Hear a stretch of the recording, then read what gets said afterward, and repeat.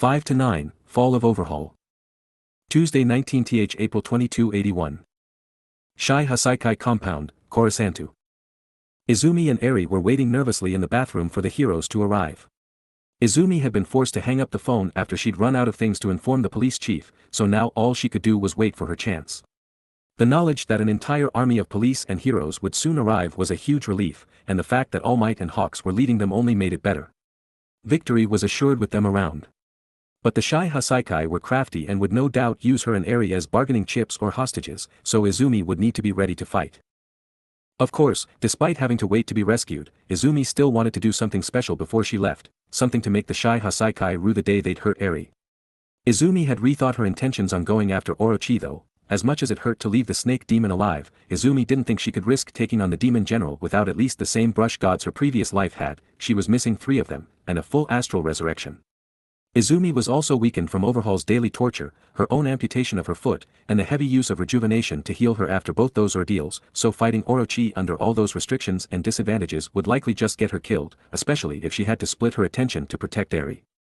Orochi would have to be ignored for now. It was better to live and fight another day than to risk everything on a minuscule chance of victory.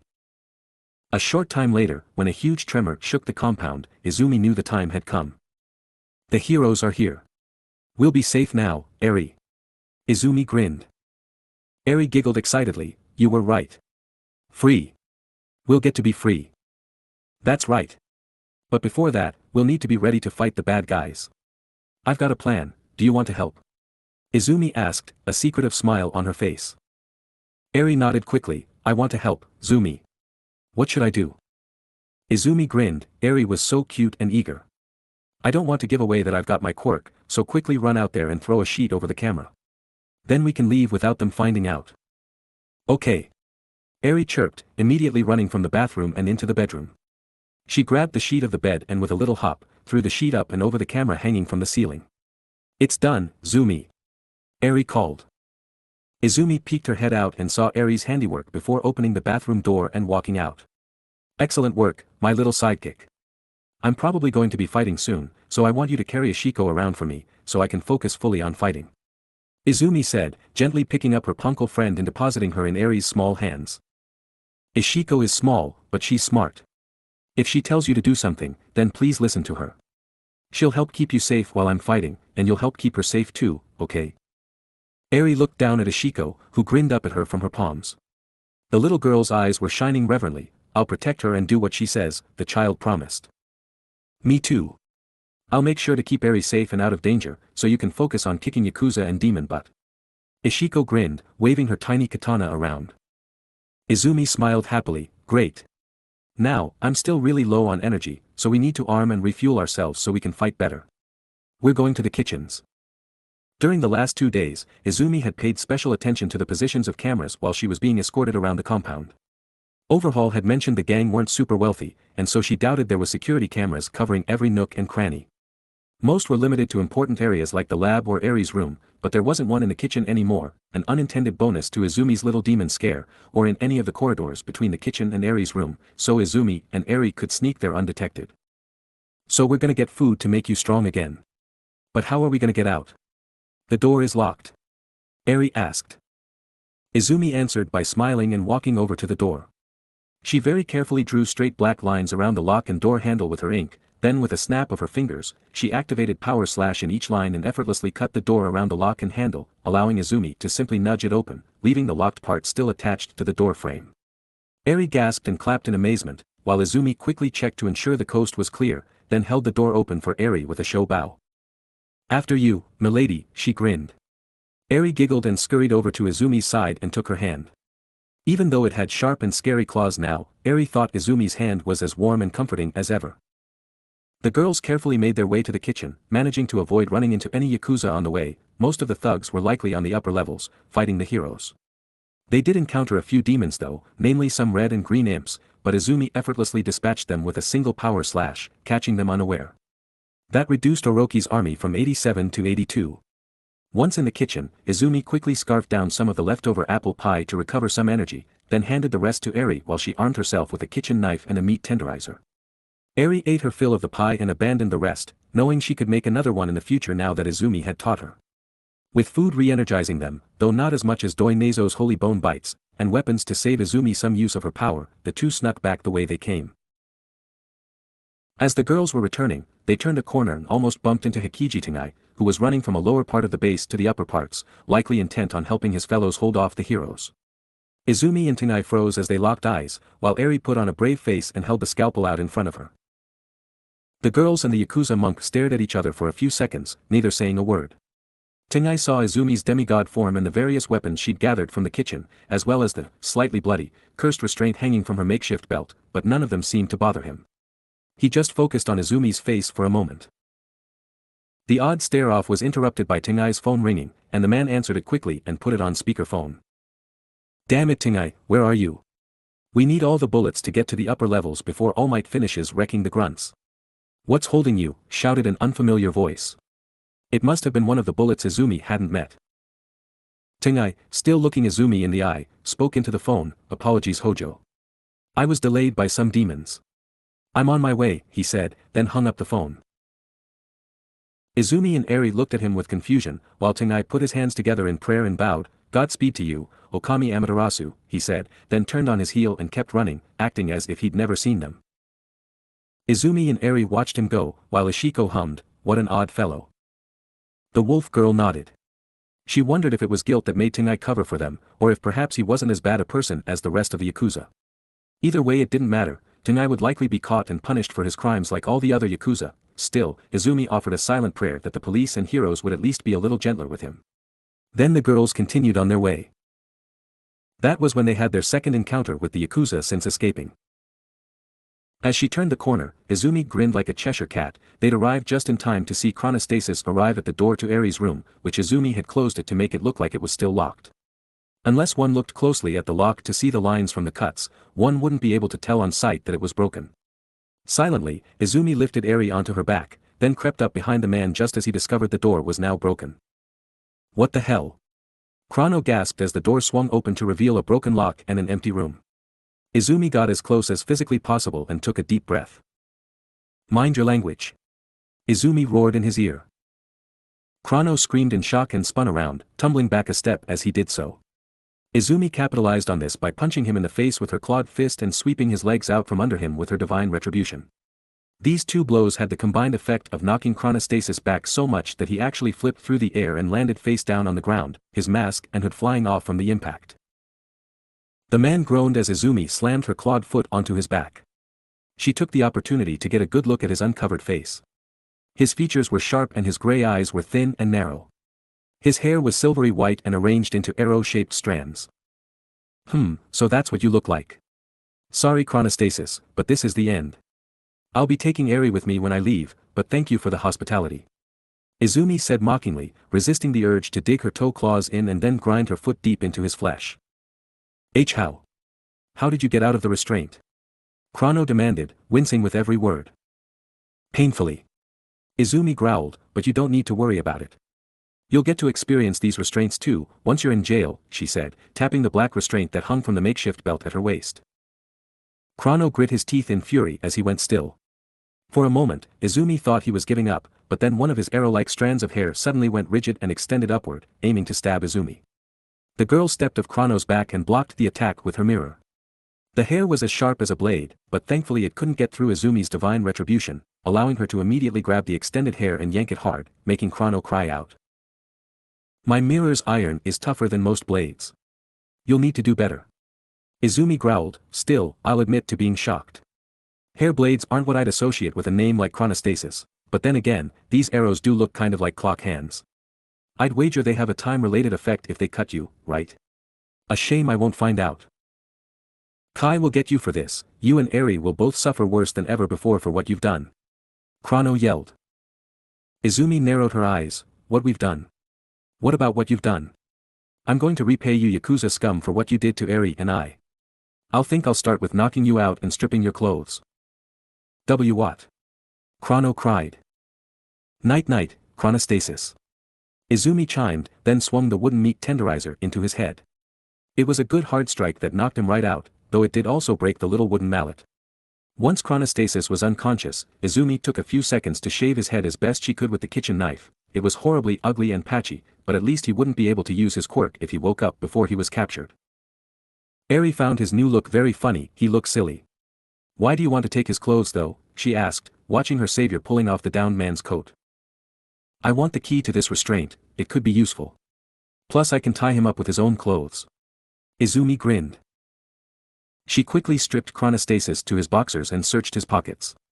He had a knife and a pistol, which would be highly useful and slid comfortably into her makeshift belt, as well as the key to the restraint. Izumi smiled triumphantly as she used the key to open the restraint band and handed it to Eri and the key to Ishiko. Hold on to that, I have a plan, she said. Then she gagged Chrono with his own socks and bound his arms and legs together with the sleeves of his raincoat, before dumping him in the wardrobe in Eri's room. This is going better than I could have hoped. Izumi smiled, now we need to go to the lab. Eri paled a little, why do we have to go there? I have a nasty surprise for Overhaul. Izumi said. However, even as she answered, she could see how scared Eri looked. If you're afraid, then we don't have to go. I won't leave you alone or force you to go back there no matter what. And no, it's okay. I want to help with your plans. Eri said bravely. Good girl. Now, this is what I want you to do. Izumi said, then stooped to whisper the plan in Eri's ear. When she was done, Eri's eyes were sparkling with both amazement and amusement. I'll do it. We'll make the bad man pay. Eri declared. Indeed we will. It's the job of heroes to punish villains. Now let's go, my little sidekick. Izumi said, before leading Eri to the labs. Overhaul was sure to show up there, if he hadn't already, and that would be the moment Izumi and Eri got their ultimate revenge against the man. By the sounds echoing through the base, it sounded like the heroes and police were making short work of the Yakuza on the floors above. Izumi wasn't sure exactly how many floors there were, but she thought there was at least 3 or 4 in total. It wouldn't take long for them to clear the place out with All Might and Hawks leading them, especially if Hawks was in charge of culling the demons. Izumi wondered how All Might came to be in the team sent to rescue them. She doubted he was called in from elsewhere for a job like this. As Izumi was thinking this, she managed to get to the lab along with Eri, though not without slaying another group of demons entirely made up of green imps and reducing the demon horde down to 77.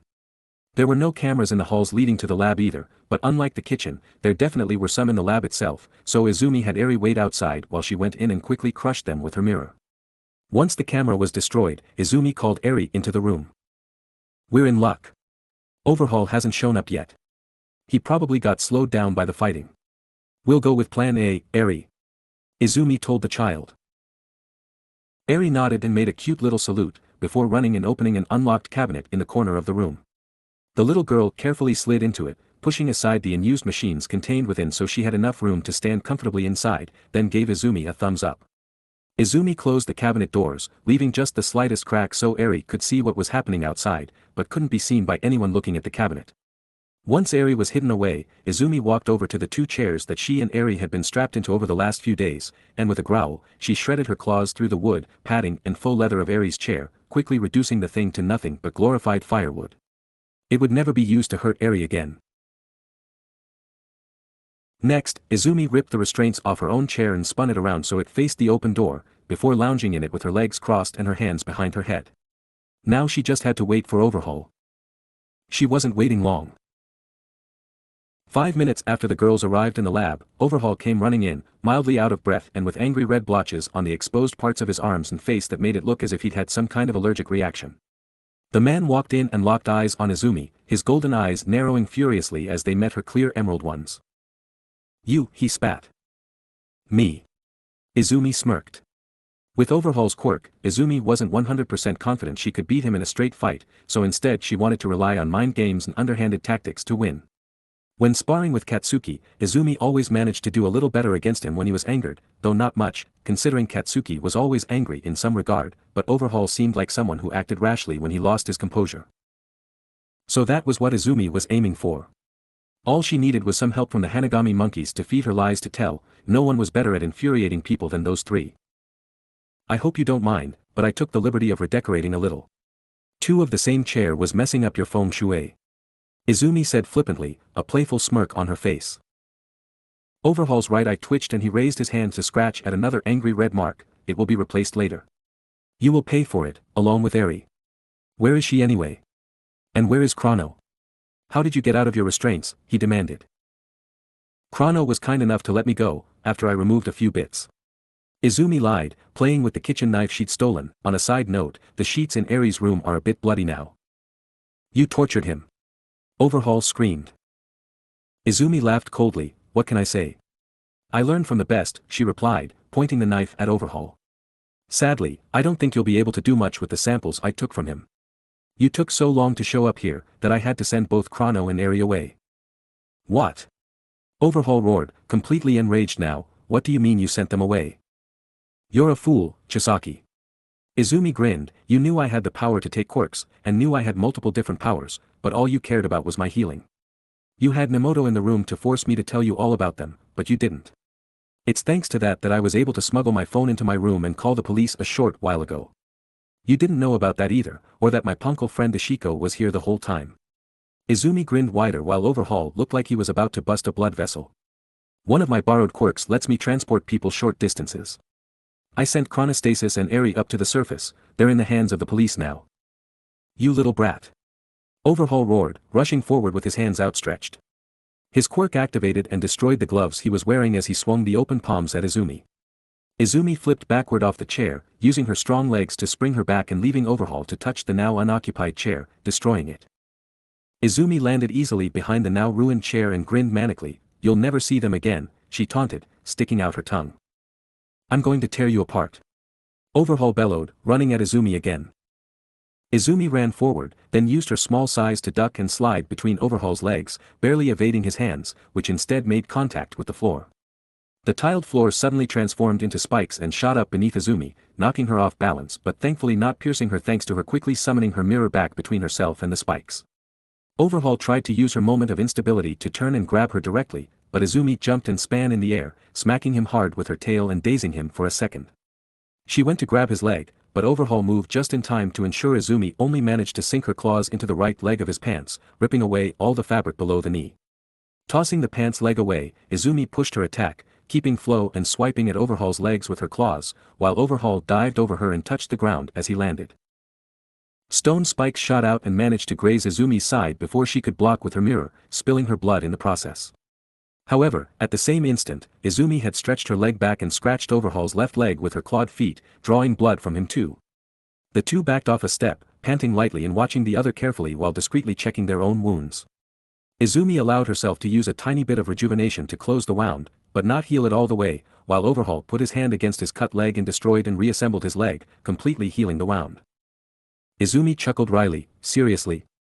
We both draw first blood at the same time, then heal it a second later. My chances of winning are pretty slim if I can't risk even a single touch. If I was as evil as you, I could kill you instantly with a power slash. Being the better person is a disadvantage when fighting villains. Overhaul nodded grimly. That's the first smart thing you've said all day. You can surrender now and take your deserved punishment, or you can fight and prolong your suffering. I may have lost Eri, but it won't be difficult to kidnap some other brat to use as leverage to keep you obedient. My plans will be delayed, not prevented. Izumi smirked. You sure about that? You don't seem to have noticed. She tapped her forehead with one claw. My forehead look a little different from before, right? Overhaul frowned beneath his mask, focusing Izumi's head. Her forehead was pale and glistening slightly with sweat, but there was no sign of Rewind signature horn. You returned Rewind to Eri. Not quite. Izumi lied, I actually gave it to Chrono. That way, even if you get him back, you'll need to torture your own friend to achieve your goals. Sorry Chisaki, but I'm no use to you now, so I can't risk surrendering. Overhaul released a primal scream of rage and ran at Izumi again. Izumi smirked and activated storage to fling her current stored object into Overhaul's face. Overhaul easily caught it, before suddenly freezing it as he realized what it was. What the foo dash? Overhaul began to scream, flinging the appendage away from him in disgust and shock. In that instant, Izumi ran forward and grabbed one of his wrists, then grabbed the other just as Overhaul recovered and swung it at her. Overhaul struggled viciously, but he couldn't pull free from Izumi's demigod strength, which made her roughly as strong as the average MMA fighter. Got you. Izumi smirked. You little bitch. You cut off your own foot. Overhaul spat. Izumi shrugged, still holding each of Overhaul's wrists tightly. I needed to get the quirk suppressor off somehow. You lied, you didn't force Chrono to release you, the man said, struggling harder in his rage. Yup, sorry about that. I hate lying, but there was too much at stake to let my hang-ups limit my options. Izumi said, bowing her head a bit. She actually did feel a little bad about lying, but that was more her strict morals over any real guilt towards Overhaul. So what now? Overhaul demanded, you can't let go of my wrists without being destroyed, and you can't fight me while holding them. We're in a stalemate. Izumi smiled coyly, oh really, she said, her wolf tail wagging happily behind her, I don't need my hands to use my techniques, they just make it easier for me to control and direct them. Now let's see here. I could power slash your limbs off, but that would be too cruel even for you. I could use a cherry bomb and blow you to kingdom come, but again, that's a little too much, plus it might collapse this place on my head. Tying you up with green sprout would be pointless since you could just break free by overhauling my plants. Inferno would crisp you up nicely, but I don't have any fire to control. Perhaps I should just go ahead and use power slash, if I aim carefully, I can just catch you with the edge of the slash, so the cuts aren't deep. What do you think? She asked, smirking at Overhaul. Overhaul's eyes narrowed, I think that if I wasn't wearing this mask, I'd spit in your face. Spit in my face? What an interesting idea. Don't mind if I borrow it, do you? Izumi grinned, a dangerous gleam in her eye. Overhaul glared hatefully at her, don't you dare. Izumi smiled infuriatingly and began clearing her throat, gathering up everything in her throat and mouth and pooling it in her cheeks, ready to be spat at Overhaul. The Yakuza boss, already disgusted with simple skin contact with other humans, began to panic and shake his head in disgust, almost vomiting into his own mask as he saw Izumi's cheeks bulge with fluid. Then, with Overhaul cringing and desperately trying to pull away, Izumi spat the contents of her mouth directly into Overhaul's eyes. It was not saliva or phlegm, however, but pitch black ink. What the hell? Overhaul cried, flailing blindly, are you a squid now too? Izumi giggled, then suddenly shouted, now. Overhaul flinched and suddenly, there was a bang behind him as a door out of sight opened, then before he could do anything or tell what was coming towards him, he felt something click tightly around his ankle. The hands holding him suddenly pushed him away and he stumbled back. Quickly, he rubbed the ink from his eyes and looked up to see Izumi smirking down at him, with a panting and triumphantly smiling Eri beside her. What? Overhaul demanded, you lied about her too, then he noticed Eri had her horn back, and her quirk. Has anything you've told me today been true? Izumi giggled and gave Eri a high five, we played you from the beginning, she said, pointing at Overhaul's right leg, the one with the pants torn off below the knee. Overhaul looked and his eyes widened, a very familiar black band was wrapped around it. The quirk suppressor. Overhaul gasped. Yup. Eri played her role perfectly. Izumi smiled, patting the little girl's head. Eri beamed proudly, remembering what Izumi had told her. A short time ago. I have a nasty surprise for Overhaul. Izumi said. However, even as she answered, she could see how scared Eri looked, if you're afraid, then we don't have to go. I won't leave you alone or force you to go back there no matter what. And no, it's okay. I want to help with your plans. Eri said bravely. Good girl. Now, this is what I want you to do.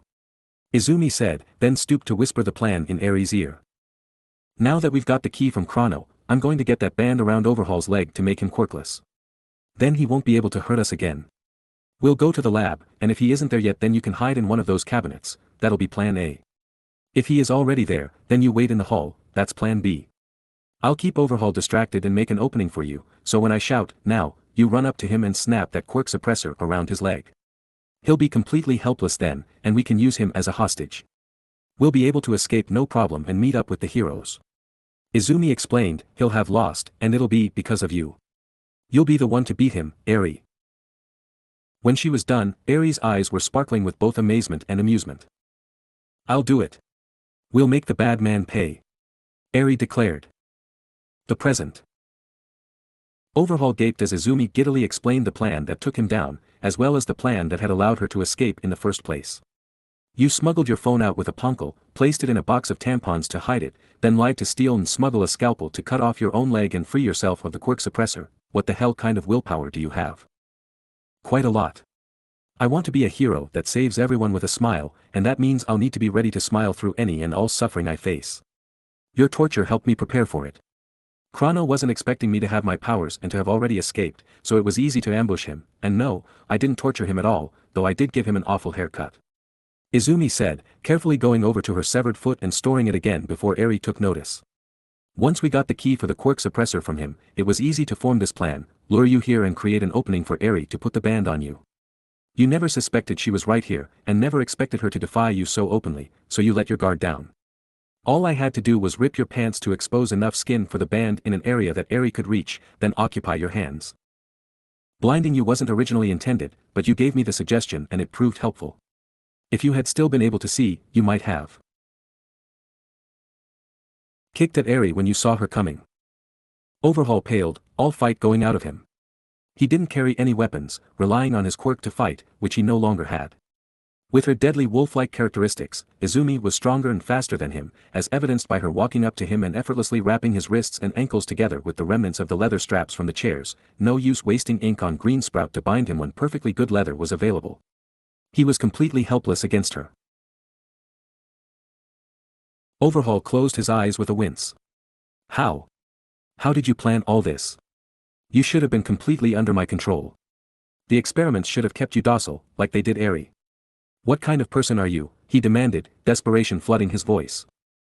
Izumi shrugged, a clever one I suppose. Mom always said I was as smart as I was stubborn. Truth be told, I'm not a great fighter, I prefer to fight smartly and catch my opponents with tricks and tactics. I don't have it in me to really put my all into a fight, because I hate the idea of hurting people. Her eyes suddenly flashed red, but you did something so heinous that I almost forgot that. I hate you so much for what you did to Eri, that I actually wanted to kill you. Overhaul flinched and tried to crawl backward as Izumi took a step towards him. What are you doing? He growled, trying to sound brave. He was completely helpless and at Izumi's mercy, the mercy of someone he'd kidnapped, repeatedly threatened, ordered to be struck and tortured, the mercy of a girl that openly admitted she wanted to kill him, and had the claws to do it. A girl who had already become a demon once. Primal fear began to grip his heart and shake his composure. 42. Do you know why that number is significant? Izumi asked ominously, taking another step towards the captive man. Even Eri looked mildly scared of what Izumi might do. I don't. Overhaul yelled, stay back. Izumi ignored him and grabbed the front of his shirt, pulling him so the tip of his mask was less than an inch from her face. 42 is the number of scars you left on Eri's body. Overhaul broke out into a cold sweat. I thought it would be appropriate to do the same, to pay you back for what you did to her. But you did more than just cut her, you took her flesh and tried to use it as a weapon that would ruin countless lives, all while calling her a cursed child. You, Kai Chisaki, are no villain or yakuza, you're a demon, just like Rokuju. It would serve you right if I were to carve out a pound of flesh for every scar you left on Eri's skin. Izumi raised a single claw and pressed it gently against Overhaul's cheek, just hard enough for him to feel the sharpness without actually being cut. The two stood like that for several seconds, Overhaul beginning to hyperventilate and the blotches on his skin growing larger and larger the longer Izumi touched him. Eri looked fearfully at Izumi, particularly her eyes. When Overhaul looked at her, his eyes were icy and yellow, but Izumi had always been warm and green, making Eri think of the trees painted on her bedroom walls. But now those green eyes were burning like flames, flickering between green and red. Izumi? Eri whimpered. The last time Izumi had gotten red eyes, she'd been really sick afterwards. Eri didn't want her savior to get sick again. Izumi took a deep breath and released it slowly, before dropping Overhaul on his ass. It's okay, Eri. I want to be a hero, like All Might, so I wouldn't do anything so cruel, even if he deserves it. I just wanted to scare him a little, to make him feel some of what he made you feel. You brat.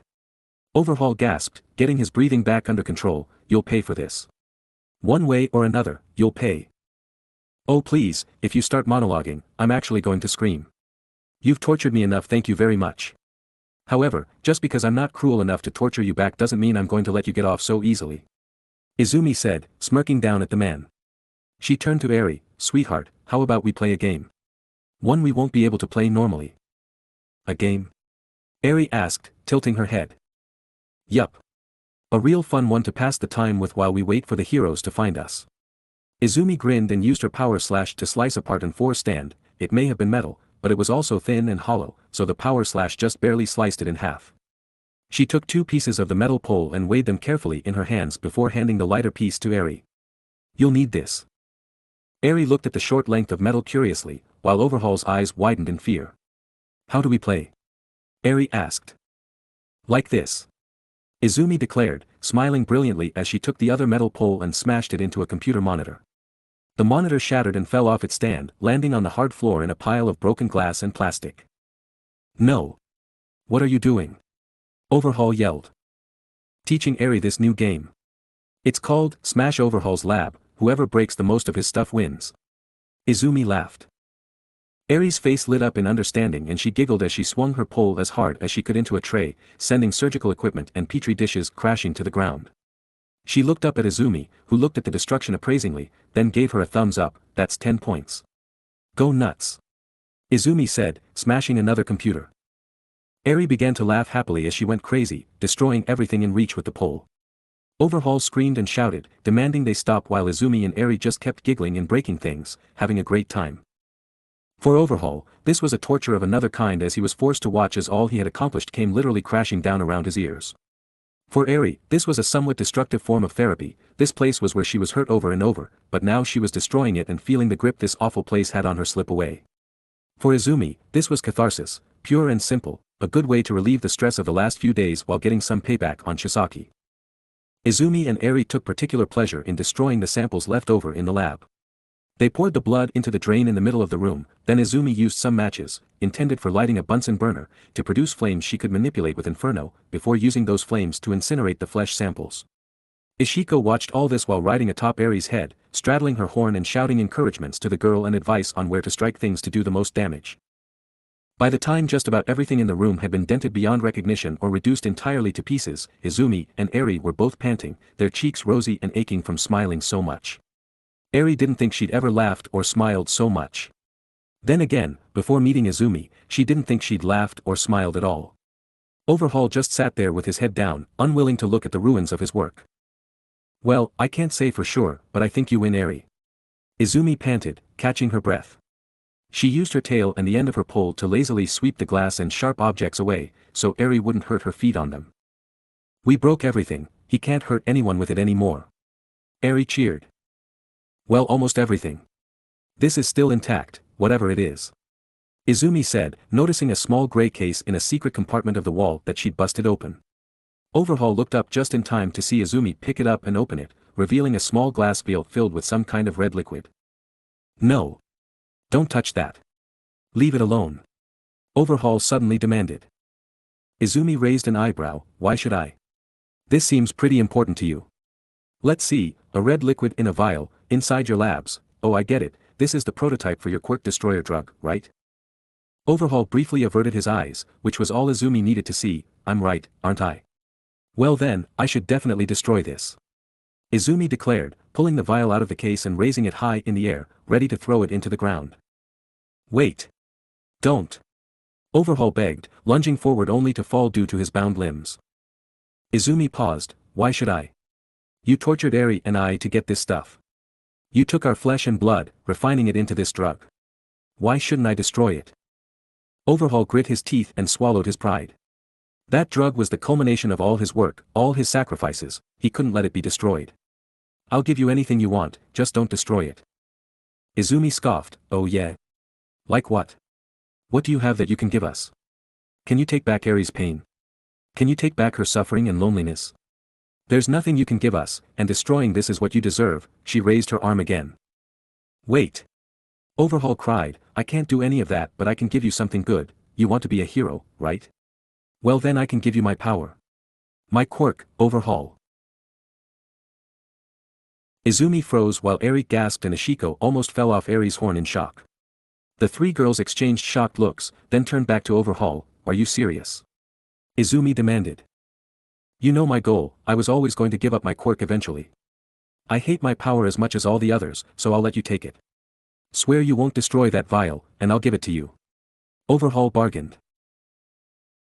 Izumi narrowed her eyes, scanning Overhaul's face for any sign of a lie. She couldn't spot a single sign, her instincts were screaming that Overhaul was telling the truth. He was seriously willing to give up his quirk for the drug. It shouldn't have been that surprising, Overhaul had wanted to get rid of all quirks, so it made sense that he wouldn't feel too attached to his own, but it was still pretty shocking. You'll give me your quirk, if I promise not to destroy this? Izumi asked, as if she hadn't believed her ears.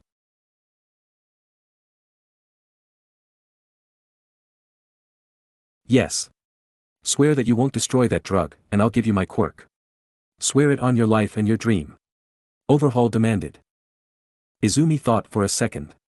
Truthfully, she didn't want Overhaul's quirk. Sure, it was amazingly powerful, but she didn't really need it, and she was a bit uncomfortable with wielding the same quirk that had hurt her and Eri so many times. But it wasn't like the quirk itself was evil. There was no such thing as an evil quirk after all, and at least if Izumi had it, there was no chance of Overhaul ever using it to hurt people again, and she could reuse the quirk suppressor band on another tough opponent instead of keeping it on Overhaul.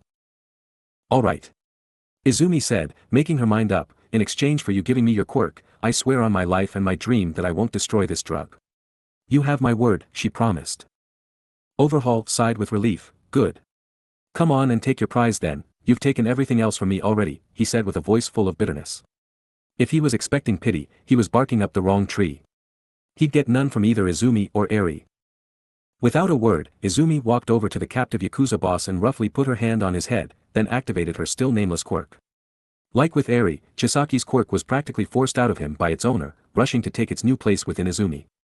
To Izumi, the experience of gaining Overhaul felt a lot like having it used on her. Her entire body stung like it was being pulled apart at the seams and then put back together with Overhaul squeezed in. Izumi had no desire to use the quirk for herself, and promptly forced it down into her stomach container where it would sit harmlessly until she could unload it on someone else. Panting gently, Izumi backed off and took a seat on the ground. That was an experience, she said wryly. Her body was aching all over and exhaustion was beginning to take its toll. Great Mother, your body can't take much more. You've used demigod form since getting the suppressor off, and you've now used rejuvenation, power slash and inferno, as well as your divine retribution too. You didn't have much energy left today regardless, the power we gave you was largely used up healing your leg, and the pie you ate only staved off the inevitable. Your body will give out soon. You're basically staying conscious through adrenaline and sheer willpower. Yamagami said. The wolf girl grimaced, but did her best not to let on that anything was wrong. Well, a promise is a promise. Izumi said, doing her best to keep her eyes open. Eri, we've got our payback, now we need to take Chisaki to the police so they can punish him properly. Let's get going to meet up with the heroes, she said, clumsily getting to her feet and going to grab Chisaki, who appeared highly relieved that his drug was safe. Okay. Eri chirped, happily following along. Good girl. Here, you hold this. I need both hands to make sure this guy behaves. Izumi said, handing the drug vial to Eri, then hauling Overhaul to his feet. Eri took the vial and looked at it closely. The crimson color was rather striking in the dull light of the lab, and some sort of swirls could be seen going back and forth within the liquid. It was pretty, like a precious red stone, but it wasn't anything good at all. This drug was the product of all Eri's pain. Eri had been sliced up and broken apart so many times, and for what? This meager vial? There was less inside the vial than the bad man had taken in a single cut. Eri felt angry as she held the vial, she'd been hurt so much. Izumi had been hurt so much, and for such a little thing. This is something bad. Eri said, staring down at the vial. Izumi nodded, not really paying attention as she tried to figure out how to get Chisaki to walk by himself without letting him run off, perhaps a leash made from straps. Ishiko hopped off Eri's horn to go help Izumi, suggesting she use Greensprout to make vines. Izumi refused, whispering about her low power levels.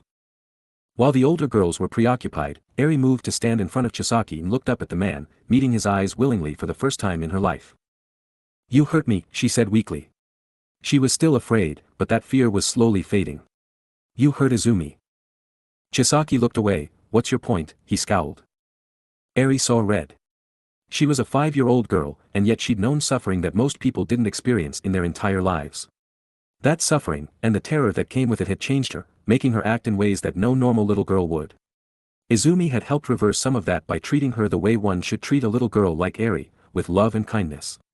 Thanks to her, Eri could now act a little like the child she was. By throwing a proper tantrum. You are a horrible bad man, she screamed at him, stamping her little feet. Now Izumi's got you and you're going to get punished. Chisaki sneered beneath his mask, TSK, a brat to the end. Children are such a waste. Always filthy and making messes, then crying when they don't get their way. Oh yeah. Eri yelled, well how's this for a mess, she cried, smashing the vial of red liquid into the floor right at Chisaki's feet. No, the man screamed, diving for the floor to try and salvage the drug. It was pointless though, the drug seeped into the gaps between the tiles and then ran down the drain in the middle of the room, where the rest of the blood Izumi and Eri had spilled ended up. Chisaki was forced to watch with tears in his eyes as his life's work literally went down the drain. His last hope, all he'd worked for. All gone. You evil brat. Chisaki cried, looking up to Eri and lunging forward. Izumi grabbed him quickly, but not before Eri screamed in fear and anger and then slapped Chisaki as hard as a 5-year-old could. Watch it, Chisaki. I'll still hurt you to protect Eri. Izumi warned. She destroyed it. You swore. Chisaki roared. I did. I swore I wouldn't destroy it, and I kept that promise. I didn't swear I'd protect it, though I admit, I didn't expect Eri to break it. Izumi looked up at the little girl, who was panting furiously and slowly calming down. Are you feeling better now, Eri? The white-haired girl nodded shakily, sorry. Izumi smiled, it's no bother. I'm sure I threw a fair few tantrums when I was your age too. You have more reason to than most kids. Just remember that in future, you can't break things when you get upset, unless they belong to villains. Geez, Eri's more of a rebel than you, Izumi. And you call yourself a teenager. Ishiko joked, making Izumi and Eri giggle. Chisaki glared hatefully at the girls, filthy creatures. I tell you now, Amaterasu, that Eri will be the death of you. You took all her pain, but she deserved it. She's an evil, cursed creature with an evil quirk. Why take the suffering for such a monster? The only monster here is you. Izumi frowned as she knelt in front of the bound man, reaching up to pull his mask off. Beneath it, he was completely normal looking, nothing unusual at all. She wondered why he bothered to wear it. You're asking how I could take Eri's pain. That's a stupid question. You have it backwards, how could I not? Eri was an innocent child being hurt by villains, and I had the power to save her. It's no more complicated than that. Chisaki snarled at her, that's the exact foolishness I sought to cure. Hero syndrome, a disease caused by quirks. I thought your case was a chronic one, but it's really terminal. That heroic foolishness will lead to your demise. One day, you'll find someone you can't save without losing your life, and then that will be the end of you. It may even be another undeserving brat like Eri. Eri looked down in shame, but Izumi just snorted, undeserving. I've never met someone who deserved help more than her. And besides, if I die to save someone's life. Izumi smiled, then that will be a good death. If I die to save another, then I die happy. If I suffer torture to prevent another from suffering the same, then I'll do it with a smile. Izumi smiled wider, hugging Eri with one arm while keeping Chisaki secure with the other. To be honest, Chisaki. I'd save you too, and I'd smile just the same. A good answer, young Midoriya. Izumi, Eri, Ishiko and Chisaki looked up at the booming voice. Standing in the doorway, in all his splendor, was All Might himself. The number one hero took a step into the room and put his fists on his hips in his signature pose, fear not. It will be all right. And why? Because I am here. Izumi beamed up at the man, while Eri looked at him with confusion. All Might. It's really you. I've always wanted to meet you. I'm almost out of time, please, protect Eri. With the appearance of All Might, Izumi was able to finally let her guard down completely and relax. As the tension bled from her body, the willpower keeping her going faded away and Izumi's body returned to its completely human form. As the exhaustion from the day's events truly hit her, Izumi finally succumbed to unconsciousness, confident that All Might would make everything okay. Next chapter, Eri's Resolve. To be released, July 8, 2021. And that is pretty much the defeat of Overhaul. I know it wasn't really much of a fight, but the more I thought about it, the more I figured Izumi wouldn't even bother risking an encounter with him without a surefire plan to win, so we ended up going this route. There is also the fact that I hate Overhaul and I wanted to completely and utterly humiliate him. He's been beaten and captured by the girls he tortured, had his germophobia freaked out by Izumi's leg and ink spit trick, put in his own restraint, had his lab trashed, all his samples destroyed, his quirk taken, and his prized work destroyed in a childish tantrum. It's only a drop in the bucket for what a child-abusing scumbag like him deserves but, well, Izumi isn't a monster like him and can't give him what he deserves without being one.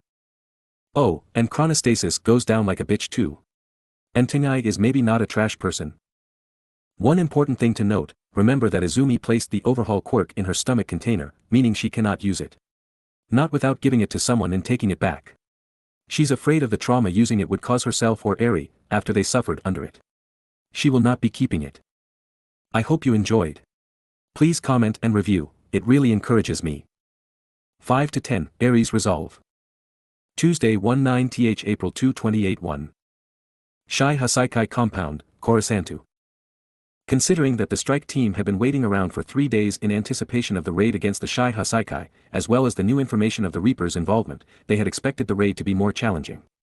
3 days of worry had transformed into drive once the team began the raid, and once Nizu had sent along the information Izumi Midoriya had been able to gather, as well as the fact that the Yakuza were torturing her and another little girl, everyone came to the same silent agreement: the Shai Hasaikai were going to be eradicated. With righteous fury driving them, and All Might leading the charge, the team of police officers and Yudata heroes had stormed through a hole created by Cementos and taken the Shai Hasaikai completely by surprise. It was the closest that law enforcement got to an outright slaughter. At the sight of All Might, or the Yudata heroes, most of the small-time crooks threw down their weapons and surrendered, or attempted to flee. A few of the braver ones tried to fight back, and were put down hard, often before they could activate their quirks, courtesy of Eraserhead. The demons, which only 10% of the officers could see, were as much a threat to the Yakuza as they were to the strike team, attacking and killing many thugs, then devouring them while still in the midst of the battle. All the heroes present, with the exception of a couple of Ingenium sidekicks, could see the monsters, and upon remembering Hawk's warning that they weren't human, the heroes had unleashed hell on them. Hawks and All Might decimated the demons with almost no effort, unable to permanently kill them but at least able to destroy their bodies and force them to wait a while for them to revive themselves. Eraserhead was vexed that his quirk didn't work on the demons, but he made up for it by gathering the weaker ones together with his capture weapons, so the combat-type heroes could easily slay them. Izumi had warned of there being 87 demons, following her slaying one while in captivity, but only around 70 were slain by the heroes, who had no trouble dealing with them. The missing demons were believed to have fled, been killed by stronger members of the Yakuza, or according to Hawks, likely ran into Izumi while she was escaping. There was almost an incident where the strike team would have attacked itself, as the Onikawa brothers' intimidating Oni transformation quirks briefly confused some of the heroes, who thought they were demons too. Thankfully, they averted disaster by transforming back to normal and demonstrating to Eraserhead that they simply had transformation quirks. The demon presence in the raid was almost completely wiped out shortly thereafter. It was too bad for the demons that they were stuck fighting such large numbers. Imps and the few other species of demons in Orochi's horde weren't war demons. They were meant to prey on the weak or gang up on their enemies, so they lacked the power to do much against such an overwhelming force of strong opponents. The strike team's first and only real hurdle had been a coordinated attack by Overhaul's 8 bullets, who had assembled to try and hold of All Might and Hawks all together. That had been a waste of time. Hawks had just mocked them and allowed All Might to deal with it alone while he captured a group of lesser thugs. In addition to Shin Nemoto, Rikiya Katsukame and Hikiji Tengai, all of whom Izumi had warned them off, there was also 5 other members that did their best to fight together against the unstoppable tide that was All Might. It was a valiant effort for criminal scum. Tengai had created barriers to block All Might's attacks while a bald member of the group created crystals from his body to add to his defense. All Might knocked Crystal Guy out in one punch, his crystals reducing to dust with the force, while Eraserhead took one look at Tengai and erased his quirk, allowing Snipe to shoot him in the head with a rubber round, knocking him out. The next to attack were the 2 muscle-bound members of the Bullets, Katsukame and some other brawler calling himself Kendo Rappa. Rappa's quirk let him deliver strong punches, while Katsukame's allowed him to absorb a person's vitality by contact. Thankfully, since Izumi had given them his name and Katsukame had a criminal record, the team were ready for his quirk and All Might knocked him out by grabbing Rappa and using him as a cudgel to beat Katsukame unconscious. Unfortunately, while this knocked out Rappa too, All Might had let go at the wrong moment and sent Rappa through the ceiling and onto the surface. With half their team decimated, the remaining 4 bullets couldn't rally any real offense or defense. Nemoto tried to anger All Might by bringing up the torture of the girls to make him sloppy, while an odd long-haired man reeking of alcohol released some kind of area of effect quirk that made the team dizzy. Ironically, those tactics were the most effective, as they made All Might dizzy, confused and angry. Unfortunately for the Yakuza though, an enraged All Might wasn't something one wanted to face, and his dizziness just made him lose control and hit harder than he intended. The strike team didn't even get to see what the last 2 bullets could do before All Might reduced them to whimpering craters in the walls.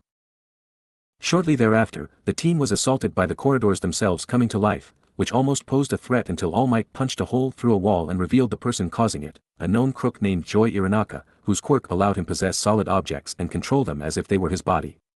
From there, it only took a glance from Eraserhead and the threat was over. Assuming there are no more unknown threats on the level of Iranaka, then only Orochi, Overhaul and Chronostasis remain. The rest are small-time thugs. Eraserhead said, approaching All Might as the man prepared to head deeper in. The base has gotten very quiet, but we've seen no sign of their boss. I worry for the girls. I'm going to go on ahead. All Might declared, marching on. Got it. I have to stay here and keep everyone's quirks erased until the police get the cuffs on them. I'll catch up as soon as possible to assist. Eraser said, turning back to the captives being cuffed and escorted to the surface. Hawks, seeing All Might about to head deeper into the base, flew over to him. All Might, I'm going to go sweep some of the upper floors. Some of the thugs have been talking about an old boss who's supposed to be here. I'll try and find him while you take out the rest. Find Izumi and the other girl, and bring them home. All Might raised an eyebrow. Of course, I'm more than happy to do that, but aren't you close to young Midoriya? I had thought you'd wanted to save her yourself. I do. Hawk said with a smirk, but tight tunnels make it hard for me to really fight. Need space for these feathers of mine. Besides, as much as Izumi would love seeing her big bro coming to the rescue, she'd be much happier being saved by her idol. Alright then. I'll find the girls and bring them back. All Might said, giving his signature smile and thumbs up. Hawks grinned, great, and be sure to give Izumi your signature, I am here, line when you find her. She'll get a real kick out of that, the wing hero said, before running down another corridor in search of the Yakuza's enigmatic former boss. All Might nodded and continued onward, heading down to the very bottom floor, where he assumed the girls were being kept. The place was a maze, so it took a little while for the number one to find his way, but soon he was on the lowest floor and trying to sneak around. If anyone had seen him, they'd have thought he looked ridiculous, a massive muscled man trying to be sneaky and creeping around corners, but the hero wanted to be careful in case Overhaul had the girls with him. If Izumi's information was accurate, and so far it had been, then the man could kill them with a single touch. Hell, he could kill All Might if the hero was foolish enough to let the man get a hand on him. So All Might was cautious, slowly making his way down the empty corridors. Before long, he heard a loud scream of "No," followed shortly by, "You evil brat." Panicking, All Might picked up the pace until he reached the open door from which the shouts had come. Cautiously, All Might peeked into the room and was shocked by what he saw. It was a laboratory, completely destroyed and with broken equipment everywhere. In the middle of the devastation was Kai Chisaki, just as he'd been described and with his hands and ankles bound by leather straps and a quirk-suppressing band around his right ankle. Holding the man to the ground was Izumi Midoriya, the very girl All Might had come to save, though she looked a bit different. Two small white wolf ears were sprouting from the top of her head, her hair was pure white and she had a white wolf tail poking out from the bottom of her dress. Her fingers and toes were tipped with sharp claws, and strange scarlet markings were painted onto her face. She was wearing an off-white dress with a towel wrapped around her waist as a makeshift belt, with what appeared to be a pair of knives and a pistol stowed away on it. Beside Izumi was the other girl, Eri, as Izumi had called her on the phone. She was a tiny thing with long white hair, big round ruby eyes, a little horn on the right side of her forehead and a cute face. She was dressed the same as Izumi, sans the belt of weapons. There was also a strange little yellow light sitting on Eri's horn, which occasionally hopped or moved, and even made human-like noises from time to time. All Might found himself spying on the odd encounter with interest. It looked like the girls had taken care of their captor themselves. She destroyed it. You swore. Chisaki roared. All Might blinked. The man was yelling at Izumi, so did that mean Eri destroyed the lab? Why would Izumi swear she wouldn't? I did. I swore I wouldn't destroy it, and I kept that promise. I didn't swear I'd protect it, though I admit, I didn't expect Eri to break it. Izumi looked up at the little girl, who was panting furiously and slowly calming down. Are you feeling better now, Eri? The white-haired girl nodded shakily, sorry. Izumi smiled, it's no bother. I'm sure I threw a fair few tantrums when I was your age too. You have more reason to than most kids. Just remember that in future, you can't break things when you get upset, unless they belong to villains. All Might suppressed a chuckle. Eri seemed a very sweet and innocent girl, and Izumi was handling her like an experienced parent, which was mildly amusing since Izumi was the youngest in her family unit. Chisaki glared hatefully at the girls, filthy creatures. I tell you now, Midoriya, that Eri will be the death of you. You took all her pain, but she deserved it. She's an evil, cursed creature with an evil quirk. Why take the suffering for such a monster? Now All Might was angry. How could this villain say such horrible things? He had allegedly tortured those girls, and now he was calling them evil. In what world could Eri be considered an evil, cursed creature? She looked like a white-furred puppy turned into a human. Izumi clearly had Chisaki's number though. The only monster here is you. Izumi frowned as she knelt in front of the bound man, reaching up to pull his mask off. Beneath it, he was completely normal looking, nothing unusual at all. All Might wondered why he bothered to wear it. You're asking how I could take Eri's pain? That's a stupid question. You have it backwards, how could I not? Eri was an innocent child being hurt by villains, and I had the power to save her. It's no more complicated than that. All Might's heart swelled. He really had been wrong. Izumi may share her quirk with a villain, but she had the true heart of a hero. Chisaki snarled at her, that's the exact foolishness I sought to cure. Hero syndrome, a disease caused by quirks. I thought your case was a chronic one, but it's really terminal. That heroic foolishness will lead to your demise. One day, you'll find someone you can't save without losing your life, and then that will be the end of you. It may even be another undeserving brat like Eri. Eri looked down in shame, but Izumi just snorted, undeserving. I've never met someone who deserved help more than her. And besides, if I die to save someone's life. Izumi smiled, then that will be a good death. If I die to save another, then I die happy. If I suffer torture to prevent another from suffering the same, then I'll do it with a smile. All Might's own smile grew wider and he remembered Sakuya's words from earlier, Izumi has based her heroic philosophy on All Might. He is what inspired her to become a hero, she's completely smitten with the idea of a hero that saves everyone with a smile.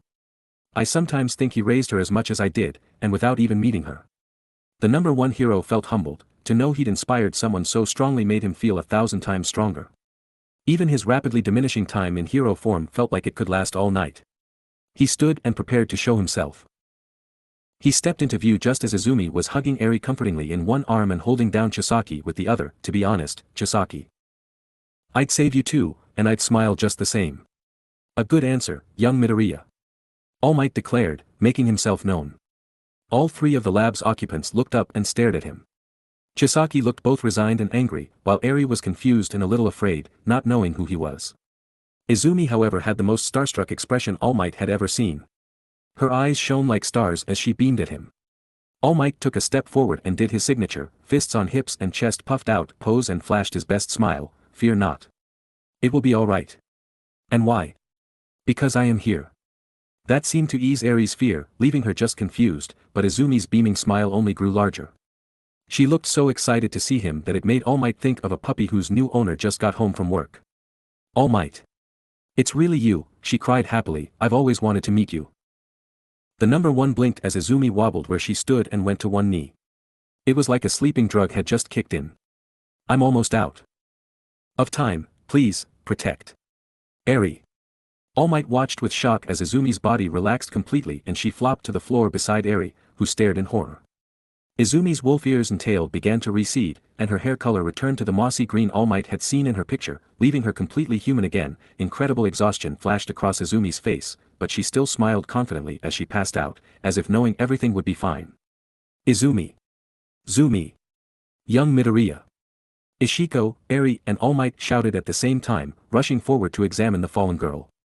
Other than the closed wounds on her side, Izumi didn't appear harmed, she was just completely exhausted.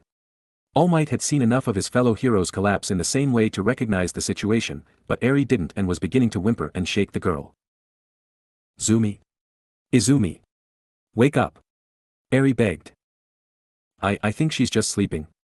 Ishiko said, her voice shaky. All Might stared at the talking light on Eri's horn, then shook his head, there'd be time to question that later. Young Eri, it is dash, All Might began, but he was cut off by Chisaki's cruel laugh. You've done it again, Eri. Your precious savior will die now, and it's all your fault, he laughed, a vicious smile on his face. And no. Eri cried. The horn on her head began to grow larger, and small sparks of yellow energy were flickering at the tip. Ishiko squeaked and fell off, just barely managing to right herself before hitting the floor. She hopped over to stand beside Izumi's face, but she stared fixedly at Eri's horn. All Might blinked, unsure of what he'd just seen, but his moment of distraction let Chisaki keep talking. She didn't tell you, but she cut off her own foot to save you. She let herself be cut up and torn apart to save you, and now she's dying on the floor far from her family, all because of you. I told you Eri, you kill everyone who loves you. No. Eri shrieked, covering her ears to try and block out the man's evil words. The horn on her head wasn't growing anymore, but the energy was now coating the whole thing, and the veins around it on Eri's forehead were beginning to swell and pulse. Ishiko began slowly edging towards Eri, trying to whisper soothing words to her, while All Might growled and grabbed Chisaki's arm, twisting it hard. Silence, villain. Your lies will only hurt you more, he shouted. Lies? Oh, but they aren't lies at all. You'll see it soon, her quirk is already activating. She can't control it, and that cursed power killed her own father the moment it first manifested. It rewound him out of existence. Her own mother abandoned her and called her cursed, and her grandfather, my former boss, gave her to me to control. Only my quirk or my quirk destroyer drug can stop her now, and I gave the former to Midoriya to stop her breaking the ladder, but Eri destroyed it like the evil little monster she is. Now Eri's doomed her own savior and the world's #1 hero. Chisaki laughed insanely. No. I didn't. Eri cried, gripping her head and trying desperately to stop her own quirk. The energy was spreading now, arcing through the air like lightning and occasionally striking Izumi, All Might or Chisaki. Whenever that lightning hit someone, they'd experience a shot of pain as Eri's quirk forced all their biological processes to regress by a few minutes at a time. Only Ishiko was small and agile enough to dodge the sparks of energy, but she was so focused on dodging so she wouldn't be rewound that she couldn't focus on talking to Eri and calming her down. The poor punkle ended up having to jump around Izumi's unconscious form, using her tiny katana to block and parry the energy that would hit her. All Might cursed and put a finger to his ear, where his communicator was. Eraserhead, get down to here. We have a quirk going out of control. Damn it, I'm going to be a few minutes. The remaining Yakuza are trying to mount a counter-attack and Hawks is nowhere to be seen. Hold out for a bit. Eraserhead answered, the noise of battle accompanying his voice through the communicator. Shit. All Might cursed. Chisaki began laughing even more, his grip on sanity leaving him. It'll be too late. Eri's power is getting stronger with every passing second. By the time Eraserhead gets here, all he'll find is Eri standing between our empty clothes. Shut up. All Might roared, twisting Chisaki's arm more, you are here too. If you make the situation worse, you'll be wiped out of existence too. Chisaki smiled manically, it doesn't matter. I've lost everything I worked so hard to create because of these two brats. My dream to cure the world and restore the Yakuza to repay the old boss will never be achieved now. Eri destroyed everything, and now she'll suffer for it. He looked back at the terrified girl. They'll lock you away forever, Eri. The world will never forgive you for killing their #1 hero. Midoriya's family will hate you for murdering their daughter. They'll demand your death. You're a villain, Eri. Eri sobbed, I. Your own mother hates you. You should never have been born. That's a lie. Ishiko suddenly roared, Eri. That woman that called you cursed and abandoned you, she may have given birth to you, but she isn't your true mother. Eri's sobs calmed slightly, as she's not. No. There's so much more to family than blood. She may have been your biological mother, but she isn't the one who loved you. Who cared for you? Who protected you? Forget her and her cruelty, forget Chisaki and his insanity. Who was it that truly cared? Who was it that became your mother by choice, not by an accident of birth? Ishiko demanded. And my mama. Eri thought about, and only a single image appeared in her mind. Emerald eyes, mossy green hair, a loving heart. Izumi. That's right. Ishiko screamed, and what did Izumi say about you and your power? Trust me, Eri, as long as you are the good girl I know you are, that quirk won't hurt anyone. It's a good power. Eri froze. She had almost forgotten those words. Izumi had said them, right after giving Eri her quirk back. Eri's tears began to flow faster. But you were wrong, Izumi. I'm not a good girl. I'm bad, a monster. I don't want to, but I'm going to end up killing you, she thought miserably, despair gripping her heart. My evil quirk is going to kill you. I had it inside me for a while, remember? I can tell a good quirk after I've used it. Eri's mind replayed those words, and a voice deep within reminded her, Izumi saved me. She believed in me. I wanted to prove her right, and the bad man wrong. Eri shook her head, but I can't. I'm a villain. Izumi's voice once again echoed through her memories, you could become an amazing doctor with that power, healing the damage done by accidents and villain attacks. Better yet, you could become a hero. You could save tons of people with rewind. That's right, she said I could be a hero. Eri's eyes widened and she felt her heart begin to clear, I promised Izumi I'd grow up to be a hero, just like her. Izumi's never broken a promise to me even when it hurt her, so I need to keep my promise to her too. No. Eri suddenly screamed aloud, stepping away from Izumi, All Might and Chisaki, I promised. I'm not going to kill anyone. Chisaki sneered, you have no choice, you're a cursed child. Izumi said I wasn't. And she said you were a big fat liar. Rewind is my quirk. It'll do what I want, and I want it to stop. Eri shouted, stamping her foot and closing her eyes tightly, focusing everything she had on her horn. Electricity pulsed from it faster and faster, but Eri fought hard to keep it under control. If Izumi had the willpower to take Eri's torture, despite having known her for a grand total of an hour at most before the first session, then Eri had the willpower to tame her own quirk.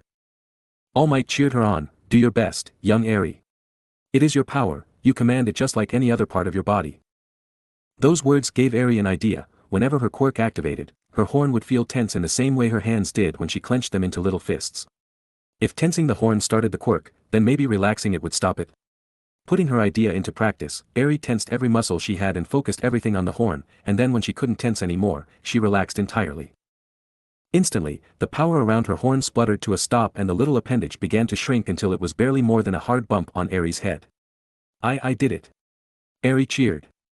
Her quirk turned off. Finally, after all this time, she'd learned how to turn her quirk on and off by herself.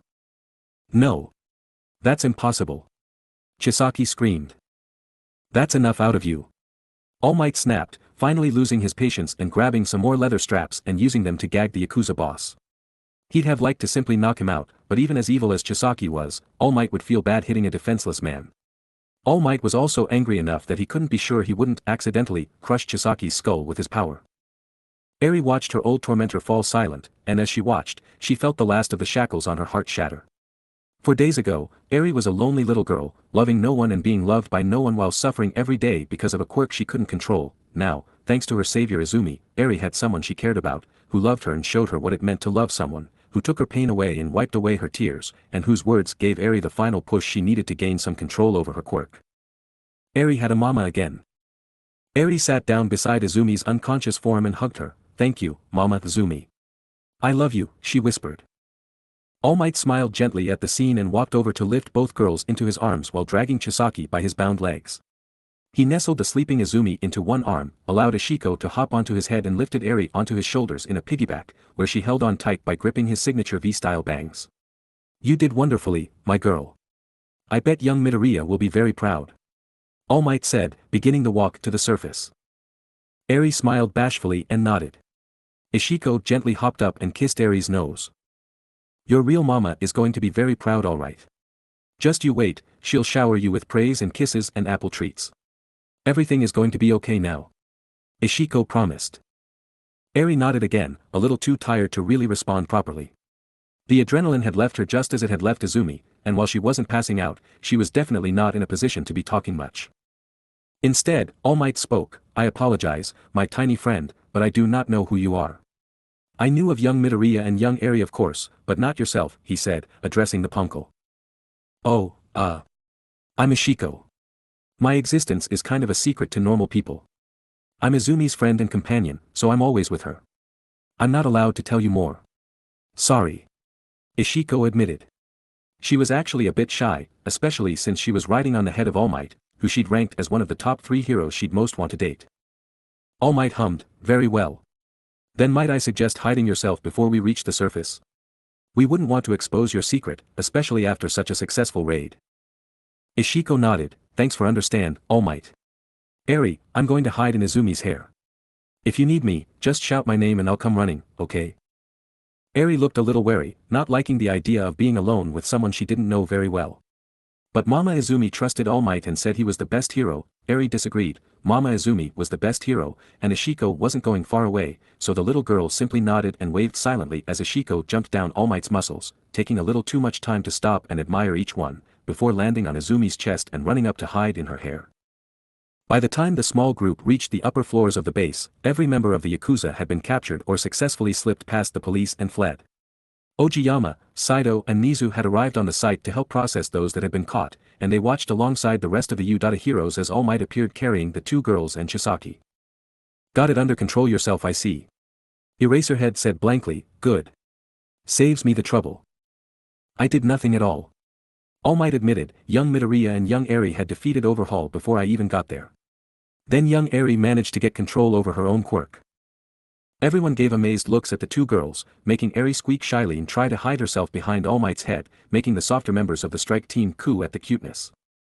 Midoriya and the other captive girl defeated Overhaul. Incredible. I'll have to speak to them about it later. Nizu grinned. Are they unharmed? Relatively speaking.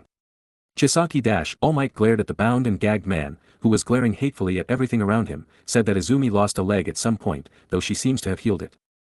Nizu gasped, lost a leg. All Might grimaced, she apparently cut it off to escape the quirk suppressor band. No one knew how to respond to that, so they simply stared in amazement at Izumi, wondering what kind of willpower the girl had. Get both girls up to the surface where the ambulances are waiting.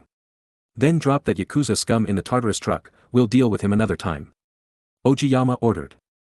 The number one hero nodded and headed up to the surface, leaving the police and his fellow heroes to clean up the rest of the chaos.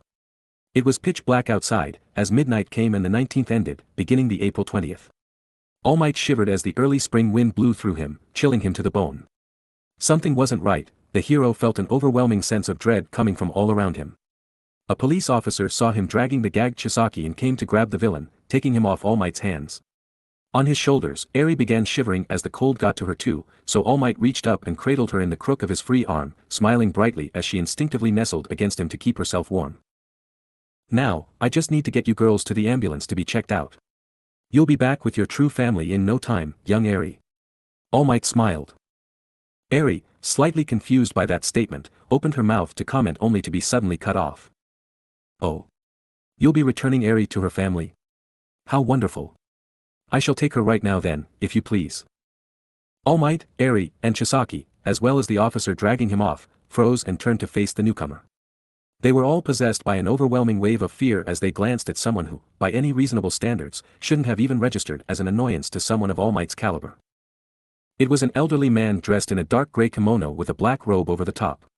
His hair was silver and slicked back, and he had a fair amount of stubble on his square jaw. His eyes were sharp and a venomous yellow in color, with slits for pupils, and his body appeared gaunt and undernourished, making him appear to be a sickly old man. Despite that appearance, he stood strong and carried an enormous amount of confidence on his shoulders, and his voice had been unnaturally deep and dripping with evil. Eri squeaked and nestled further into All Might's side. That's the same voice, the one that talked to Mama Zumi in the kitchen earlier. She whispered fearfully. All Might had no idea what she was talking about, but Ashiko did and immediately began to panic.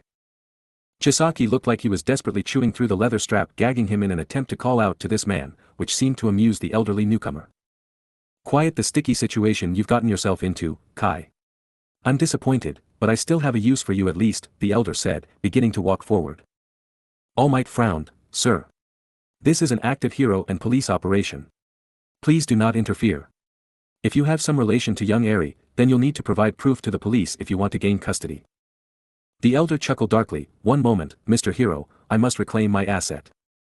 Then, with movements too fast for any of them to track, the elder darted forward and launched his hand at the police officer holding Chisaki. With the speed and precision of a cobra, the elder struck the hapless cop and knocked him unconscious with a single blow, then tossed him towards a nearby ambulance. The other officers nearby drew their guns and pointed it at the elder and began shouting for him to get on the ground while All Might took a step back to protect the girls, but the old man didn't spare any of them a single glance as he pulled Chisaki's gag away. As soon as the leather was out of his mouth, Chisaki shouted at his would-be rescuer, "What are you doing? How dare you use the boss's body like that? You don't need to possess a body, you foul serpent." The elder smiled mockingly, "Do be quiet, Kai. If I wasn't using this meat sack as a container, he'd die within a few days. Now, it's time I make use of you." All Might's eyes widened. So the old man was the former boss of the Shai Hasaikai. The one Hawks had mentioned earlier. Based on what Chisaki was screaming, it seemed like someone else was puppeting the old man. Regardless, All Might needed to act and get the girls out of the danger zone. "Surrender, sir, or I will be forced to fight you. You've assaulted an officer of the law and are attempting to free a criminal from police custody. Give up and we shall arrest you peacefully," All Might commanded. The old man smirked, looking All Might in the eyes. Another burst of fear shot through him, making him shudder and step back, but it would take more than that to make the number one hero turn tail. "You are a strong human, All Might, but you are of no interest or consequence to me. I need only Eri, Amaterasu, and Kai Chisaki. The rest of you can take your Yakuza prisoners and leave," the old man said, making a dismissive motion with one hand. All Might grit his teeth, "Identify yourself." The elder grinned widely, the edges of his mouth stretching back unnaturally so as to show every single one of his teeth as he smiled. "I am the soon-to-be ruler of this world and all you humans. I am the eight-headed demon serpent, Yamada no Orochi." Next chapter, Temptation of the Serpent Part 1 to be released, July 10, 2021. 2/3 of the arc are done now. 5 chapters remain and the final foe makes his debut on the battlefield. For those who were hoping for a big, climactic battle against the Shy Hasaikai, Mimic, and the 8 Bullets, I apologize for essentially making them into fodder. I'm not a fan of them and didn't want to further bloat the arc with filler fights, plus I honestly couldn't see the likes of All Might having any trouble with them, especially with Eraserhead and the other UA teachers backing him up. But hey, Rappa seems to have been tossed into the horizon, so we might see him again in the future, winky face. We also got to see the end of the last chapter from All Might's perspective, so we see a little more of his inner thoughts and how he reacts to Izumi. Of course we also get to see Chisaki being an abusive piece of sh*t again, but that leads to Eri finally learning to turn her own quirk off with some encouragement from Ishiko and the memories of Izumi's words. And yes, Mama Izumi is confirmed. I hope you enjoyed. Please comment and review, it really encourages me. 5-11, Temptation of the Serpent Part 1. Wednesday 20th April 2 2081. Streets above the Shy Hasaikai compound, Korosantu. I am the soon-to-be ruler of this world and all you humans. I am the 8-headed demon serpent, Yamada no Orochi. All Might and the surrounding police officers gaped at the elderly man. There was no way this emaciated old man was the villain behind the infamous Reaper attacks. He looked ready to keel over at any moment. Then again, Chisaki's angry shouts did imply that the man in front of them was being controlled somehow, perhaps the puppet master was the real Orochi? With a quiet growl, All Might shifted Eri so she was cuddled up to the unconscious Izumi, then used his now free arm to reach up and touch his earpiece. This is All Might. I have encountered the villain, Orochi. He is attempting to rescue Chisaki and kidnap the girls. I can't fight back effectively while protecting the rescued children. All heroes, come to the surface and assist me. Nizu's voice answered, Hawks is missing, but the rest of us are en route. The Onikawas working for President Konohana are coming too. The number 1 hero mumbled a quiet thanks, still glaring at the smirking elder. Ishiko looked up at All Might from her spot in Izumi's hair. All Might, you need to order everyone to run. Orochi isn't someone that you or any normal person can handle. All Might chuckled, do not fear, young Ishiko. I am not the number 1 hero for nothing. I will stop this man. I just need to work out his quirk. I had assumed it was the ability to create those strange monsters, but he appears to also be able to control the bodies of others. What a bizarre quirk. Ishiko shook her head desperately. All Might, listen to me. This guy isn't human. He's a demon. The only one around here who can defeat him is Izumi, and she's knocked out. I can't explain it properly with all these people around, but you need to retreat and get Izumi out of here. If Orochi captures her again, it'll be the end. Not just for this mission, but for the world. You cannot fight him. All Might frowned as he looked between the mysterious tiny woman and the clearly possessed old man. This whole situation was very odd, and he was certain there was something more serious going on here than he'd initially thought. We can't retreat without risking the escape of all the villains and criminals we've captured. However, I will get you and the girls out of here, he declared, crouching to prepare a mighty jump. I would ask you not take the girls with you when you leave. Orochi said, snapping his fingers. Before All Might could register what was happening, a trio of shadowy snakes phased out of the ground around Orochi and lunged at All Might. Each snake appeared to be made of some kind of black substance, making them appear as if they were made from the shadows themselves, and each was as long as an Olympic swimming pool and as thick as a tree trunk. Though it was hard to tell thanks to their shadowy forms, each snake appeared to be wearing some kind of samurai helmet, behind which gleamed sinister red eyes. All Might stopped his jump and punched one of the advancing snakes with a mighty Detroit smash. All Might expected the giant shadow snake to be destroyed, knocked back, or at the very least stopped by his blow, but it barely slowed and instead smashed its snout right into All Might's side, where his injury was. The number 1 hero cried out and spat blood as he was knocked away by the blow, losing his grip on Eri and Izumi. The other 2 snakes immediately darted forward and coiled around the girls, holding them with a surprising amount of care. Eri shrieked in fear and surprise, while the unconscious Izumi didn't even stir as the snakes holding them pulled them towards Orochi. The possessed elder smiled with satisfaction as he recalled the 3rd snake too, and had it wrap itself around Chisaki, who was struggling to escape his leather restraints. Now was that so hard? I have no intention of harming either of these girls, so you didn't need to act like a macho hero. Orochi smirked, his venomous eyes flicking over to where All Might was struggling to pick himself up after the heavy blow to his injured side. The hero and the demon looked one another in the eye for a moment, and immediately, All Might became sure that the demon knew of his injury. Foul villain. You possess yet another quirk. I had my suspicions, but now I am certain. You work for All for One. How is it that monster survived? All Might demanded, taking a shaky step forward. Orochi sneered, me? Work for a human? How disgusting. The little pissing contest between all for one and one for all is of no interest to me. You humans and your quirks are nothing to me. They simply add a little spice to the flavor of you humans when I devour you. Now do be quiet for a moment while I address my young friends. All Might growled and darted forward, aiming the flat of his hand at Orochi's head, Missouri Smash. Before All Might's blow could land, a fourth shadow snake shot out of the ground and blocked his strike, before whipping its neck around to smack the hero away again, though thankfully it hit his uninjured side this time. Did the punkle not warn you? No human can defeat me without Amaterasu's power. Orochi said, looking unimpressed. Ishiko grimaced, Orochi's too strong, even Izumi's past lives had to use special methods to damage him. Not even All Might is enough, she uttered quietly. Orochi turned his attention to Izumi and had the snake holding her gently place her on the ground at his feet.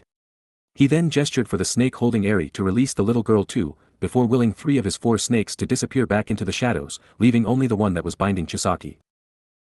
As soon as she was free, Eri, driven by blind panic, ran to try and put herself between Orochi and Izumi's unconscious form, but the possessed elder fixed her with a look from his venomous eyes, paralyzing the little girl with fear.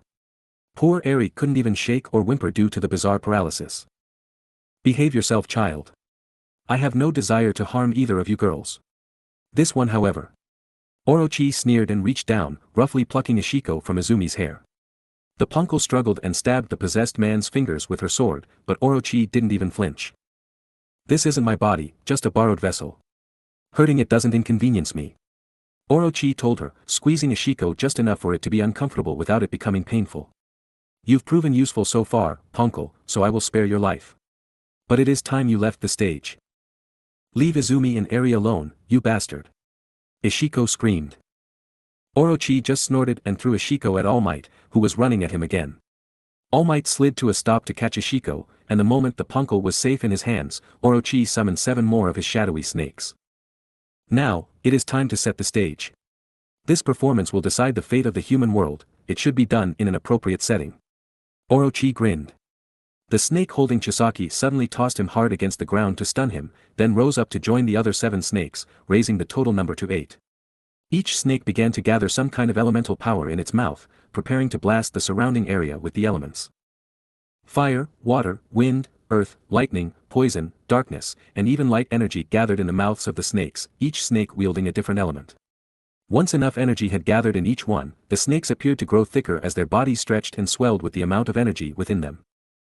Orochi's smile turned evil. Humans, you might want to back up a bit. The 8 shadow serpents opened their mouths and prepared to fire their elemental attacks at the surrounding area.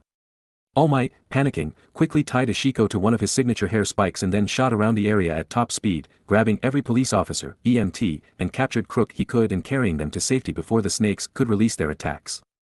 The entire time, the possessed elder watched him with a creepy smile, always maintaining eye contact no matter how fast All Might moved. The hero might have attempted to attack him directly, if he weren't already sure that Orochi could outspeed him. The attack on the officer previously holding Chisaki, and the blocking of his Missouri Smash had proven that.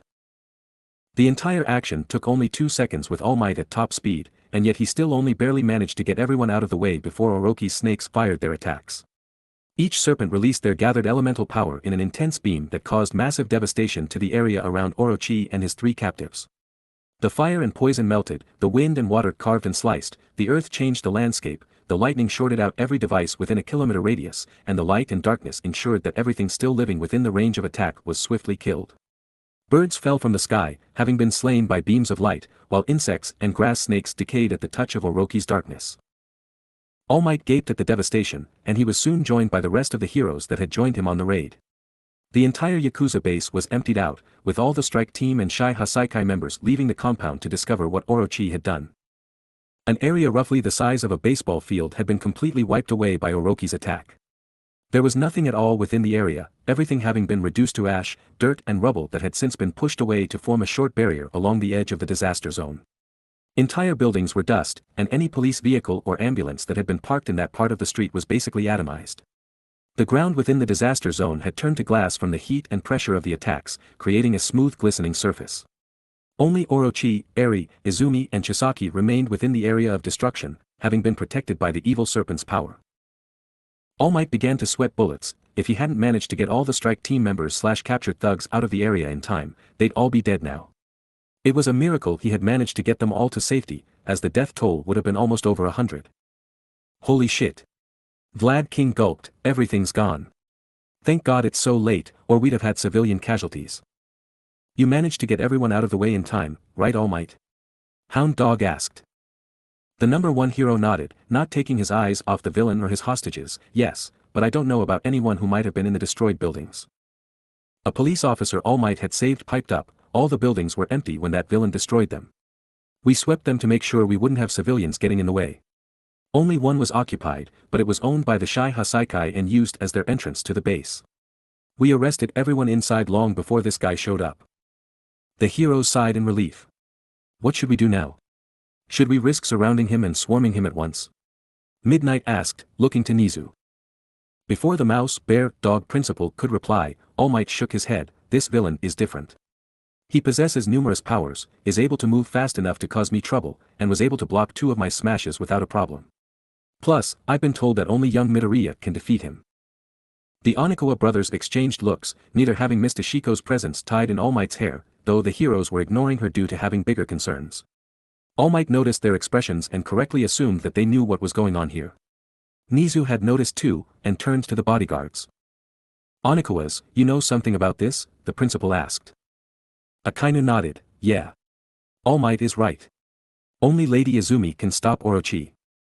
Orochi isn't like the other demons, he can't be slain without meeting special conditions, and Lady Izumi is needed for them. Akiji finished. We don't have time for explanations. Eraserhead frowned, I've had my eyes on that villain for a few seconds now, and my quirk isn't working on him at all. I can't sense any kind of quirk factor from him, and the one in the Midoriya girl is odd, as if she was a Gen 1 or 2 quirk user. Lady Izumi is a Gen 2. Her quirk factor is unlike the modern version. Akainu confirmed. Well, if we can't defeat him through combat, let's put him to sleep. Midnight grinned, turning to Ingenium, can you get me close to him nice and fast, Ingenium? The Turbo Hero nodded, I can do it. Orochi, who had been listening to the humans panicking with amusement, chuckled darkly. Most human quirks don't work on me, but it will be a pain if you don't stay out of this. Forgive me, but you all need to stay in the audience and enjoy the show, he said, before snapping his fingers. Suddenly, a bizarre red barrier appeared around the disaster area, covering it in a dome that had numerous demonic characters swirling within it. Cautiously, All Might touched the dome and hissed as his finger was burned with the contact. He then attempted to break the barrier with a Detroit smash, but achieved nothing other than burning his fist. The red bubble didn't even bend beneath his punch. It was certainly on a different scale of power compared to Tingai's barriers. Ishiko frowned, recognizing it as a much stronger version of the barrier that appeared inside Devil Gates. Getting through it would be nearly impossible. Orochi watched the heroes try and fail to break his barrier for a few moments, then nodded with satisfaction, perfect. The stage is set and the audience has arrived. The show is almost ready to start, he grinned. The possessed elder turned to the 3 people in the barrier with him, as for my actors, well, I have my antagonist. He pointed to Chisaki, who was too shocked by Orochi's display of power to say anything, and my supporting role and prized MacGuffin, he pointed to Eri, who was still paralyzed with fear. Orochi clapped, now all I need is the protagonist of this little tale. But it appears my leading lady is a bit tuckered out at the moment. The elder stared down at Izumi, who remained unconscious, still blissfully unaware of what was happening around her. Well, I suppose I should wake her up. Orochi said, summoning his 8 shadow snakes, specifically the one that had shot the light beams previously. A good dose of light should have her up and running. The serpent began to gather light energy in its mouth, just as it had a short time ago, preparing to fire it at the unconscious Izumi. Seeing this naturally sent the heroes into a panic. Stop. Do you plan to kill her? All Might demanded. The hero began punching the barrier in an attempt to get in, but only succeeded in burning a few layers of skin off his knuckles, forcing Recovery Girl, who was present to treat the wounded, to kiss his hands and heal him. Orochi turned to the furious hero with a smirk, amused by his antics, kill her? Amaterasu. As if the sun goddess could ever be slain by light. You heroes don't know the first thing about the girl you've come here to save, do you? Eraserhead narrowed his eyes, is this guy some kind of insane cult leader? He believes the Midoriya girl is Amaterasu, the Shinto sun goddess. Oh shit. If he's as deluded as we think, he really will kill Midoriya, thinking she'll just be recharged. We have to get in there. Present Mike yelled. Nizu nodded grimly and turned to Power Loader, begin tunneling under the barrier. We need a way in. Power Loader nodded and backed off a bit, then began tunneling into the ground with his iron claws quirk, carefully concealing himself and his work behind a building outside of Orochi's reach. The possessed old man just hummed as his serpent gathered as much light energy as it could, until finally, it was swollen with the energy just as it had been before. Ah, all done. Wonderful. It's time to wake up, Amaterasu. Orochi declared, aiming the shadow serpent's mouth directly at Izumi's chest. The heroes cried out, begging Orochi to stop, but it was to no avail. The shadow serpent opened its mouth and released all its gathered light energy right at Izumi, blasting it all into her chest in the form of a single immense beam of light. The light was so intense that everyone watching, save Orochi, had to look away to avoid being blinded, but the moment the light died down, they all looked back in the desperate hope that Izumi was still alive. The heroes gasped, seeing Izumi still lying on the ground. A massive hole burned into the chest of her off-white dress. For a moment, they were about to lose hope, believing Izumi had indeed been slain as they feared, but to their surprise, there was no wound. Izumi's dress had been burned open, but there wasn't even a sign of damage to her actual body. In fact, she looked a little healthier, with her earlier closed wounds being fully healed and her skin looking slightly less pale. Then, with a sudden gasp, Izumi woke up. What? What's going on? Where am I? Izumi gasped, quickly sitting up. She immediately took in her surroundings, namely the devastation caused by Orochi, the barrier around it, the heroes outside the barrier, and the terrified Eri and captured Overhaul off to the side. Orochi smiled kindly and opened his mouth to speak, but Ashiko cut him off, surprising the heroes in the process. Izumi. Don't trust the old man. He's being possessed by Orochi. The snake demon immediately sneered at the punkle, but Izumi only had eyes for Eri, still paralyzed with fear. In a flurry of movement that surprised even All Might and Orochi with its speed, Izumi darted forward, entering demigod form as she went, then slashed Orochi's cheek with her claws and grabbed Eri and Chisaki before backing off, putting some distance between themselves and the demon. The moment they had some distance from Orochi, Izumi turned to Eri. Are you okay? Did he hurt you? Izumi was once again exuding love and caring for Eri, which was more than enough for the little girl to overcome the fear Orochi had caused her, ending the paralysis. I am okay. He didn't hurt me. Of course not. Orochi said, gingerly touching the 3 shallow cuts Izumi had left on his host's cheek. I am acting as an ally to you. I made certain that the little pup was unharmed even as I was attacked by the human's #1 hero. I even went so far as to restore your energy by filling you with light, so that you are back in peak condition. Honestly, you should be thanking me. Izumi turned to glare at Orochi. After all the things you've done, why would I ever thank you? 2 good deeds in a life of evil isn't enough to absolve you, she yelled. Orochi seemed torn between amusement and annoyance at Izumi's defiance, though his momentary distraction did give Izumi a chance to use rejuvenation on her damaged dress, which was leaving her chest exposed. So what now? You've got me, Eri, and Chisaki trapped in this bubble with you. The heroes are stuck outside and can't get in. You've got to be planning something. Is this an arena for a final battle between us, or do you have something else planned? Izumi demanded. Orochi grinned. Final battle. If I wanted you dead, I'd have slain you while you were unconscious. Instead, I used my own power to fully restore your stamina. With the exception of your astral resurrection, which I cannot restore, you are in prime condition. Izumi paused, racking her brain for a reason Orochi would restore her energy, while the heroes behind her all turned white as ghosts. What Izumi didn't know, was that the heroes had all been told the specifics of her fake Okami quirk, including the unique astral resurrection ability. They knew that once per day, she could resurrect from the dead. If what Orochi said was true, then Izumi had already lost her resurrection for the day, and it must have happened before All Might found her. Young Midoriya. Were you killed and forced to use your resurrection? All Might yelled. Izumi flinched and looked down in shame, as if she'd done something wrong by worrying the heroes. Yes. I wasn't given a choice. The heroes went from horrified to enraged. The Onikawa brothers immediately transformed into their Oni forms purely from rage. Who killed you? Akainu demanded, his fiery quirk making him the more aggressive of the brothers. Before Izumi could answer, Orochi grinned. Using the same speed he'd used earlier to attack the police officer, the possessed man shot forward and grabbed Chisaki, before leaping back to the dead center of the makeshift arena and dumping the Yakuza boss back onto the ground, forcing him to his knees. Izumi and the heroes whipped around to see what had happened, and Orochi just smiled at them. Who killed her? Why, it was this man right here, Kai Chisaki. A pawn that got too big for his boots. Orochi said boastfully. The heroes and Onikuas turned their hateful gazes on Chisaki, who shrank back in fear from the intense hatred. Izumi, seeing how easily Orochi had taken back Chisaki, carefully lifted Eri onto her back and summoned her divine retribution so it floated behind the little girl. Eri would be protected from behind by the mirror, and from the front by Izumi's own body. With Eri relatively safe, Izumi looked Orochi in the eyes. I've had enough games and cryptic nonsense. Just tell me what you want, she demanded. Orochi's smile turned vicious. I want to give you a gift. This man, Kai Chisaki, is a truly evil human. His sins have blackened his heart and left him without hope of redemption. His foolishness cost me almost my entire demon horde, and it cost you so much pain. I wish to offer you a deal: kill this man, and I will leave here today and not cause you any trouble for 8 years. I will steal no souls and kill no humans, and to sweeten the deal, I will even return your mother's soul. Izumi's eyes widened, while the heroes gasped and exchanged looks.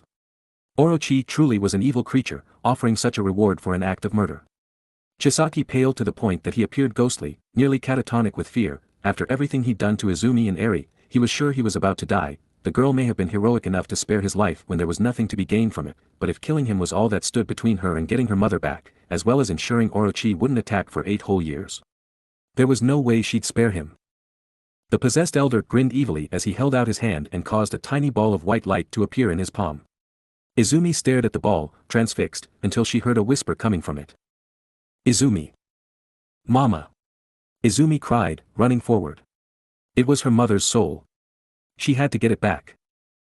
Orochi smiled and closed his hand, making Inko Midoriya's soul vanish. Do we have a deal, Amaterasu? You slay Chisaki, and you win your mother's soul and 8 years of peace for yourself and the rest of humanity, at least from me. Izumi's face twisted with pain. Why are you doing this? She asked. Chisaki was your ally. Yes, and he failed to heed my counsel. The Shai Hasaikai were a convenient cover story and scapegoat for my demons, and they provided both a useful hideaway and a convenient source of meat and souls that wouldn't arouse suspicion if they vanished. The promise of keeping this old man alive and providing him with some of my demons to bolster his forces was all it cost me to buy an alliance with Chisaki, but I should have known that the quality of alliance would reflect the cheap cost. Orochi spat. Chisaki began shaking, both in fear and anger. Bastard. You said you wanted to help me purge the world of quirks. To cure the disease plaguing humanity. You said you wanted to devour Eri or Amaterasu as your 100th sacrifice. I lied. Orochi said flippantly, quirks are of little concern to me. In fact, a good quirk can add a bit of spice to an otherwise bland and boring soul. I merely told you what you wanted to hear so I wouldn't have to waste a demon possessing you. As for using Eri or Amaterasu as a sacrifice. The possessed man turned to the girls in question. Izumi growled warily and Eri hid her face in Izumi's hair. Eri would make an adorable sacrifice, but she would offer me no more power than any other pure virgin maiden, and killing her would drive Amaterasu to darkness once more, only with me as her target. As for devouring Amaterasu, another tasty idea and one that definitely would grant me power, but not enough to allow me to surpass the evil one pulling my strings, especially when the girl inevitably reincarnated elsewhere. I lied so that you would limit your abuses of the girls. By claiming I needed them as virgin sacrifices, I was able to prevent you from allowing your men to defile them. Izumi paled. You told him you wanted to eat us, so he wouldn't let his men rape us? Orochi nodded, becoming oddly serious for a moment. I am an evil demon general, and I take great pride in that. However, there are forms of depravity even I cannot stomach. But Chisaki here wouldn't have batted an eyelid as you or Eri were used by his men. So kill him, get revenge for your suffering, for Eri's suffering, and win yourself 8 years of peace. The wolf girl took a shaky step forward, while Orochi took a step back. Orochi's power had left Chisaki paralyzed in the dead center of the arena, and now Izumi was slowly walking towards him, her breathing growing more erratic with every step. Izumi finally came to a stop just a step away from Chisaki, and the depowered Yakuza boss stared at her with terror. Izumi felt a maelstrom of different emotions. She hated Chisaki and wanted to kill him, but she also didn't want to take a human life. She wanted Chisaki to hurt for what he'd done, but if she did what her darkest desires urged her to do, she would be no better than him. Chisaki deserved to suffer for what he'd done, but goddess or not, Izumi didn't want to play executioner. But on the other hand, was she morally obligated to slay Chisaki? If Orochi was telling the truth, then the Yakuza boss's death would not only return Inko to consciousness, but it would also stop the demon general from hunting for more souls, killing anyone or doing any other heinous act for 8 whole years. Izumi could become incredibly powerful in that time, enough so that she could find and defeat Orochi before the period ended, allowing her to ensure he never hurt anyone ever again. Was the life of Kai Chisaki worth preserving if it meant potentially saving the lives of countless innocents? Did Izumi have the right to make that choice? Could Izumi defeat Orochi if she refused? Izumi swallowed thickly and tried to analyze the situation carefully, but her wild emotions made it impossible. It ultimately boiled down to A. Kill Chisaki in hope Orochi was telling the truth, thus saving countless lives, B. Spare Chisaki and incur the wrath of Orochi and put everyone present, including Eri and Izumi herself, at great risk. Izumi wanted to get justice for what had been done to her, but she didn't believe murdering Chisaki would count as justice. Izumi wanted to get her mother's soul back, but could she ever face her mother after becoming a killer? Would her mother even want to see her knowing Izumi had bought her life by taking someone else's? There was too much. Izumi felt like she was choking. She hated herself. Hated her weakness. I don't want to do this. I don't want to be a killer. Izumi said shakily. Her resolve was being shaken and she was having so much trouble controlling her emotions that her demigod form spluttered out, returning her to her normal human form. I know what he did to me, what he did to Eri, but I can't. I can't murder him. Chisaki looked relieved, while Orochi tooted sympathetically, I understand. For a being of light such as you, it is so hard to take even brief trips to the darkness. You require motivation. I will give you a glimpse, OkamiHeroAmaterasu, of the man whose life you must take.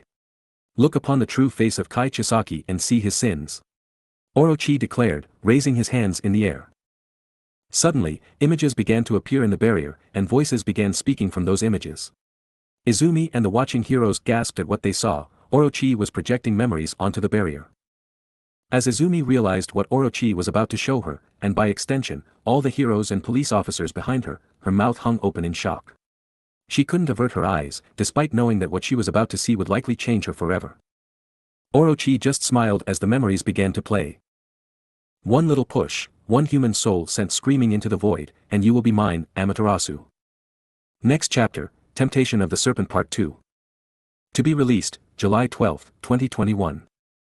Oh dear, it looks like Orochi is finally beginning his plan. Looks like he knows about All Might's secret too, not surprising given who his master is working with. Orochi also showed off how devastating his powers can be, and his control over 8 elements, even light. Now's probably a good time to mention that despite what some characters have been saying, light is not good and darkness is not evil, they're just often mistaken as such. Orochi was even able to use a huge amount of light energy to restore Izumi's energy and wake her up. She's back at full power now, though without her astral resurrection.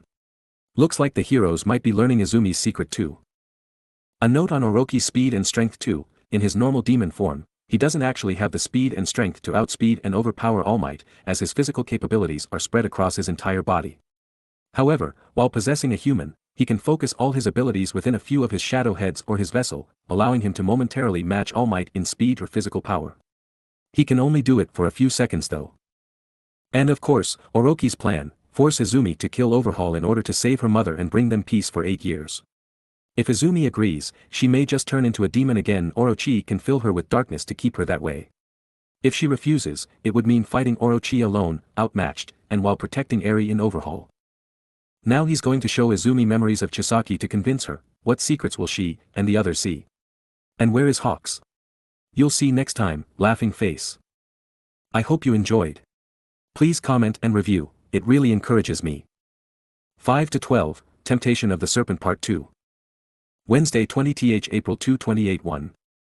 Streets above the Shai Hasaikai compound, Kōhei. Izumi, Eri, Chisaki, and the pro-heroes stared at the swirling images being projected onto the demonic barrier by Orochi. The images, memories of the past, were disjointed and slowly forming together to make a proper viewable scene, with confusing sounds and syllables slowly stitching themselves together to form words and sentences, adding dialogue to the snapshots of the past. Izumi couldn't help but stare, transfixed, at the slowly forming memories, even knowing what the evil Orochi was using them for. He'd said very plainly, the demon was going to show her memories that would convince her to kill Chisaki, to give her motivation to accept his deal. Kill Kai Chisaki, avenging Eri's suffering, as well as her own, while also punishing Orochi's disobedient and unwieldy ally. An act of murder that, if Orochi was telling the truth, would stop the demon from committing any evil acts for 8 years, while also saving Izumi's mother and allowing the comatose woman to awaken from her long slumber. It was a Faustian bargain, a literal deal with the devil, and Izumi knew it. Yet she couldn't look away. After a few moments, the images and sounds finally synced up, displaying the first of the memories Orochi wanted to show Izumi. It was a scene taking place within Chisaki's office, though it was different. The Shai Hasaikai symbol was still on the wall, and Chisaki's desk and chair were present, but there was also a pair of sofas with a coffee table between them, as well as glass cabinets along the walls. It made the room look much more like the office of a powerful man, compared to the state it had been in when Izumi had been there. There were two people present within the room. The first was the former boss of the Shai Hasaikai, and the man that Orochi was currently using as a host. He looked healthier, without the stubble or sunken cheeks, and with a thicker, stronger body. He was sat behind his desk with a sad expression as he looked at the second person present, a younger Kai Chisaki. Chisaki didn't look much different, though he wore a simple black shirt and pants, as well as a plain black surgical mask instead of the elaborate bird-like one Izumi had taken from him not long ago.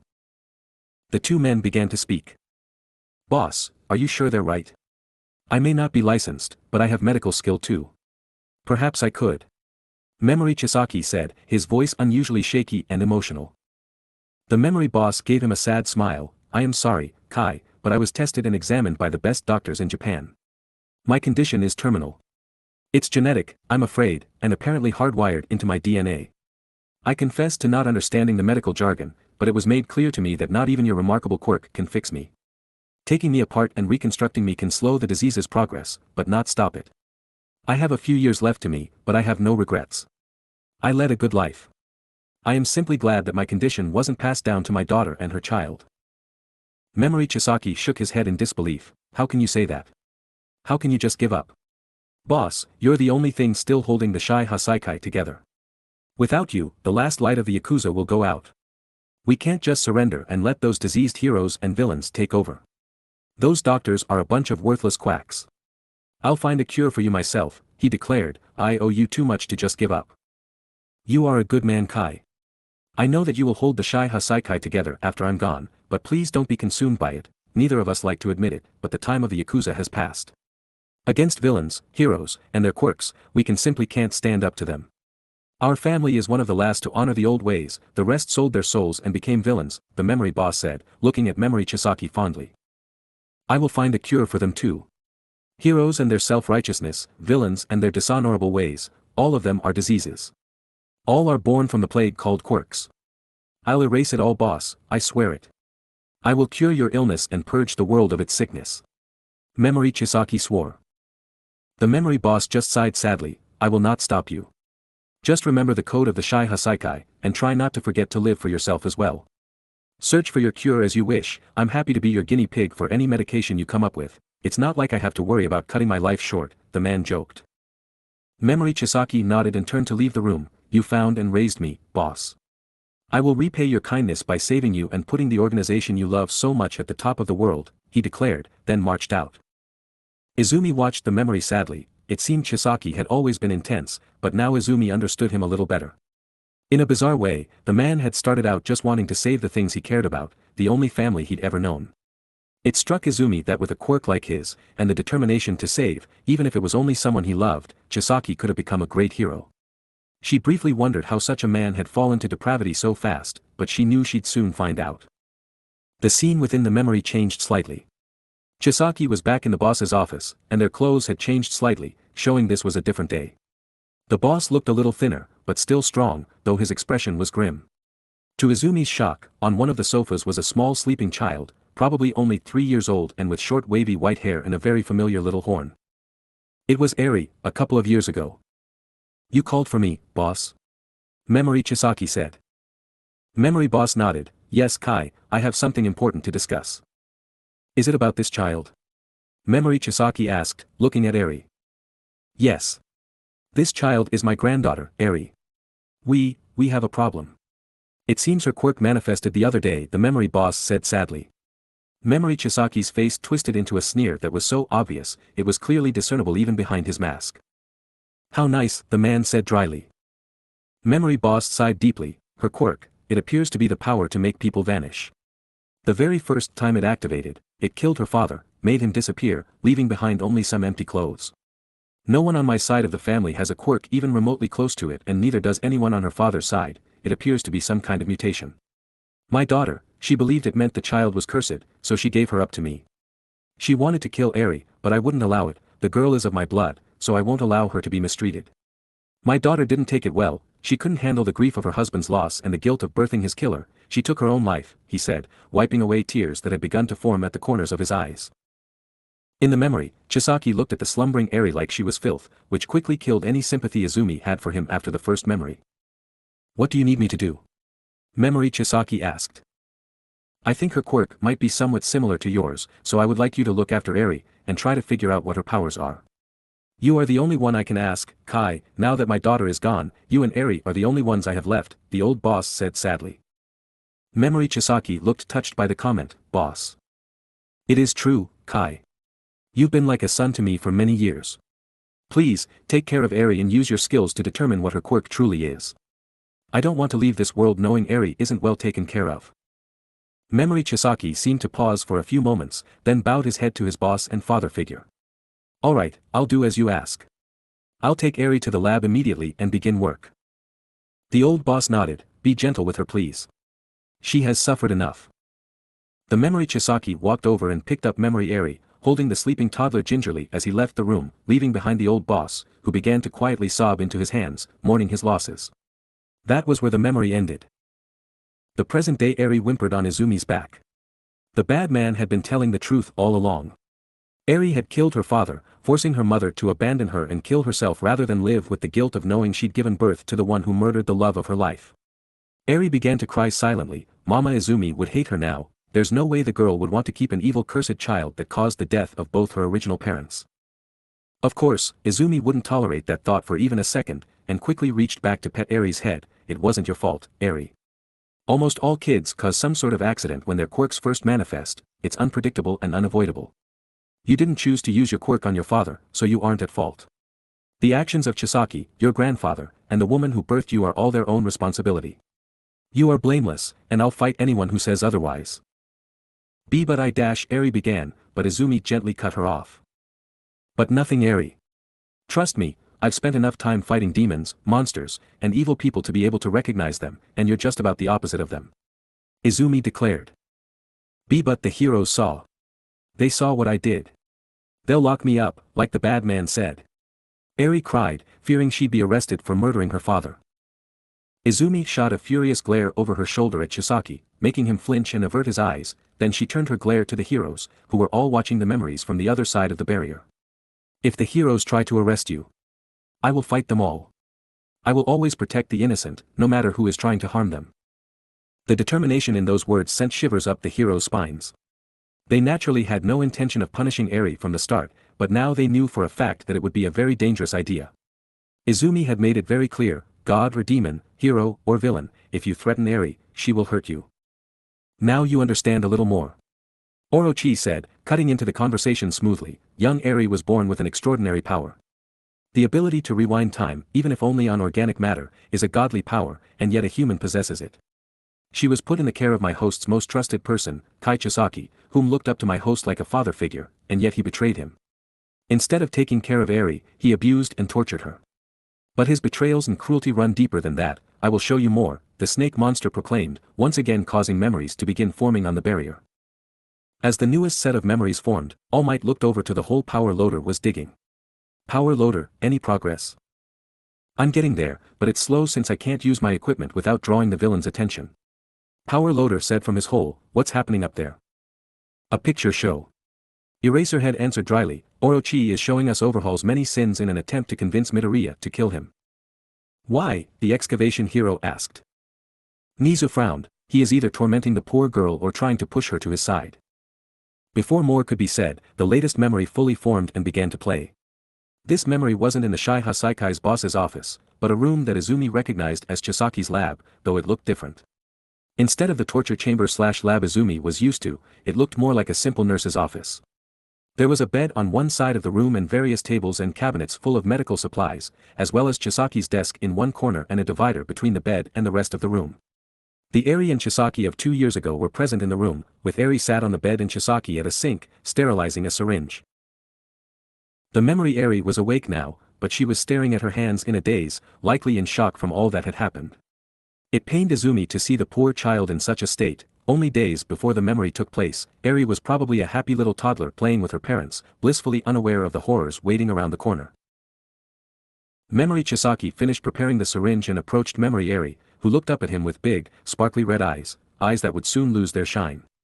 "Where's Mama and Papa?" the little girl asked. Izumi's heart clenched, and Memory Chisaki sneered, "You killed them, you cursed child. Now hold still," he demanded, before roughly grabbing her arm and taking some blood. Memory Eri began to cry, either from the needle or Memory Chisaki's words, but she didn't struggle much as the cruel man took some blood. As Memory Chisaki took the syringe of blood away, leaving Memory Eri to sob and hold her little arm, the real Izumi turned and glared with full hatred at the real Chisaki, who once again flinched at the intensity of the girl's glare. "Cursed child. The only one cursed here is you," Izumi said bitterly, before turning back to the memories, unaware her eyes were slowly flashing red again. Behind her, Orochi grinned, "Good, she is beginning to fall. It won't be long now." The memory continued, with Memory Chisaki ignoring the crying little girl and observing her blood under a microscope. From there, the memory skipped ahead an unknown amount of time, and when it started again, the room was mostly dark with Memory Eri sleeping fitfully on the bed, while Memory Chisaki stood over a cage of mice, administering a few drops of Eri's blood to each of them. Outside the memory, Principal Nizu narrowed his eyes dangerously.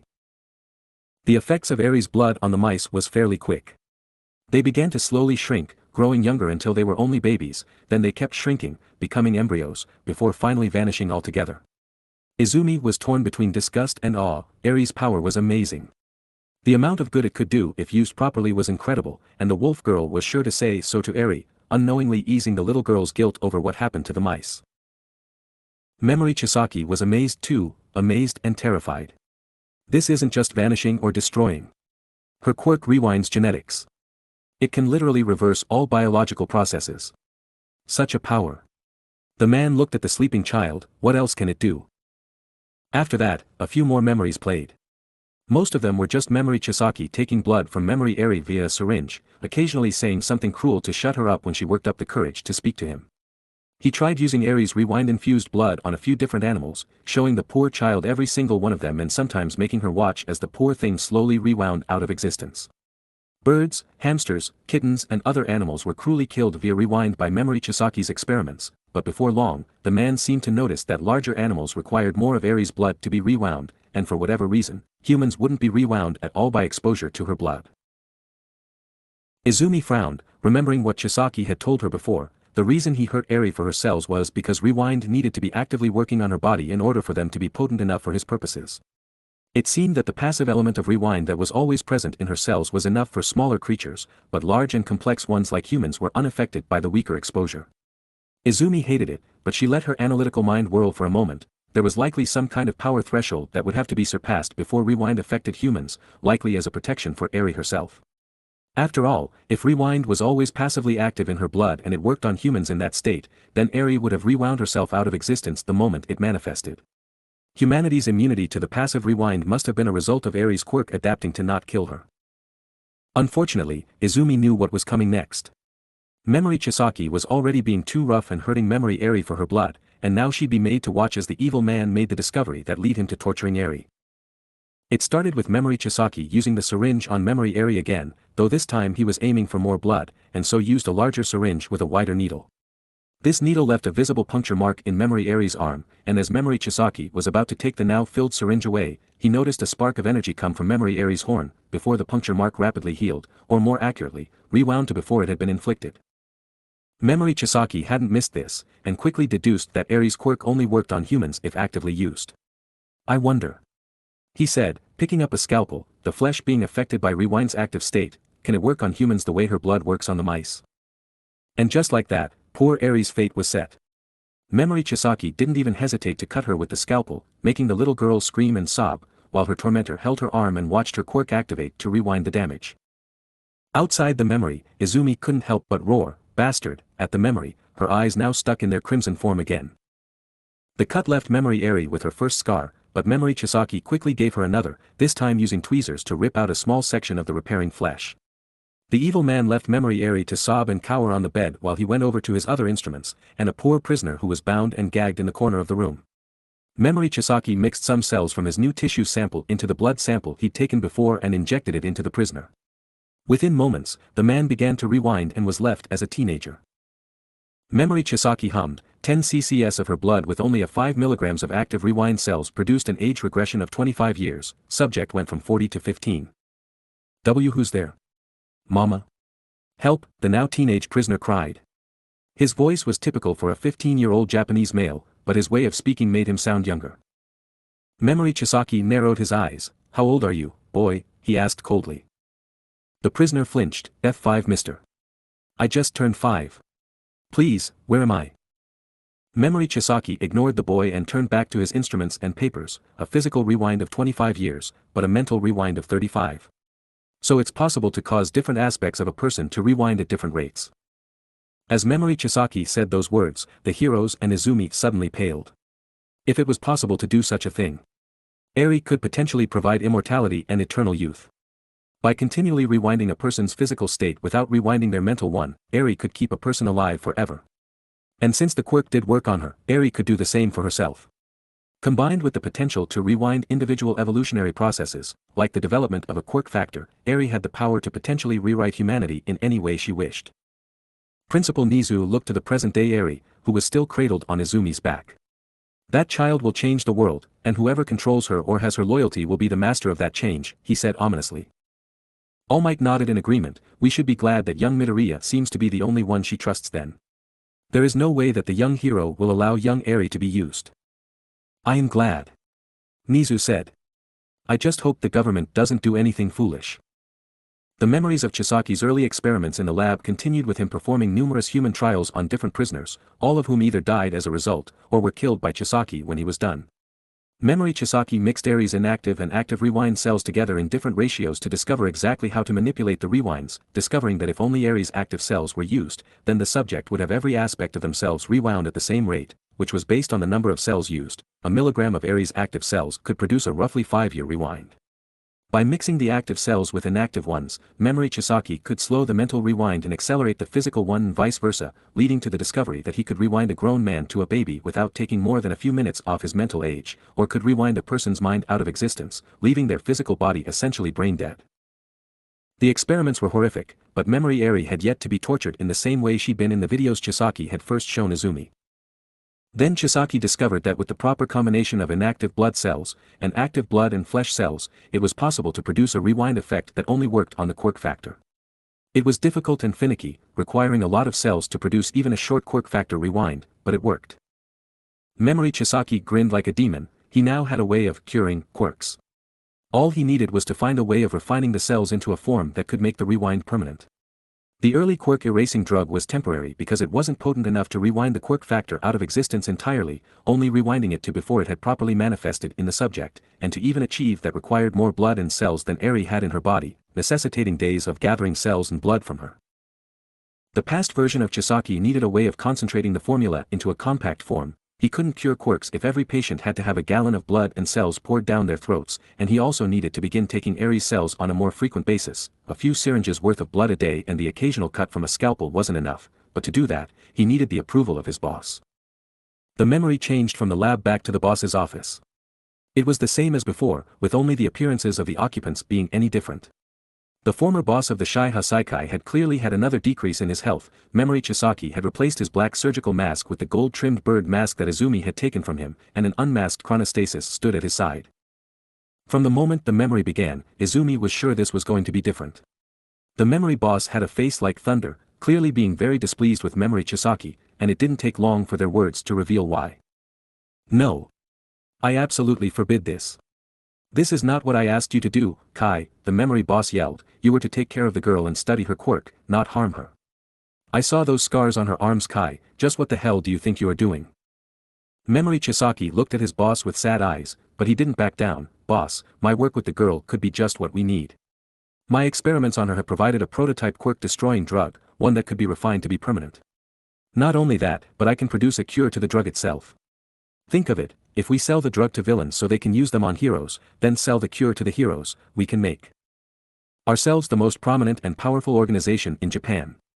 Imagine it, boss, the Shai Hasaikai would become so important that all of Japan would have to show us the proper respect. Neither heroes nor villains would dare oppose us when we have the power to rob them of their precious quirks and restore them at our will. The Yakuza will once again be the dominant power on the streets of Japan, and none will dare disrespect us again. Not to mention the profits from selling the drug and cure. So long as we possess the source, we won't have to skulk in the shadows ever again. Izumi's eyes widened. That was Chisaki's true ultimate goal. All of Eri's pain, all of Izumi's pain, all the lives sacrificed in his experiments. All to revive the Yakuza. The girl seated as she watched the continuing memory, sharing her feelings with the watching heroes and the memory version of Chisaki's boss. That source is a little girl. My granddaughter. Someone I trusted you with, whom you hurt. Just what are humans to you, Kai? Are we such diseased creatures that you don't mind torturing us and killing us to build your ideal world? Memory boss yelled. Memory Chisaki bowed his head, but Izumi could see in his eyes that his mind had not been changed. He was set on his plan. Boss, please understand. This is all for you. To repay your kindness for taking me in. I want to restore the Yakuza you worked so hard to build. We ruled the criminal underworld for years before the heroes hunted us down and the villains replaced us. Without their flashy quirks, they are powerless against the Yakuza and our guns. Once I refine the drug, I can put it in a bullet and put the fear of guns back into them. Please boss. I can even use the girl to rewind the genetic problem that is causing your illness. Memory Chisaki's words and pleas were impassioned, and while Izumi's eyes hardened, the memory boss softened. Still, despite the old man's calmer demeanor, he was no less opposed to his protege's plan. No, Kai. The world has changed, and our time has passed, as has mine.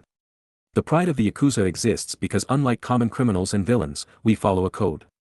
I appreciate your loyalty, Kai, and I thank you for trying so hard for my sake, but I will not allow a child, my own grandchild, to be tortured for this. That is not the way of the Yakuza. Thank you for your service, Kai, but if you cannot follow our code, then it is time for you to leave us, the memory boss declared sadly, getting to his feet and slowly walking around his desk to stand face to face with Memory Chisaki. No. Memory Chisaki said, taking a shaky breath to calm himself, I am going to return the Yakuza to prominence. I am going to save your life. I am going to destroy this world of quirks. I'm sorry, boss. The man suddenly produced a syringe and stabbed it into the side of his boss's neck with lightning speed. I will take the lead from now on. You'll have to watch from the sidelines. I will repay your kindness, boss, no matter what. The memory boss spluttered and tried to reach for Memory Chisaki's face, but the drug he'd been injected with took effect and he quickly succumbed to unconsciousness. Memory Chisaki easily caught him before he hit the ground and placed him on one of the sofas. He then turned to Memory Chrono, send messages to all our men, tell them that Overhaul now commands the Shai Hasaikai. Memory Chrono nodded, as you wish, Kai. What should I do after that? Memory Chisaki's eyes turned cold, prepare Eri. It is time we begin our work in earnest. The memory ended there, vanishing and leaving Izumi and the heroes to stare at each other through the barrier, horror in their eyes. Orochi grinned as Izumi turned to face him and Chisaki, her eyes now stuck in their crimson state. Do you see now, Amaterasu? This man betrayed the man he saw as a father and killed countless humans in pursuit of his goals, and why? Because he wanted to make his criminal group the best in the world. He was going to start a war with himself as the sole arms dealer, causing untold devastation and killing even more people, all for his own pride. All so he can pat himself on the back and say that his gang is the best. Poor Eri has many scars, doesn't she? 42 if I'm not mistaken, but he hurt her many more times than that, didn't he? Suddenly, the entire barrier was covered in memories, playing hundreds of them all at once. Each memory was virtually identical, and they all drove Izumi to tears of sorrow and rage. In each, little Eri was strapped down to a chair and sliced apart like a cadaver on an autopsy table. The present-day Eri hid her face, acting almost embarrassed to be seen like that, screaming and crying for mercy while the numerous memories of Chisaki sliced her up and reset her with his quirk. The heroes looked on in horror at the countless memories of Eri's torture. Chisaki's previous experiments on Eri had been bad, but this was a whole new level of evil.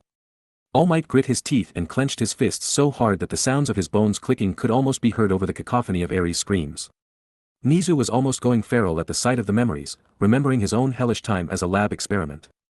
Eri was just a little girl. Not even 4 years old yet in the earliest experiments, and there was another memory for every day up to the day Izumi was captured. Eri was 5 now, which meant that there was almost 2 years of experiments, making roughly 730 memories of pain and suffering. Each memory showed Eri being sliced at least 20 times between the various resets, meaning Eri was forced to suffer no less than 14,600 cuts. The fact she only had 42 scars was a small miracle. But it wasn't only the experiments that Orochi showed them all, no, he showed Chisaki's other cruelties too. Orochi showed Izumi how Chisaki would strike Eri from time to time, slapping her across the face or allowing one of his men to beat her harshly under the guise of spanking her. Orochi showed Izumi how Chisaki would withhold food if Eri didn't obey, leaving the little girl to starve for days on end. He showed how Chisaki would grab Eri by her hair and drag her places. He showed how Chisaki would murder people in front of her, and blame Eri, saying that if she'd obeyed, they wouldn't have died.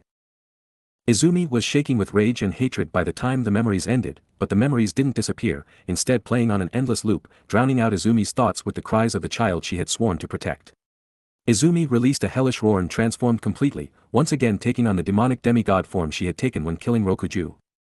She turned on her heel and marched towards Chisaki, who while clearly terrified, seemed to have accepted his fate. The demonized Izumi grabbed him by his throat and squeezed, just tightly enough to be uncomfortable without actually choking Chisaki. You aren't a Yakuza boss, you aren't even a villain or a demon. You are filth. A piece of scum that crawled out of the very dregs of hell. You tortured Eri so much. You cut her and beat her and starved her and abused her. You treated her like a thing, a tool to be used and discarded. Your sins are beyond any forgiveness. Not even hell itself is enough to punish your transgressions, the girl roared, the demonic echo making her feminine voice sound like the tones of Lucifer himself. Death is what you deserve. Killing you would solve everything. And Mama Izumi? Eri whispered. The little girl knew Izumi would never hurt her, and was only angry for her sake, but she still didn't like seeing the older girl in so much pain because of her. Eri had experienced enough abuse that she knew the things that hurt the heart could be as bad as the things that hurt the body. She didn't want Mama Izumi's heart to hurt. Eri's voice seemed to partially snap Izumi out of her rage and she began to shake again, though not out of anger, but out of sorrow. Her grip went slack and she released Chisaki as she lost her demonized form and returned to her normal demigod form. One of her eyes was still crimson though, and wisps of demonic power still bled from her skin. He isn't a threat now. He deserves this. I'm not an executioner. Orochi will return my mother. I don't have the right to do this. I am a goddess, life and death is my right to grant. I want to be a hero. Demons can be heroes too. Izumi muttered to herself, clenching her eyes shut tight as the demonic echo entered and left her voice. Izumi was terrified, she wanted so badly to hurt Chisaki and avenge Eri's suffering, but she was sure that if she did this, she'd be going down a dark path with no way back. Her hands shook as she reached for the ripped towel she had turned into a makeshift belt. She struggled against herself as she drew the gun she had stolen from Chronostasis, and placed it shakily against Chisaki's head. Her entire body was rebelling against itself as her thumb pulled back the hammer and her index finger wrapped around the trigger. Orochi smiled, that's it Amaterasu. You know you have to do this. Killing this man will make you a hero. You'll have saved Eri and avenged her pain, you'll have saved your mother's soul, and you'd have one piece for 8 years. There is no downside to this. The police and heroes. Chisaki suddenly said, finding his voice. Something about having a gun pressed against his temple had reawakened his will to live. They'll all see. They'll know, and you'll be arrested for murder. Izumi's eyes remained fixed on Chisaki's, but her shaking grew more pronounced. She hadn't even considered the various witnesses around her. Orochi didn't seem concerned though. Ah yes, the police and the heroes, tell me, O great and wonderful keepers of the law, would you truly punish this girl for killing this filth? You saw what he did, and what he wanted to do, now I'll show you what he did to Amaterasu, and what he forced her to do. The memories of Eri's torture were replaced by a string of memories featuring Izumi's time as a prisoner of the Shai Hasaikai. They showed Chisaki allowing Chronostasis to strike her, though the memory noticeably ended before he did, which would have shown the heroes that Chrono had only acted like he was going to strike her. They showed Izumi being struck by Katsukame for trying to stop Eri from being taken away and experimented on. They showed Izumi begging to take Eri's place. They showed the experiments being done on her, over and over, just like Eri. They showed Izumi's encounter with Rokuju, and Chisaki's decision to punish her, again cutting out before revealing that no punishment was given. The next memory showed Chisaki's final experiment on Izumi, specifically the one in which he cruelly tortured her to death, forcing her to use her astral resurrection, before torturing her some more. The heroes and police were enraged by the sight, especially the police as many hadn't known about Izumi's fake quirk. The Onikawa brothers went absolutely ballistic, and began producing weapons from their elements and attacking the barrier in a frenzy, each looking at Chisaki with murder in their eyes. If they got through the barrier, it would be a moot point for Izumi to kill Chisaki, they'd do it for her. The penultimate memory was one Izumi didn't want anyone to see, and one that made the girl wonder just how Orochi had been able to witness it. It was the memory of Izumi and Nishiko in the bathroom, discussing their escape plan, right before Izumi used the stolen scalpel to cut off her own leg. Izumi barely had time to reach up and cover Eri's eyes, stopping the little girl from being forced to witness the gore, but she couldn't block out the sound, so Eri was treated to the awful sound of Izumi screaming into her makeshift gag as she carved off her own leg. The sight was enough to make the Onikawas briefly stop their attack on the barrier, and Izumi looked back at them and the other watchers with something akin to guilt in her eyes, as if silently apologizing for making them view such a scene. The Onikawas had grim expressions, not being surprised by the lengths Izumi was willing to go through, but the heroes and police officers were another story. Everyone was stunned to silence, with only the usually stone-faced Eraserhead being able to gasp out a comment, "What the hell is this child made of?" Izumi felt a little proud that she'd apparently impressed the man, though she wished it had been less gruesome. Then Orochi played the final memory. This one was new to Izumi, as it had happened after she passed out in the lab, following All Might's arrival. Izumi watched with growing anger as the Chisaki of less than an hour ago began screaming at and mocking Eri, causing her quirk to go haywire.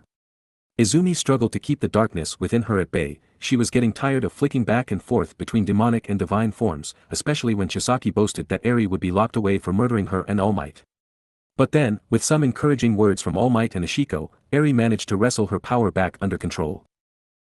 Izumi beamed with undisguised pride as she pet Eri's head. "You did it. You got control of your quirk all by yourself. See Eri, you aren't cursed or evil at all. You're a little girl with an amazing power, and you learned how to turn it off all by yourself. I'm so proud of you." Eri blushed brightly, and smiled slightly, a sight that wiped away any remaining darkness within Izumi's heart. I remembered what you said, that it was a good power and that I could be a hero.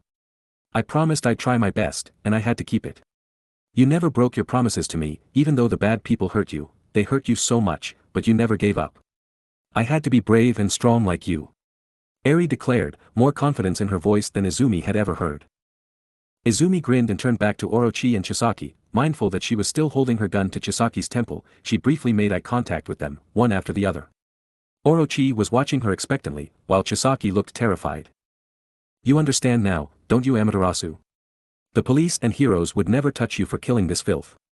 Announce yourselves, humans of justice, who among you would punish this girl for killing this man? Who among you would not condemn him for his crimes? Who would not sacrifice one evil man, for the soul of a benevolent woman in 8 years of peace?" Orochi smiled triumphantly, looking into the crowd of heroes and police officers. Izumi tentatively turned and looked at the crowd, while Chisaki did so too, as if looking for a lifeline. What he saw horrified him. None of the heroes or police officers would look at Orochi or him. In that instant, Chisaki knew it was over. The heroes wouldn't act to stop Izumi from killing him. The police wouldn't act to stop her, or punish her afterwards. They had judged him irredeemable and decided that he wasn't worth ruining Izumi's life over, especially after what he'd done. Chisaki felt the last bit of hope die within him as he made eye contact with a few of his fellow Yakuza, who'd been arrested and were now being held captive in the crowd. They were looking at him with disgust, only now knowing exactly what depraved acts he'd committed. Only Chrono, Mimic and his 8 bullets had been privy to his experiments before. When even drug dealers, pimps, rapists and murderers look at you like you're scum, you know you've hit a new low. As for Izumi, she was looking at the heroes with a contemplative expression. All the heroes currently employed at Udare were present, excluding Power Loader, who was digging under the barrier, and Lunch Rush, as well as All Might and Ingenium. Izumi briefly wondered where Hawks was, as she'd been told he was present, but she shrugged that thought off for now, sure that the wing hero can take care of himself. Izumi watched the expressions of the heroes carefully. 13, Snipe, Ectoplasm, and Ingenium were masked, and so their expressions were hidden, but their body language appeared nervous. Nizu and Hound Dog stood resolute and with grim expressions, but Izumi could see in their eyes that they were fully on her side and would not condemn her. Izumi's divine powers allowed her to understand animals and those with animal quirks on a deeper level than most people. Cementos was watching her cautiously. Vlad King was glaring hatefully at Orochi and Chisaki. Present Mike kept opening and closing his mouth while trying to think of something to shout. Recovery Girl was critically eyeing Izumi's and Eri's bodies for signs of injury, and Eraserhead was standing as stiff as a statue, though Izumi wondered what his eyes were doing beneath his goggles. Then there was All Might, the man Izumi respected more than anyone else in the world. The one that inspired her, and made her try so hard. The number one hero wasn't smiling, instead having an oddly soft and neutral expression on his chiseled features, his burning blue eyes staring into Izumi's emerald ones as they made eye contact. All Might. Can I still be a hero if I kill someone? She asked quietly, just barely loud enough to be heard. All Might's expression didn't change as he contemplated his answer, while Orochi scoffed behind Izumi. Of course heroes kill. I'd be willing to wager every soul within me that all of those heroes present have taken a life. Even All Might has killed before, haven't you? Number one, the possessed elder asked mockingly. All Might frowned, but did not deny it. Yes, young Midoriya. Heroes sometimes kill, sometimes we can't defeat a villain without killing them. Sometimes accidents occur, sometimes we are simply too late. I hate to admit it, but Orochi is right about this, I have taken a life before. Izumi nodded sadly, not surprised but still saddened by it. I thought so. But what if I become a monster? A demon? A voice in my head keeps whispering, it keeps telling me demons can be heroes too, but is it true? Can a demon or a monster be a hero, All Might? There was a moment of silence before All Might answered. Young Midoriya, I cannot answer your question honestly, because I don't know. But I do know this, you have a pure, innocent, and gentle heart. You have gladly suffered for the sake of others, and worked tirelessly to improve their lives. I believe that if you follow your kind and loving heart, doing what comes naturally to you, then you will become a wonderful hero. All Might spoke with such confidence that Izumi couldn't help but smile. Her heart clenched, and she wanted to cry with happiness, her idol believed in her. All Might thought she was a worthy hero. He cared. And his words had decided Chisaki's fate. Taking a deep breath, Izumi turned back to face Chisaki, and moved the gun from his temple to the center of his forehead. Chisaki looked up at her with terror on his face, but Izumi looked back with no emotion whatsoever. Are you going to kill me? He choked out. Izumi looked him in the eye. Before today ends, I am going to save my mother's soul and win us peace from Orochi. Orochi's grin grew massive, while the heroes and police officers held their breath, waiting for the inevitable gunshot. I told you back in the lab, Kai Chisaki, that I was going to be a hero who saves everyone with a smile. Chisaki's life flashed before his eyes as Izumi's lips quirked upward into an adorable, gentle smile.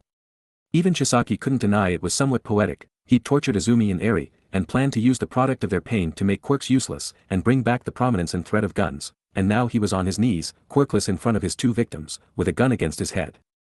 Izumi maintained her gentle smile, while Eri peered nervously over her shoulder, wondering if she was about to watch her abuser die. Izumi's smile remained as she said what Chisaki was sure would be the last words he ever heard, a hero, who saves everyone with a smile. She leaned in close to his face, even you. Chisaki's eyes widened as Izumi grabbed the front of his shirt with her free hand and tossed him behind her, shielding him with her body, before pointing her stolen gun at Orochi. I am the Okami hero, Amaterasu, and I am going to defeat you, Yamada no Orochi. Next chapter, Yamada no Orochi Part 1 to be released, July 14, 2021. It seems negotiations have broken down and the battle is about to begin for real. But does Orochi have any more tricks up his sleeve?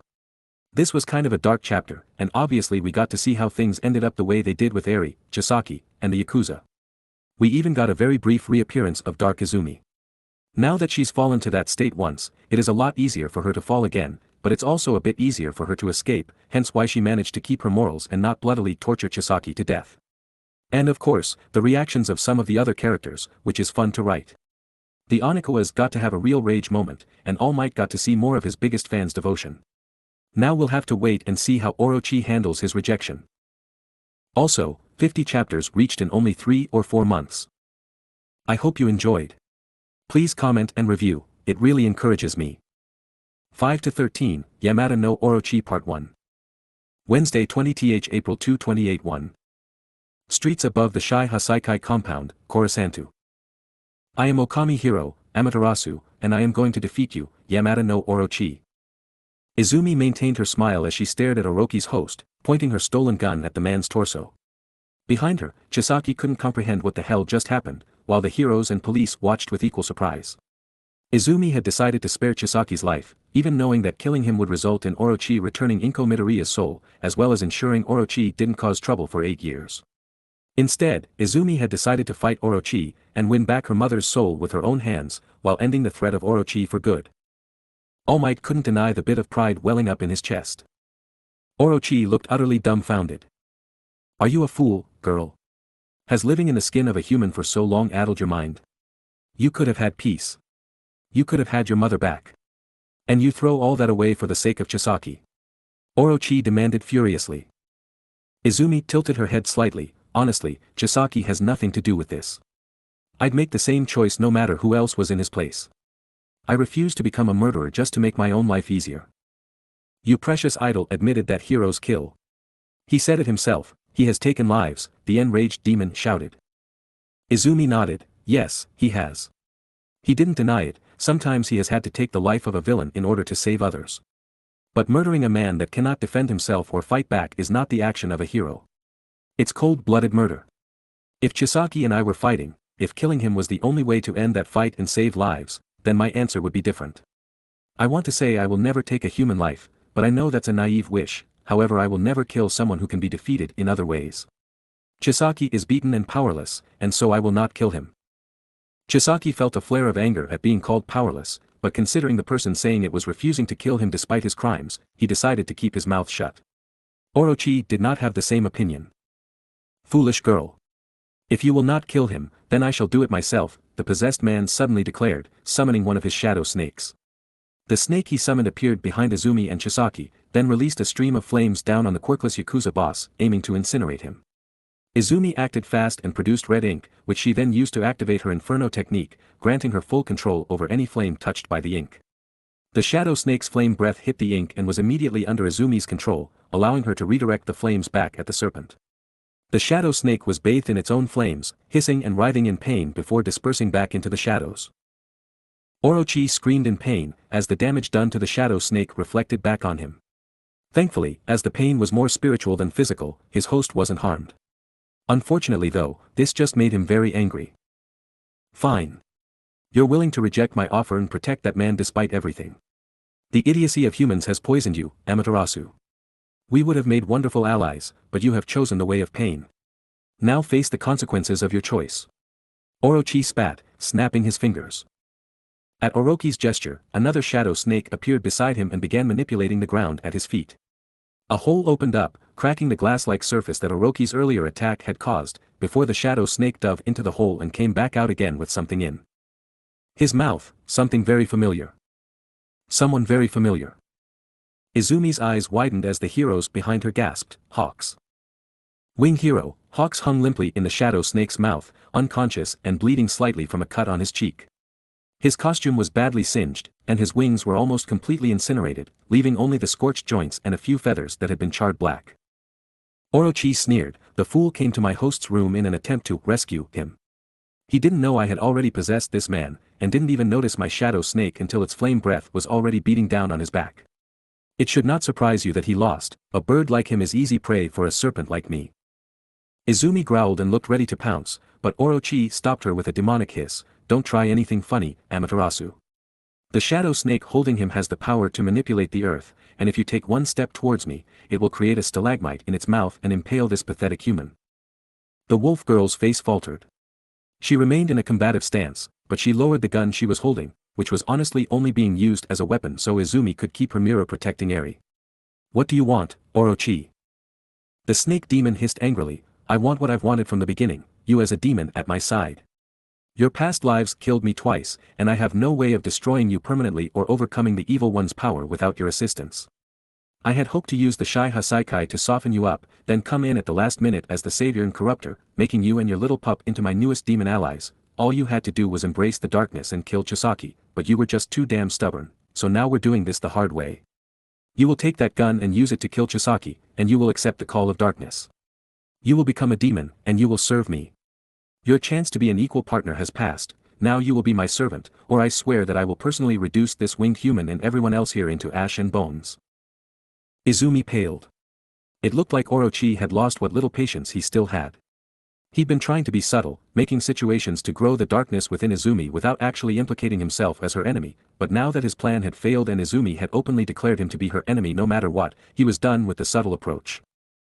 Now Izumi was in an impossible situation, kill Chisaki and become Orochi's puppet, or refuse and allow Hawks to die, along with who knows how many others.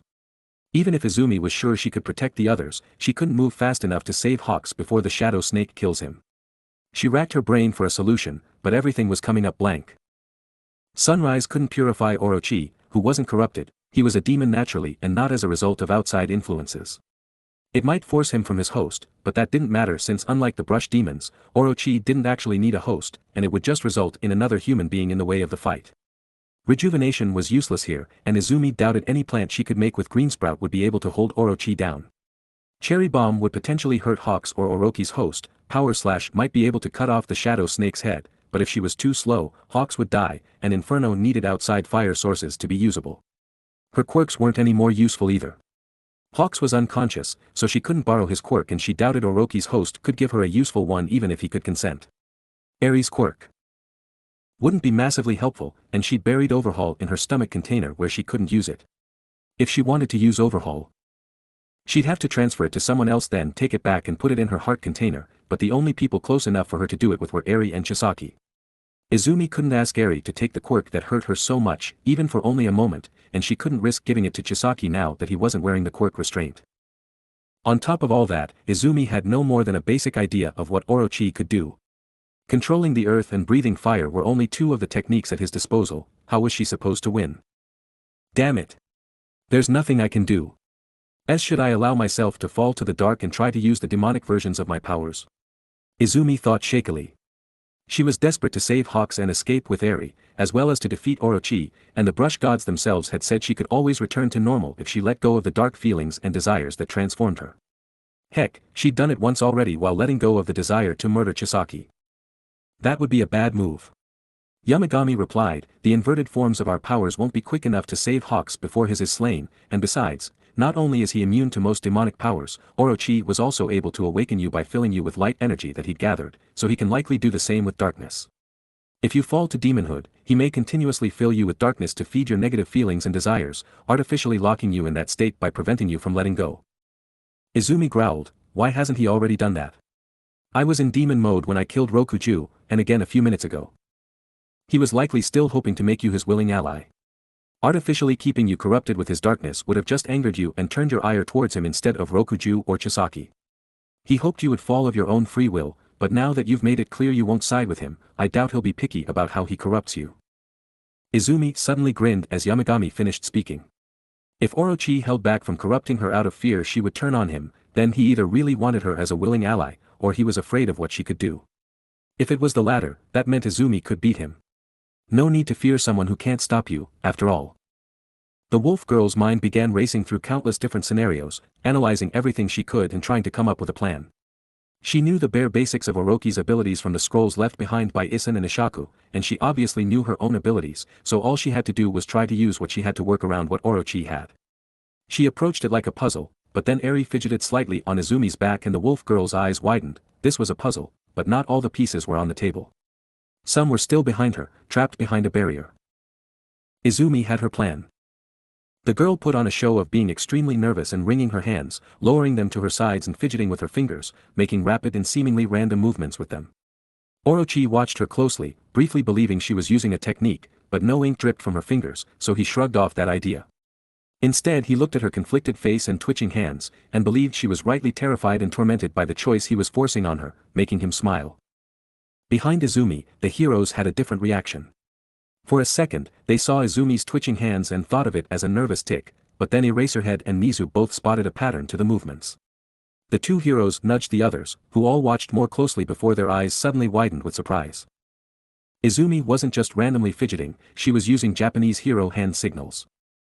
Japanese hero hand signals was a one-handed variation of Japanese sign language, devised and created to be used as a form of silent communication between heroes while they were in situations where talking wasn't an option, such as stealth missions and hostage situations. The heroes were momentarily surprised that Izumi knew it, then they remembered that she had a provisional license and was only a year away from earning the full version. Most hero schools taught Japanese hero hand signals in their second year, so it was no real surprise Izumi knew it. All Might carefully watched Izumi's hands and deciphered her signals. Number 1. Support. Underground. Distraction, he muttered. Eraserhead frowned, support is power loader. She can probably both hear and smell him with her wolf senses. She knows he's tunneling under the barrier. Mizu nodded, and number 1 is All Might. She wants All Might to tunnel underground with power loader, then burst out and distract Orochi. She'll likely use that instance to rescue Hawks. All Might slowly put a hand to his ear, using his earpiece to contact power loader. What's your status? I'm under the dead center of the area within the barrier, just a few inches beneath the surface. One good hit and you can burst right out. Power loader replied. All Might looked to Snipe. Snipe, what are the exact coordinates of the spot directly beneath the snake holding hawks? He asked. If anyone could tell the exact coordinates of something, it was the marksman Snipe. Snipe eyed the area, then fiddled with a small compass on his belt, before relaying the requested coordinates to All Might, who in turn relayed them to Power Loader. Keep digging, but get to those coordinates, and make sure the tunnel is big enough for me to get through. Got it, my GPS has locked on. It'll take me about 2 minutes. All Might smiled. Now to inform Izumi without letting Orochi know. Orochi. You truly are a monstrous villain. All Might suddenly declared, purposely acting overly dramatic. Everyone within the barrier turned to look at him, and his eyes locked on Izumi's for a moment before he suddenly looked away, putting one hand over his face while holding the other out towards Izumi. Oh, for one as pure as this child to be forced to commit murder, for the sake of saving a hero's life. I cannot bear to watch. Forgive me, young Midoriya, for I must fail you once more. Izumi had to suppress a giggle. All Might was really hamming it up. However, she noticed his outstretched hand begin to twitch and fidget anxiously. It played into his overly dramatic show, but Izumi recognized the gestures and hid a smile as she realized her plan had worked. All Might's hand signals were, help incoming. ETA 2 minutes. Stall. Once Izumi had deciphered the signals, she raised her eyes to meet All Might's again, the man peeking back from between the fingers of his other hand. Without a word passed between them, they knew their messages had made it across. All Might then made a show of fleeing the area, running through the crowd of confused police officers and arrested Yakuza thugs before jumping away with incredible speed. In the coming minutes, no one would notice the skinny form of Toshinori Yagi sneaking through the crowd and into Power Loader's tunnel. Izumi schooled her expression into one of disappointment and despair, then turned back to Orochi. She wore a broken and submissive face, one she had mastered during her year as a quirkless foster child, in order to really sell the dejected image she was putting on. Orochi grinned maniacally as he looked at her. Even All Might sees the futility of resisting me. He knows that you'll kill Chisaki, just as I have commanded, and he has fled like a coward so he doesn't have to see it. He reminds me of that cowardly Susanoo, who first unsealed me shortly before your second life began. He ran like a coward too, and only returned when I took his love as my next sacrifice. Izumi felt a brief flame of anger roaring in her chest at the snake demon calling All Might a coward while actively holding an unconscious person hostage, but she stamped it down before it got her into trouble. Please Orochi, don't make me do this in front of Eri. She shouldn't need to see the cruelty you want me to show. She's seen worse. Chisaki hurt her deeply. Do you wish to deny her the joy of seeing his final moments? Orochi asked, amused by Izumi's new submissive attitude. Eri is gentle and kind, she wouldn't enjoy the suffering of another, not even Chisaki. Izumi countered. She just needed to buy a little time. Just 1 minute and 40 seconds. Eri was silent on Izumi's back, not sure what was happening but trusting Izumi enough to take care of her. Orochi seemed to consider Izumi's request for a few moments, making his host stroke his stubbly chin. You could always have the child close her eyes and cover her ears, he pointed out. Izumi frowned. She needed a new approach. 1 minute 20 seconds. Please, let Eri leave the barrier. I'll do anything. Izumi begged. Orochi laughed. Oh, and what could you offer me? So long as I have your feathered friend in my grasp, you have no choice but to obey me, and once you kill Chisaki and become a demon, I will tether you to my power and you will be my loyal servant for all eternity. So what, pray tell, do you have that I might want? Izumi grimaced. 1 minute. I have my leg. My, original one. Izumi said nervously, making Orochi's eyes widen slightly. You said before that the idea of eating me was appealing, but it would deprive you of having me serve you. So why don't I give you the leg I cut off? You can, eat it, and maybe get the best of both worlds. The possessed elder whistled. You really are a clever little girl, aren't you? I confess, even though eating just your leg wouldn't grant me power, the idea is appealing. Tasting your sweet flesh would be glorious. Very well, I accept, on one condition. 40 seconds. What condition? Izumi asked, feeling a little sick at the idea of feeding her own flesh to this disgusting serpent. Orochi's expression became cruel again. I want you to present it and feed it to me like a proper serving girl. Come forward, get on your knees and serve me your flesh with a bowed head, addressing me as Lord Orochi. It's the least you can do, since you're begging me to let the girl go free. Izumi flushed. So Orochi wanted to humiliate her, huh? Fine. Izumi could play along. Swallowing her pride, Izumi whispered for Eri to close her eyes so she wouldn't see the next part, then walked forward. She stopped a pace away from Orochi's host, then slowly got on her knees and used Ashiko's storage quirk to release her stored leg. Since time didn't advance within the storage space, her leg was still warm and dripping with fresh blood when she released it. Orochi eyed it hungrily as Izumi bowed her head and raised her bloody offering up to the possessed man. 20 seconds. Your meal is served, Lord Orochi. Izumi said, staring fixedly at the floor, seeing her own reddened cheeks in the reflective glass-like ground. Orochi grinned and snatched the leg away, before ripping into it with gusto. It is still warm. Delicious, the flavor of a pure, virgin maiden mixed with the spice of a quirk and the delectable taste of the divine. Truly, it is a unique and worthy offering. I am pleased, little wolf, the snake said, happily chomping away, Izumi's blood flowing from the corner of his mouth. Izumi felt sick watching it, and many of the humans watching beyond the barrier looked away in horror, with some actually vomiting.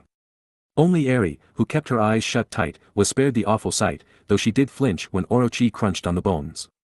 Orochi wolfed the leg down in only 15 seconds. Which left just 5 seconds for Izumi to stall. Feeling the earth rumbling slightly beneath her knees, Izumi looked up at Orochi with a confident smile. I hope you enjoyed that, Lord Orochi, for it will be your last meal. Orochi didn't even have time to look surprised before a loud, I am here, pierced the air and a loud crash echoed off the interior of the barrier. All Might suddenly smashed his way out of the ground right beneath the shadow snake holding Hawks, and with a mighty, Detroit smash, punched the snake hard in the throat, right next to where Hawks was grasped. The snake choked and dropped Hawks, who was quickly caught by All Might and tossed to Power Loader, who was waiting in the hole All Might had burst out of. The damage done to his snake also made Orochi choke and splutter, staggering back a few steps and giving Izumi an opening to run and grab Chisaki, then throw the man to Power Loader. Chisaki made an undignified squawking sound as he was tossed, and Power Loader was much less gentle with him than he was with Hawks when carrying him, but even with the rough treatment, Chisaki was more than happy to be leaving Orochi's sight, as Power Loader carried him and Hawks out of the tunnel he had dug and away from the barrier. That left only Izumi, All Might and Eri within the barrier with Orochi, as well as Ashiko, who was still tied up in one of All Might's bangs, though Izumi was determined to get Eri out. She didn't want to just drop the little girl into the tunnel and send her through by herself though, so Izumi waited for Power Loader to make a return trip, as she had no intention of leaving the barrier until Orochi was beaten, something that felt much more possible with All Might at her side. Unfortunately, just as Power Loader was about to return to his tunnel again for a second trip inside the barrier, Orochi made his move. Ugh, you just can't let things go the way they should, can you? All you had to do was kill some worthless human, but no, you had to go and make that difficult. Fine then, if I can't make you my ally, I'll just make you my meal after all. After all, that leg of yours made for a tantalizing sample.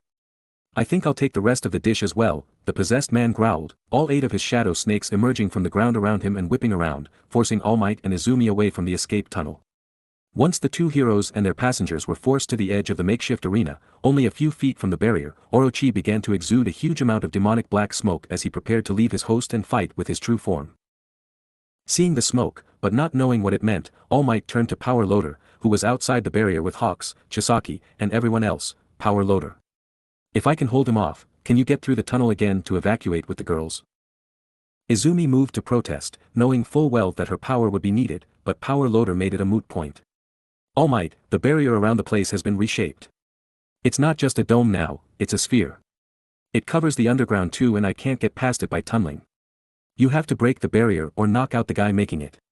The excavation hero yelled. Izumi frowned and looked at Orochi, so you learned from your mistake and made a barrier underground too. But you were stupid to make it while All Might is still here. With him helping me, there's no way I can lose, she said confidently. All Might flashed her a smile, thank you for the vote of confidence, young Midoriya. Ah, excuse me, we are working right now. I should call you by your hero name, Amaterasu. The wolf girl blushed and nodded shyly, thank you, All Might. Now I need you to listen to me. I know a lot about this guy, but only my power can defeat him. If someone other than me or someone wielding my power defeats him, then he'll just reform and come back. I see. Then you shall be the brains and I shall be the brawn.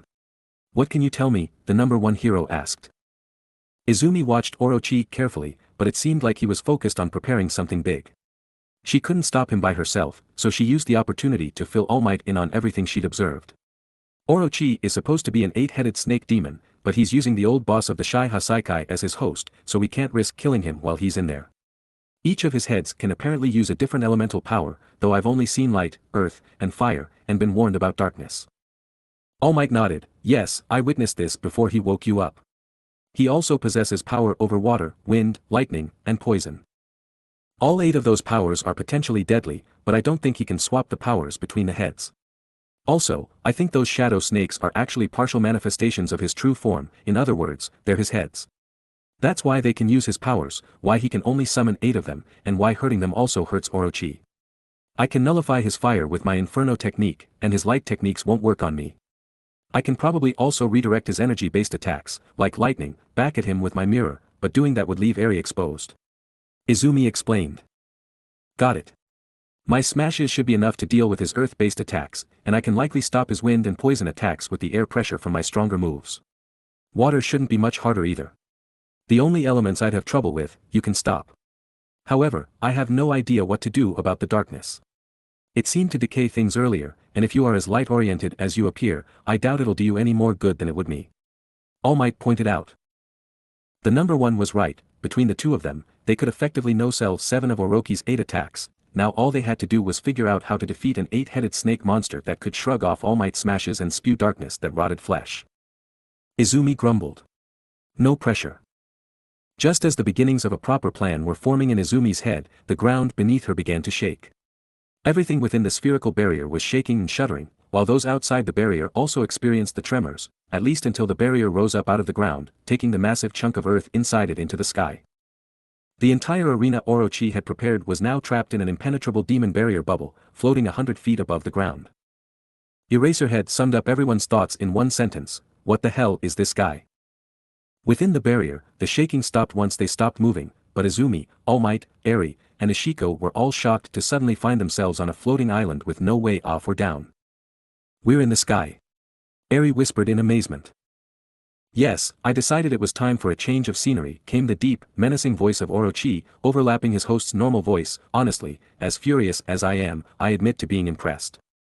For all your weaknesses, you humans do show a remarkable ingenuity. Don't be too surprised at this ability. Any demon worth a damn can freely control the size and shape of demonic barriers, as well as move them around. Orochi explained, though he didn't mention that only a demon general like himself was capable of doing what he was currently doing with his barrier. He brought us into the air to prevent any more tunneling, even though he'd already extended his barrier underground. He's trying to psyche us out with his power. Ishiko growled. All Might flinched, suddenly remembering the punkle in his hair. Said Punkle huffed at his obvious reaction and untied herself from the blonde's hair, then hopped off his head and onto Eri's, where she nestled carefully into her long white locks. I'll keep Eri calm while you 2 fight. Plus if I'm with her, you only have to worry about defending 1 spot instead of 2. Thanks Ishiko. Eri, don't worry, All Might and I will handle this monster, and then everything will be fine. Izumi smiled over her shoulder, reassuring Eri. The little girl nervously returned the smile and nestled a little closer to her mother figure. In response, Izumi untied the bandages on her arms, exposing her scars, and used them to make a comfortable sling to hold Eri to her back while she inevitably jumped around in the coming fight. With Eri and Ishiko secure as they could be, Izumi and All Might turned back to Orochi, who was still surrounded by his 8 shadow snakes and releasing copious amounts of black smoke. I've beaten you twice before, Orochi. The 3rd time will be the last. Izumi declared, hiding her fear and nervousness behind a confident smile. Orochi growled furiously, before forcing himself to calm down. I will give you one last chance, Amaterasu. Slaughter All Might, rip his still beating heart from his chest, and offer it to me, and I will let you continue living, along with the punkle and the girl. Refuse, and all of you will die screaming, as well as everyone waiting in the streets below. Izumi growled, the ears and tail of her demigod form sticking up in anger. You won't be killing anyone, Orochi. Why? Because we are here. All Might grinned beside her and performed his signature pose. Well said, Amaterasu. Let us skin this snake together. Orochi snarled, fine. Killing you may not stop you permanently, but it'll take you 9 months to be born again and a further 14 years to get back to your current state. I'll hunt you down and corrupt you before that happens, he declared, suddenly causing the black smoke to spew from him more viciously. The smoke polluted the air, leaving it thick with the stink of rotten meat, while Orochi's host slumped to his knees. The poor man convulsed like he was having a seizure, then suddenly went still as a monstrous stream of black smoke suddenly burst from him, forming a thick black cloud in the middle of the arena. Orochi's shadow snakes looked towards the cloud, then dove into it, disappearing into the vortex of blackness. The now demon-free Shai Hasaikai boss was tossed out from the cloud, where All Might could easily catch him and tie him to his back, using the remainder of Izumi's bandages. All Might had just finished fixing the former host to his back when the cloud of darkness finally dispersed, revealing the 8-headed demon serpent, Yamada no Orochi, in all his evil glory. Orochi's true form was that of 8 monstrously large snakes tied together, their combined bodies forming a large mass of writhing and wriggling serpents with a layer of earthen armor on the top. From this mass of squirming flesh sprouted 8 long serpentine necks with dark gray scales and bloody red underbellies, each as long as an Olympic swimming pool and as thick as a tree trunk, and each with razor-sharp barbs running down their spines. Atop each of these necks was a draconic head, with gleaming red eyes, rows of razor-sharp teeth, and a wicked forked tongue dripping with acid. Each of Orochi's heads wore a samurai helmet, with a few plates of armor protecting the first foot of neck beneath it, and each helmet had a large decorative crest representing the element that the head could wield, complete with a black engraving of the kanji for that element. The fire head, which acted as the dominant one, bore a red flame crest. Starting from this central head and going clockwise around its body, there was the earth head with a crest shaped like a brown mountain range, the poison head with a purple skull and crossbones crest, the light head with a white sun crest with long beams sprouting from it, the lightning head with a thunderbolt-shaped crest, which covered one of the head's eyes, the water head with a blue droplet-shaped crest, the wind head with a green S-shaped crest, and lastly the darkness head, with a black crescent moon-shaped crest. On the central body, which looked a bit like a small island thanks to the earthen armor, was Orochi's personal dark instrument, a Japanese-style archway with a large temple bell hanging from it. The bell rang 8 times, filling the air with its sinister tones, and causing a bizarre golden aura to appear on Orochi's skin. Yamada no Orochi, Orochi's fire head roared at Izumi and All Might, gaze upon the true might of a demon general. I am Yamada no Orochi, and you are my prey, he declared, before his head started forward. The battle had begun. Next chapter, Yamada no Orochi Part 2 to be released, July 16, 2021, and so the fight begins. A few things I want to mention here, the first being Hawks.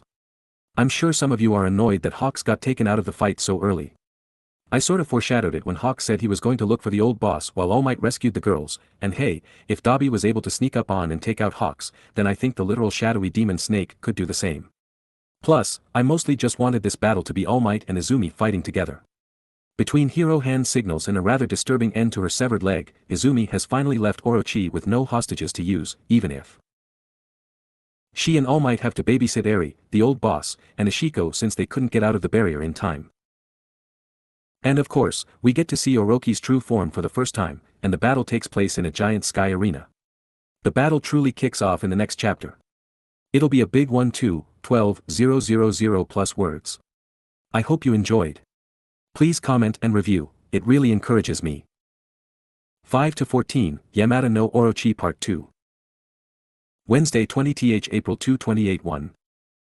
Streets above the Shai Hasaikai compound, Korosanto.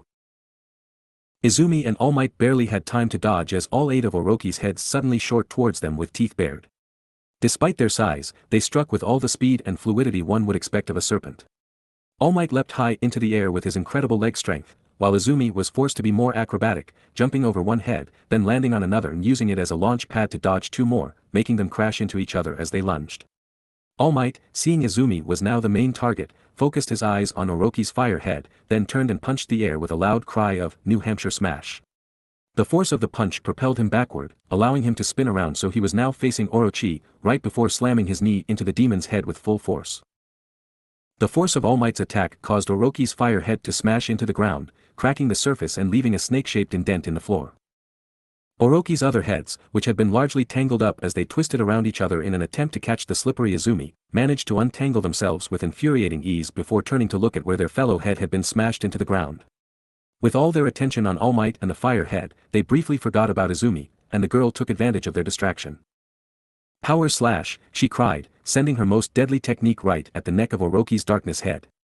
The invisible blade landed just beneath the plates of armor that protected the stretch of neck directly beneath the head, and it did nothing.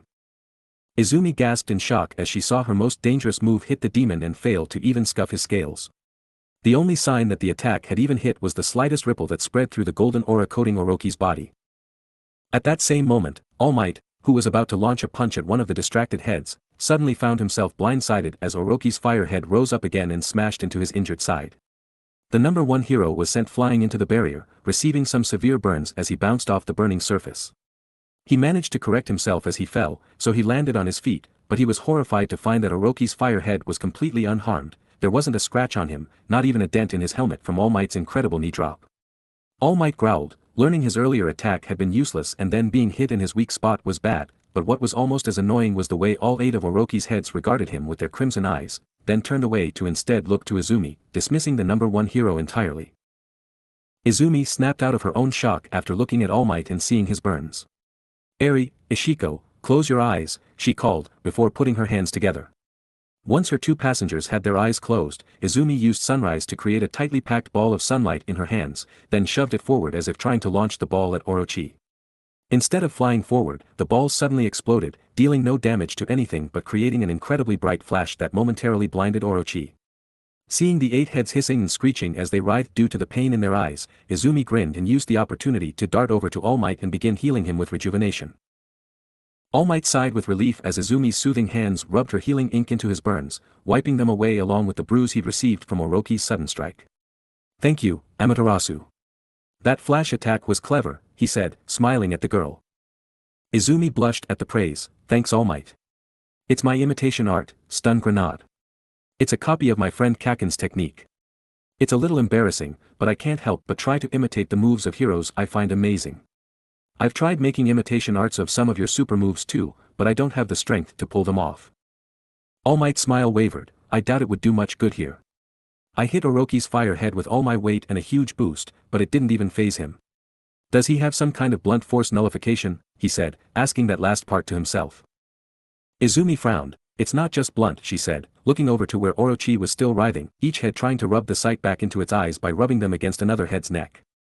"I hit the darkness head with power slash, a move that should be able to cut clean through anything weaker than metal. It didn't even scratch him. Even the world's toughest metal should at least get scuffed a little bit, but Orochi didn't even seem to notice. His body isn't as hard as metal, though his helmets and neck armor might be. Is he somehow nullifying out attacks?" All Might wondered aloud. "Crap, I can't believe I forgot." Ishiko suddenly cried, eyes widening. Izumi and All Might looked to the punkle with confusion. "What is it, Ishiko? Tell us fast, before Orochi can see again." Ishiko grimaced. "It's the bell, Izumi. The one on the back of his core body. The temple bell. It's not just a fancy decoration, it's Orochi's dark instrument. After being rung 8 times, it produces a golden aura that renders the owner invincible to all forms of attack. As long as the aura is there, Orochi cannot be beaten by anyone. It also increases Orochi's speed by simply being in his possession." All Might's eyes widened. "So that's how he was able to keep up with me at top speed. And how he was able to no-sell our attacks." Izumi finished her idle sentence, turning to Orochi's body. The demon's heads and the mass of writhing flesh at his core were all covered in the golden aura, showing any attack to his body was futile, but the earthen armor on the core body, as well as the demonic temple bell, weren't covered by the aura. "So we destroy the bell and not only will Orochi lose his invincibility, but he'll also slow down?" Izumi asked. Ishiko nodded. "If I remember the stories correctly, then that's how you beat him in the last 2 battles." "All right. All Might, we need to aim for the bell. We break that and this battle is as good as ours," Izumi said, grinning confidently at the number 1 hero. All Might returned the grin and rolled his shoulders. Izumi's healing had removed the burns he'd gotten from hitting the barrier, and she'd also unknowingly added about 20 more minutes to All Might's time limit. "All right, let's go for it. I hate to ask this of you, but if you keep the heads busy for a bit, I can smash that bell in one punch." "I won't let you." Orochi suddenly roared, finally able to see again. His heads didn't lunge forward this time, but instead pulled up and hissed menacingly while ensuring that no matter what angle Izumi and All Might tried to attack from, they'd have to deal with one or more of Orochi's heads. Not that it would stop them. Change of plans. Split up and divide their attention. All Might yelled. Izumi darted in one direction while All Might charged in the opposite one, so each ended up on opposite sides of the arena with Orochi between them. Each was faced with 4 heads. Izumi had to deal with the fire, earth, poison, and darkness heads, while All Might was left with lightning, wind, light, and water. Not an ideal situation for either, but Orochi's heads were never going to be arranged for their convenience. From there, the battle to destroy Orochi's bell began.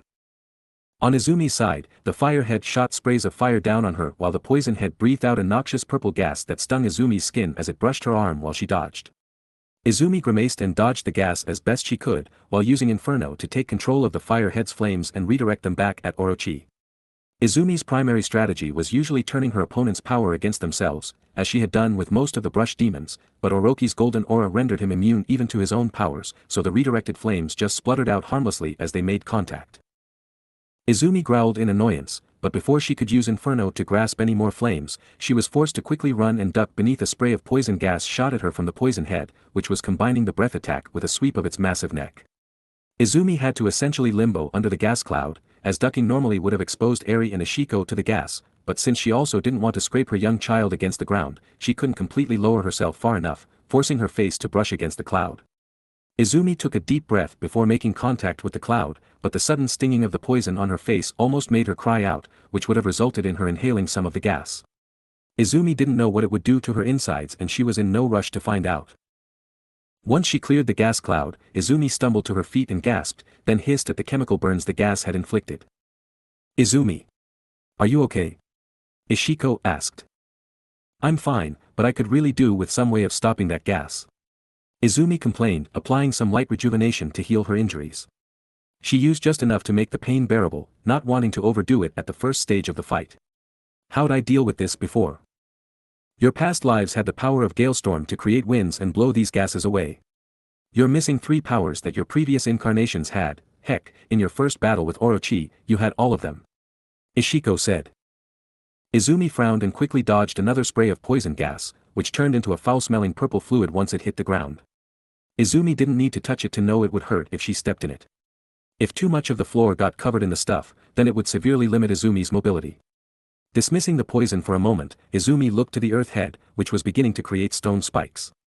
They shot at Izumi with incredible speed, each long and sharp enough to easily impale Izumi and her young passenger.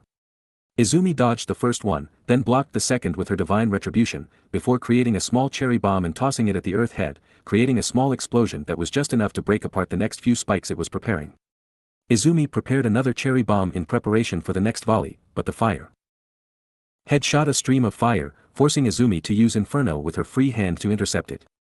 With one hand filled with a bomb and the other wrangling Orochi's flames, the poison head took the opportunity to spray more poison on her just as the earth head finished preparing another stone spike. Faced with flames, a stone spike, and a gas attack, Izumi had no choice but to frantically redirect the flames around her with both hands in an attempt to stop the gas, dropping her cherry bomb in the process. She also had to move her mirror to intercept the stone spike without using her hands to gesture, something that required more concentration than Izumi wanted to use in the middle of a fight. From there, 3 things happened in quick succession. Firstly, Izumi's mirror successfully blocked the stone spike, however this caused the second thing to happen. The rubble from the stone spike hit the floor, nudging Izumi's discarded cherry bomb into the wall of flames she was manipulating around herself, which caused the bomb to explode with more force than it would have been capable of normally. The explosion didn't damage Izumi, as it was caused by her powers, but it did blast her back a bit, which combined with the third rapid event. As it turns out, Orochi's poison gas was incredibly flammable and explosive. The stream of gas rapidly ignited and exploded, releasing such a huge blast that both Izumi and Orochi were hit. The 4 heads facing Izumi were blasted back, slamming into each other and left dazed, but ultimately unharmed. Izumi was also blasted backward and mostly unharmed by the explosion. The fire was under her control, though the actual shock wave did rattle her bones, but unlike Orochi, she didn't have a massive body to keep her anchored, so she was blasted into the barrier. To make this worse, Eri and Ishiko were still on her back, so the moment Izumi realized she wasn't stopping, she rapidly shifted into wolf form and wrapped her lupin body around Eri as tightly as possible, protecting Eri from the fire and force of the explosion while also ensuring she wasn't hurt when slamming into the barrier. Izumi's fur burned and her skin sizzled as she struck the barrier, ripping a wolfish yelp from her. She bounced off it and hit the ground hard, still cushioning Eri. Once she was on the ground, she shifted back to her demigod form and cried out as she felt her burnt skin contort due to the transformation. "Mama!" Eri cried, seeing Izumi so badly hurt. Izumi, despite her horrible pain, flashed a brilliant smile to the child and began healing herself. "It's okay, Eri. Your mama's strong. She won't go down that easy." "How nice. I'll take my time torturing you right in front of little Eri's eyes," Orochi said, using his fire head to speak as always. Izumi narrowed her eyes on the serpent, but still reached back to pat Eri's head comfortingly. While she did this, her analytical mind was whirring. Thanks to Orochi breathing his poison gas into her flames, Izumi now knew how to deal with the foul purple fumes. Causing such a massive explosion was risky, but now that she knew what to expect, she could brace herself properly. With Inferno to nullify Orochi's flames and redirect the flames into his poison, as well as her bombs and mirror to destroy and block his earth attacks, Izumi could now deal with 3 of the 4 heads facing her, but the darkness head had yet to move. Other than snapping at her along with the others previously, it hadn't done anything but watch her, leaving the divine girl with no idea what it could do.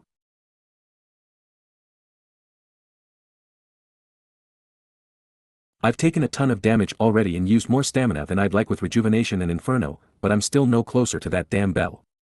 I hope All Might's doing better than I am, she thought.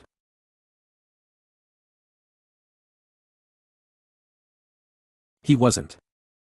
All Might found that fighting the 4 heads he was faced with was much more difficult than he'd originally thought. The lightning head could release bolts of lightning at incredible speeds, forcing All Might to use 100% of his power just so he was fast enough to dodge them. Then there was the light head, that could not only shoot powerful laser beams from its mouth, but could also shoot beams from its eyes, which somehow managed to be even faster than the lightning. No one without super speed or super reaction times would stand a chance at dodging those blasts. Thankfully, All Might possessed both of those talents, his quirk being an all-around physical enhancer, but even one for all couldn't completely protect him now. The occasional beam of light would inflict a burn on him, or a failed dodge would result in him being briefly shocked with lightning. Compared to the light and lightning heads, the wind and water heads were mere nuisances. The water head produced powerful jets of water to try and push All Might into the barrier, since the pressure of the water wasn't enough to hurt him by itself, and the wind head produced strong gales to do the same. Put simply, Orochi was being a pain in his ass. Wind and water were battering and disorienting him enough that he would occasionally fumble a dodge and be clipped by light or lightning, and when All Might turned his speed up to 100% in an attempt to get past the heads and attack Orochi's bell, they managed to keep up with him and keep him away. Plus, with Izumi, Eri, and Ishiko trapped in the bubble with him, All Might couldn't risk using his 100% punches, as the wind pressure he'd kick up with them would hurt the girls. If it was just Izumi, he would have risked it, seeing as she was fairly strong, but with Eri and Ishiko too, he didn't want to risk splitting Izumi's attention even further. The battle was tough enough without making her dodge his blows as well. Instead, All Might stuck to using about 50% and punched the snakes at every opportunity, unable to hurt them but at least able to knock them around enough that they'd get dizzy for a moment. When he saw this for the first time, the number 1 smile returned and he darted forward. All Might had just done the water head with a Detroit smash to the side of its head, so while the snake was dazed, he jumped and kicked off of it, propelling himself towards the lightning head. Thanks to the lightning bolt-shaped crest on the head's helmet, one of its eyes was covered, allowing All Might to spring right into its blind spot and deliver a devastating punch to the side of its snout with a cry of Texas Smash. The powerful punch not only sent Orochi's lightning head reeling backward, but it also produced a large enough burst of wind pressure to momentarily stun the wind head as well, which had darted in to help its thundering comrade only to be smacked in the face by the wind kicked up by the Texas Smash. With 3 of his 4 heads now stunned, All Might immediately performed a New Hampshire Smash to send him flying backward, right towards the light head. Clenching his buttocks, All Might almost folded himself in half as he flew, doing a flying toe touch so that his body struck the light head like a meteoro, literally knocking the light head through a loop with his ass. The entire combination, from the initial punch to the water head to his improvised blow against the light head, had lasted only 1 second thanks to All Might's incredible speed. With his 4 heads stunned and the other 4 preoccupied with Izumi, All Might jumped and aimed a flying fist at Orochi's bell. Unfortunately, that was the same moment that Izumi discovered that Orochi's poison gas was also explosive. The same blast that knocked her into the barrier also managed to blow All Might away just inches from his fist making contact with Orochi's bell. "Shit," he yelled as he was blasted away, just barely managing to avoid hitting the barrier himself by grabbing onto a part of the light head's helmet crest. The number 1 quickly righted himself and stood on Orochi's light head, using it as a foothold to peer over the rest of Orochi's gargantuan form so he could see how the girls fared after the explosion. He saw Izumi badly burned by her contact with the barrier, which made his heart twist painfully, but he was proud to see that the girl had successfully protected Eri and Ishiko. Thankfully, Izumi began to heal herself and glared defiantly at Orochi, who was proclaiming he'd torture her to death in front of Eri. All Might saw red, but the head he was standing on just cackled. "Can you really afford to be distracted, number 1, it said mockingly, before suddenly jerking itself around to try and knock All Might off. The number 1 hero growled and punched the snake right before jumping away, but even as the force of his Detroit smash impacted with the top of its head, the light head continued to laugh. All Might's frown grew larger. He doubted his previous strategy would work again now, his powerful fists could render the heads dizzy for a few moments, but he suspected Orochi was onto his plan now, and if he only stunned the 4 heads he was facing, one of the heads facing Izumi would just turn around and strike him instead. All Might had a growing respect for Amaterasu's abilities, but he didn't think she could do anything to stun them while the aura was in place. Heck, All Might couldn't actually harm them, just make them dizzy. Thinking quickly, All Might ran towards the girls and lifted Izumi onto his shoulders, just in time to help her dodge a rock spike. Apologizes for the interference, Amaterasu. All Might shouted as he ran laps around the edge of the arena, taking care to dodge Orochi's elemental attacks and physical swings. I fear we won't be able to get to the bell without a coordinated effort. Izumi, quietly thrilled at being carried around on All Might's shoulders, nodded in agreement. Orochi's aura is impenetrable and his defense of the bell is almost perfect. Just distracting the heads isn't enough, especially when there are 8 of them and only 2 of us. Eri piped up bravely, I can't do anything amazing like you, but I could run around and try to distract him. Would that help? She asked fearfully, terrified of facing Orochi but wanting to do something to help. Izumi smiled at her, you're exceedingly brave to offer, little one, but Orochi's too dangerous. At this point, he'd gobble you up just to spite me. Unless we have some way of keeping all 8 heads distracted and occupied for a few seconds, we need to try something else. Izumi dearly wished she had Jin's help right about now. With his clones, he'd keep Orochi distracted indefinitely. Stunning the heads might work. We can't hurt them, but I found a strong enough strike can make them dizzy for a few moments. All Might said, briefly explaining what he'd just attempted. Izumi felt shame creep across her face as she realized that her screw-up had cost him his opening, but All Might assured her that it wasn't her fault. How was she supposed to know that the poison gas was explosive? All Might continued to run and jump with incredible speed, evading Orochi's attacks and ensuring his passengers were safe while they tried to come up with a plan. Amaterasu, didn't you say earlier that you'd fought and beaten Orochi twice before? How did you manage it? I don't remember. That was a different life. Izumi exclaimed, mildly startled by how close a lightning bolt had come to hitting them as All Might carried her around. It's a long story, but I basically fought and killed Orochi in 2 previous lives. I'll explain when we get out of this alive. But the point is, I have no memories of those fights. All Might's eyes widened, the puzzle of just what young Midoriya is was starting to get even more complicated, but he couldn't worry about that now. He'd ask her all about it later, when they were victorious. Thankfully, while Izumi didn't remember the previous battles, she did remember the stories of those battles left behind by her previous celestial envoys, Ishaku and Issen, though she'd momentarily forgotten that fact in the chaos of the battle. Ishiko didn't have the same problem. The methods Amaterasu used in her past lives won't work here. Not only is she missing 3 powers that she had in those fights, but she's also missing the 8 purification sake, the punkle yelled. The what? All Might exclaimed, so startled by the idea that he almost tripped. He did stumble however, and that was enough for the lightning head to hit them with a lightning bolt.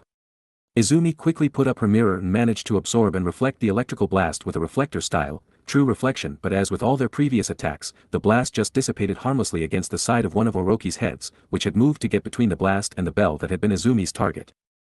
Eyes on the road, All Might. Ishiko scolded angrily while poor Eri took some calming breaths, having seen her short life flash before her eyes before Izumi stopped the lightning bolt. Apologies, young ladies. I was merely surprised. Do you mean to say that Amaterasu used sake to defeat this monster in the past? The number 1 asked. Yeah. Both battles were basically the same, though both Orochi and Ami were stronger in the first fight, losing a lot of their power afterwards. According to the stories, Ami tricked Orochi into drinking specially blessed sake called 8 purification sake, which left Orochi drunk and stunned, allowing Ami to destroy the bell. Once the bell was gone, the golden aura faded and she was able to damage the heads. However, the power of Amaterasu alone isn't enough. Orochi can only be slain by the power of both a mortal and a god. In both battles, Ami had to imbue a human champion with some of her power in order to finally kill him. Otherwise, Orochi's own healing factor will just restore him. The problem is that not only do we not have that sake, Izumi can't use water spout, the technique that allowed her to force Orochi to drink it, nor can she use crescent, the technique that allowed her to imbue a human with her power. Ishiko explained. Izumi blushed a bit. It was rare, but Ishiko and Sakuya would sometimes refer to her by the nickname she used in past lives, Ami, and whenever they used it, Izumi would feel a flush of affection, not unlike how she felt when seeing Eri's smile. All Might, however, was more concerned by what Ishiko had said. Wait, so does that mean that even if we destroy the bell, we might not be able to defeat this monster? I might be able to. Orochi can only be truly defeated by human and godly power combined, and technically, because of how I was reincarnated as a human, I should count as having both types of power. If we can get that bell destroyed, I'm sure we can manage. Izumi said, sounding more confident than she really felt. In truth, she was fairly certain she'd bitten off more than she could chew with this fight, but she didn't exactly have a choice. What should I do to destroy that bell though? It's made of metal, and likely an otherworldly metal like my mirror, so there's almost no way I'll be able to destroy it in one shot. All Might at 100% might be able to, but we still need an opening. Izumi thought desperately. Izumi closed her eyes and began to block out the sounds and feelings of All Might carrying her as he dodged Orochi's attacks, instead focusing everything on how to destroy Orochi's dark instrument. The only way to stop Orochi from protecting the bell was to somehow disable all 8 heads at the same time. After a 100% blow from All Might, Orochi's heads seemed to take 3 seconds to fully recover from the dizziness caused by suddenly being smacked with such force. All Might, if you move as fast as you can, do you think you could land a punch on all 8 heads and the bell within 3 seconds? Izumi asked.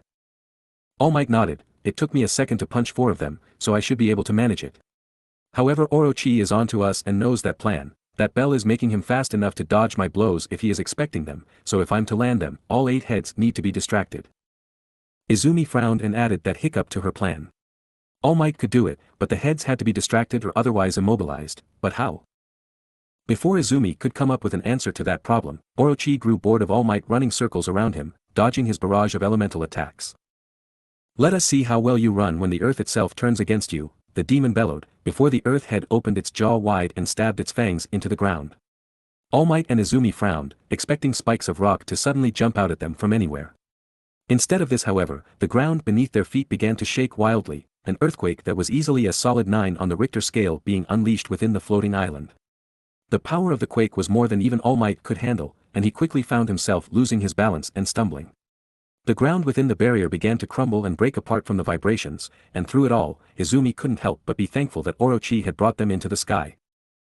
An earthquake on this scale down on the surface would have caused catastrophic damage to the city of Kōhei, but within the bubble in the sky, it was merely a horrible inconvenience for Izumi and All Might. All Might did his best to stay upright, but between the shaking and the elemental attack still being launched by Orochi's other heads, whom weren't that bothered by the shaking, he couldn't both maintain his balance and protect the girls, leading to him finally being hit solidly by one of the elemental blasts. Thankfully, it was only a blast from the wind head, so it dealt no direct damage, but the miniature tornado was enough to send the number 1 hero careening into the barrier, while Izumi was blown into the sky by the updraft.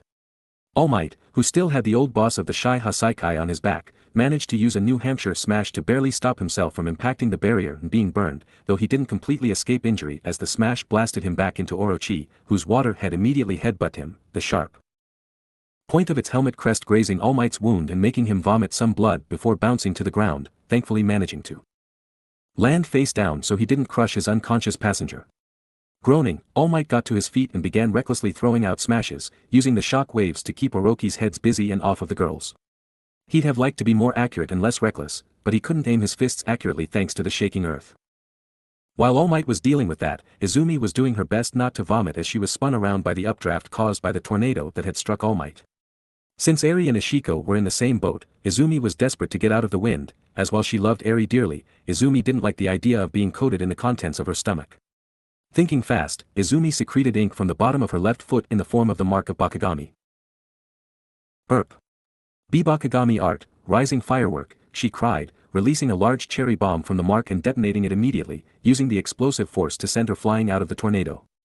From there, she was able to quickly cast bloom on an area of ground beneath her, then use the resulting plant life as a source for vine, allowing Izumi to grapple herself back to the ground before the force of her last technique could make her hit the barrier. Once she was on the ground, Izumi tried to stay on her feet, but the ground was still quaking, which left her unable to stand properly. Since she couldn't remain balanced on 2 legs, Izumi turned into her wolf form and lowered her center of gravity, as well as digging her claws into the ground to give herself some stability. I don't feel so GG good. Eri groaned quietly, dizzy from the spinning earlier and now the vibrations. Izumi. All might is hurt. Ishiko cried, having noticed All Might take the last hit while Izumi was grappling to the ground. Izumi grit her teeth, having a hard time thinking with the shaking rattling her brain. She had to deal with that damned earth head. Luckily, she already had an idea of how to do that, and as All Might was now on his feet and taking the focus off Izumi with wild and random smashes, the girl had the time to implement her plan. Ishiko. Have Eri brace herself and cover her ears. This next part will be loud. Wolf Izumi growled, before using her strong claws to dig a small chunk of earth out of the ground. Ishiko relayed Izumi's message to Eri, who naturally couldn't understand animals like the Punkles could, and Wolf Izumi packed the rock she'd dug up into her mouth. It was about the size of an avocado, and had been roughly carved into a spike by Izumi's claws and fangs. With her makeshift weapon in place, Wolf Izumi ran shakily over to where the earth head was still embedded into the ground and ran quickly into the massive creature's gaping maw, held open by the very fangs it was using to cause the earthquake. Izumi looked up, staring deep into Orochi's gullet, then fired her attack. Bakugami Art, Ricochet Firework. A mark of Bakugami, which had been secreted from Izumi's tongue, created a cherry bomb that was just barely small enough to fit in Izumi's throat, though it cut off her airway and made her feel like she was choking. The bomb exploded, sending Izumi's improvised projectile right down Orochi's throat.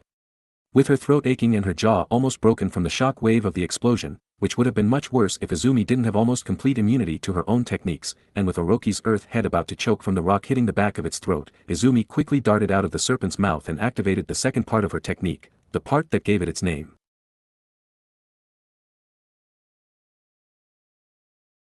Bakugami Art, Ricochet Firework was a technique that fired a projectile with the power of a cherry bomb, but the secret to the technique was the numerous marks of Bakugami that were painted all over the projectile, each of which could produce a small cherry bomb at Izumi's will. Then, when Izumi wished it, she could choose to activate specific marks in order to send the projectile ricocheting in another direction, so even after it had already hit the target, it could be propelled to hit another one at a different angle. The marks on the rock she used were small and not all of them were functional, since Izumi had needed to stamp the marks onto the rock with the mark on her tongue, but there were enough working ones to serve its purpose.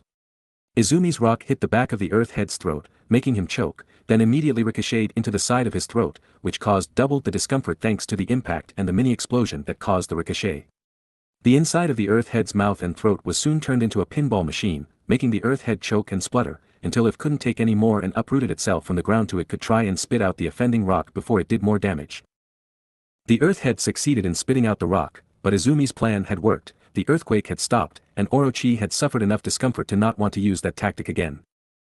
Izumi returned to her demigod form and cheered, while All Might, now able to stand straight without the shaking, quickly clapped his hands together with all his might, making a shock wave that stunned Orochi's other heads for half a second, giving him the time he needed to run over to Izumi. Good job, Amaterasu. You stopped the earthquake. I must say, fighting alongside someone with your level of ingenuity is quite a spectacle. All Might praised. Izumi blushed, her tail wagging wildly behind her. Thank you, All Might. But we're not out of the woods yet. Let me heal you, she said, applying a little more rejuvenation to All Might's injured side, once again closing his old wound and restoring another 30 minutes to his time limit. With All Might fresh and ready to go again, and Izumi confident that her ancient foe wouldn't try the same tactic again, the earth head couldn't defend itself while causing an earthquake, so it would always be open to the same move if it tried again. The two heroes began running and dodging Orochi's wild strikes once again, finding it slightly easier now that Orochi was enraged. Unfortunately, Orochi's rage caused by the horribly uncomfortable and humiliating attack, left him wanting to defeat the two as cruelly as possible, and so the darkness head finally made its move to punish Izumi. For the first time in the battle, Orochi's darkness head opened its mouth wide to unleash an attack, causing Izumi to prepare a mark of the sun on both her palms, planning to counter the inevitable wave of darkness with her sunrise technique. However, instead of the expected beam or cloud of darkness, Orochi spat out 4 bizarre purple orbs which bounced off the top of the barrier and landed around the edges of the arena, specifically at the exact compass points for north, east, south, and west. The bizarre orbs made Izumi pause, curious as to what they were, until the dull purple glow they gave off began to fade and their true shape could be seen. Rather than orbs, they appeared to be giant bulbs or buds of some kind. They were made up of 4 leaf-shaped webs of purple plant matter with some kind of clear membrane filling the gaps of the webbing. The 4 leaves were folded up to form the giant bud, and a thick black fluid could be seen building up inside them via the clear membrane, which quickly began to turn black as the fluid filled the bud. Izumi had no idea why Orochi's darkness head had created creepy, demon-like plants, but she wasn't taking any chances. She created a cherry bomb in one hand and lobbed it at the closest plant to her, the one on the east, and before the bomb had even detonated, she shot a power slash at the next closest plant, the south one. The slash ruptured the bud, causing the black fluid to spill out and puddle around it, before the rest of the plant wilted and died. The bomb had a more vicious effect, blowing the second bud into a million pieces and splattering the black fluid in all directions, including at Izumi in All Might. Izumi just barely had time to turn so that any fluid coming towards her would only hit her and not her passengers, but it turned out she needn't have bothered. It was just ink. Not darkness in liquid form or anything sinister or harmful, just plain ink. Izumi and All Might eyed the liquid carefully, but it didn't harm them whether it was on their clothes or their skin, so they came to the conclusion that the ink couldn't do anything until the technique Orochi used was completed. Still, Izumi used her own ink, with the color removed, so it was clear, to wash Orochi's ink off of both her and All Might, just in case it was a trap. With that done, All Might looked to Izumi. "I'll destroy the bud to the north, you take the one to the west," he ordered, before rushing off to deal with the devil plant. Izumi obeyed and headed off after her own target, getting through Orochi's attacks almost lazily. She and All Might had been dodging their attacks so much now that it had become almost second nature. Orochi was used to using the super speed of his dark instrument to overwhelm any opponents, so when faced with All Might, who could match the speed with his quirk, and Amaterasu, whose dual wolf and divine instincts gave her incredible reaction time, his standard attack pattern was quickly picked up on and adapted to. Orochi was incredibly powerful, but his power had left him lazy and relatively unskilled, whilst Izumi was fairly weak by comparison, but was tenacious and possessed great skill honed by almost a decade of training. Orochi knew this. Yet he smirked as he saw Izumi approach the west bud, which was already full to bursting with his demonic black ink. All Might destroyed the north bud with the air pressure caused by a Texas smash so as to avoid being splattered by the ink again, but before Izumi could unleash a power slash to destroy the last one to the west, having learned that Cherry Bomb was probably a bit messy thanks to the liquid within the buds suddenly pulsated and the ink within it began to drain away, being converted into some kind of gas that spurted from the top of the bud. The black gas spread out across the confined area within the demonic barrier, and All Might, Izumi, Eri, and Ishiko all ended up breathing some in before they could hold their breath. All Might panicked, expecting poison or perhaps a decaying effect like the one he'd seen when Orochi used the darkness to help clear the area that became this arena, but despite having breathed in quite a bit of the black gas, he wasn't harmed. The smell was foul, like rotting fruit, but otherwise there seemed to be no negative effects from it, just like the ink from which the gas had been made. Eri and Ishiko were equally confused, as while the little girl covered her nose because of the nasty stench, neither could tell what the gas was meant to do, unless it was supposed to be a stink bomb-like attack. At least, that was what they thought until Izumi dropped to her knees and began gasping and moaning in pain. Izumi's demigod form spluttered out, returning her to her pure human state, while the poor girl fell onto her hands and knees. Her entire body felt wrong. From the moment she'd breathed in the gas, Izumi had felt like there was something crawling around within her body, spreading tiny tendrils through every muscle and blood vessel and squeezing her insides just hard enough to be painful. The smell was bad, but Izumi would have happily dealt with it if she could take a few deep breaths of air, but the constricted feeling in her lungs and airway left her unable to do more than take shallow gasping breaths. Then, to the horror of All Might, Eri, and Ishiko, black markings began to bleed out from Izumi's skin, similar to when she used her ink generation to draw the various marks of the brush gods, only these markings were identical to some of the symbols that floated eerily across the surface of the barrier. Curse markings. What is happening to me? Izumi choked out, struggling to say the words with her constricted respiratory system. Amaterasu. What is happening? Are you all right? All Might asked urgently, running to her side. Orochi had stopped his attacks, instead allowing all 8 heads to watch with smug expressions as his adversary was left powerless. It feels like something is squeezing every part of me. Like tight ropes inside my skin. I can't feel my light. Izumi exclaimed, beginning to panic. If she couldn't feel her light, then she couldn't transform or use her powers. Orochi laughed mockingly. You are experiencing what it is like to be within a cursed zone, an area overflowing with demonic power so thick, that not even you can function there. So long as those markings remain on your skin, you are powerless. Ishiko paled. Cursed zones have been written about in Isen stories and were described as areas so corrupted with evil, that Amaterasu couldn't purify them alone. In Izumi's second life, she had needed to clear the zones by having Sakuya grow one of her Konohana saplings nearby, which would then be used as a conduit to focus both Amaterasu's power and the tree spirits, providing the light needed to drive out the curse. That wouldn't work when the curse was within Izumi's very skin. Izumi growled weakly, no. And just when I'd thought of a plan, she whimpered, barely able to stop herself collapsing completely. All Might winced at her pain and curiously licked his thumb and tried to rub off the ink on Izumi's upper arm. Unfortunately, the markings were actually just beneath the skin and so couldn't simply be washed off. Izumi, appreciating the attempt at least, struggled to her feet and tried not to think of how Eri was shaking fearfully against her back. It was infuriating to feel so weak and constricted, especially when she thought up a plan to defeat Orochi right before that last bug gave off the gas that infected her with the markings. The same markings that floated on the barrier that stopped Izumi from getting Eri to safety now stained her skin, stopping her from even protecting herself. If only I could get through the barrier and get Eri to safety without being burned up. I could dash. Izumi suddenly froze. She had an idea, a really stupid and bad idea that would terrify Eri and get her scolded by Ishiko and probably All Might too, but it was still an idea. Izumi looked down at herself and saw where the markings were.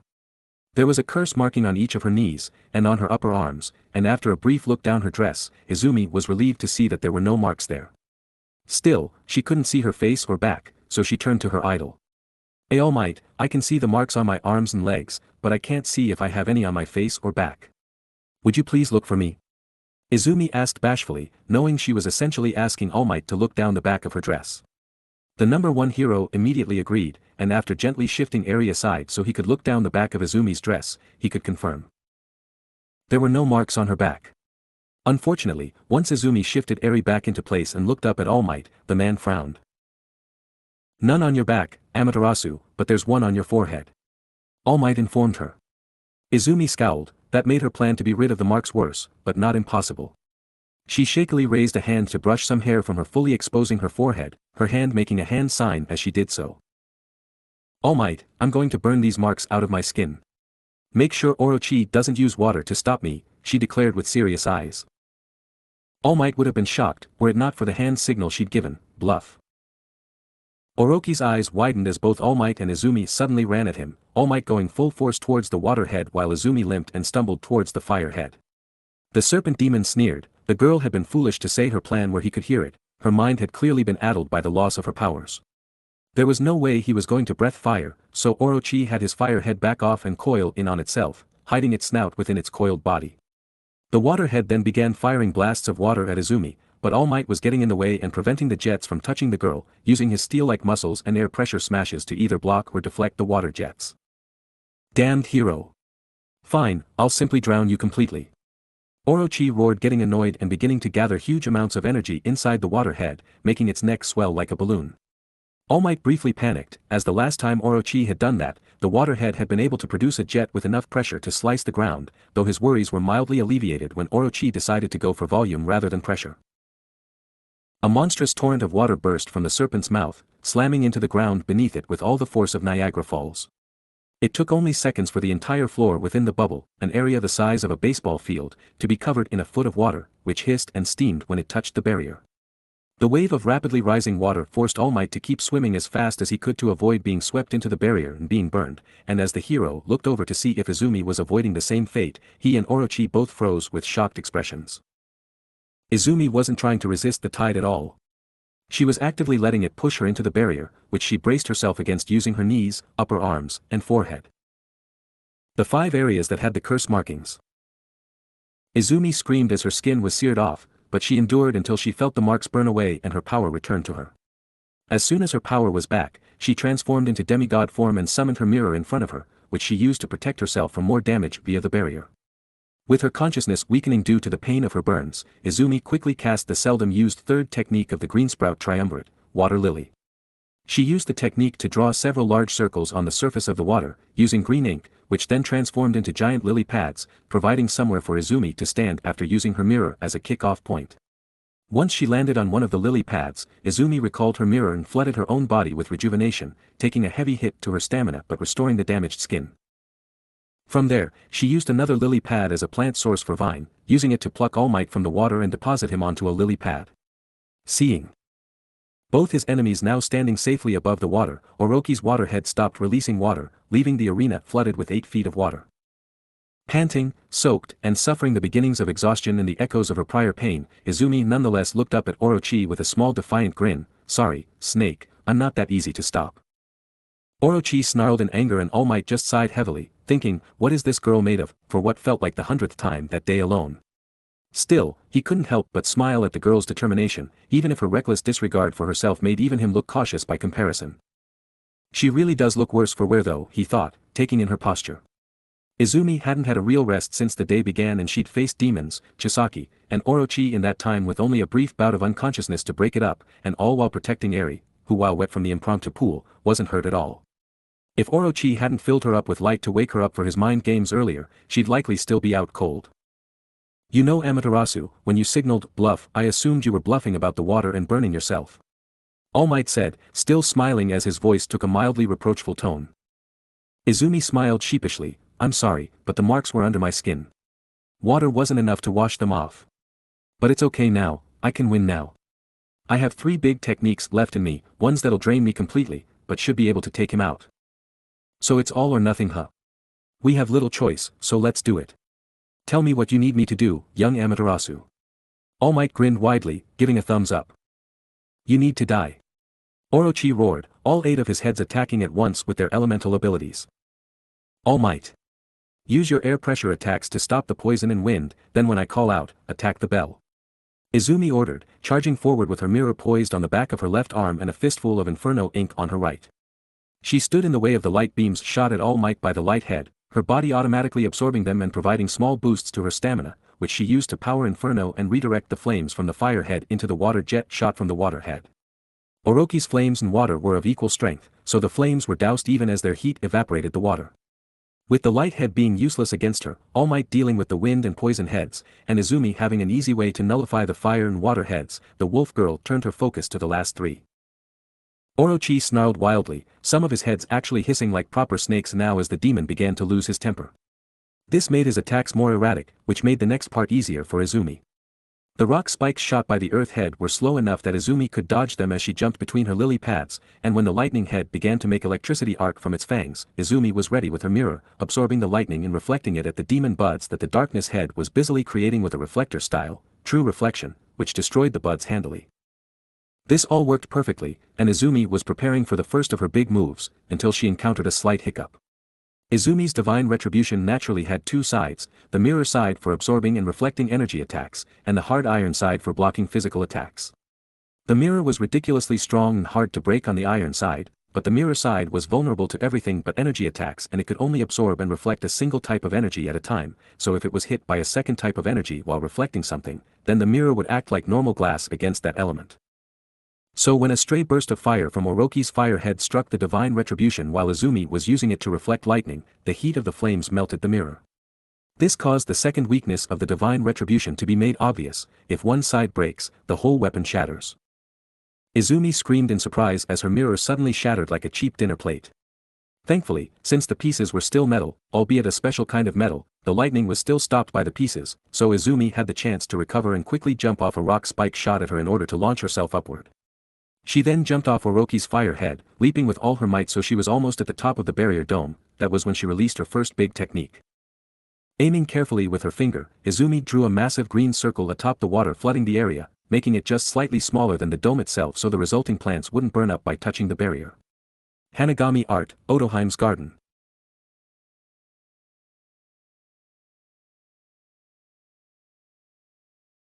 The moment the technique was cast, Izumi felt a huge wave of exhaustion flood her, but the move succeeded. Suddenly, every bit of water within the circle Izumi drew was now covered in a layer of algae, seaweed, and other kinds of water-faring plants, produced with the water lily technique, which contrary to the name, produced all kinds of aquatic plant, not just lily pads. All Might and Orochi looked at all the aquatic foliage with confusion, both bewildered by what Izumi was planning with a bunch of seaweed and pond scum. Izumi just grinned, transforming into her full wolf form and slamming down on the firehead as she descended, making the serpent face plant through the plants and into the water. Before Orochi could recover, Izumi used the second of her 3 big moves. She shot streams of green ink in all directions, this time focusing on the bloom technique. Hanagami Art, Sakura Embrace, she yelled, causing a miniature forest of trees to grow from the foliage she had made earlier. Normally, when Izumi simply made trees with bloom, she couldn't control them, but she had learned that she could control how they grew. By using her green ink to direct them, the same way she used red ink to direct flames while using Inferno. This allowed her to use the Sakura Embrace, an ability that could bind her opponents with trees, perfect for foes too strong for her vine technique. Izumi's trees grew rapidly and ensnared each of Orochi's heads, holding them and completely immobilizing them. The only way Orochi could escape would be with the breath of his fire head, which was currently face down in the water and being held like that by one of Izumi's trees. Ishiko smiled broadly as she realized what Izumi's plan had been from the beginning. She knew she needed to restrain Orochi's heads, but her go-to-restraint move, Vine, wasn't strong enough, so she had instead resolved to use the trees she produced with Bloom, but while trees were tough enough to hold Orochi down if he couldn't build up the momentum needed to destroy them, they were very flammable, so Izumi needed to permanently deal with the fire head, and what better way than water? Izumi had been inspired by the sight of demonic ink building up in the glass-like form of the demon buds, and had tricked Orochi into flooding the arena to produce enough water to keep his fire head submerged and stop him from burning away her trees.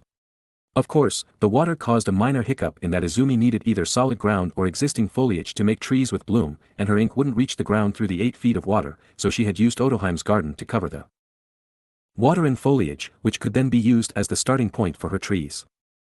The end result, Orochi bound and helpless for a few moments, Izumi on the verge of passing out, and All Might gaping in shock. Izumi staggered with exhaustion, barely able to stand after such a massive use of her powers, but she wasn't done yet. All Might, now. Got it, the man yelled, leaping between the trapped heads, dealing a heavy blow to each one to stop them struggling as much, and then landing directly in front of Orochi's dark instrument, the temple bell.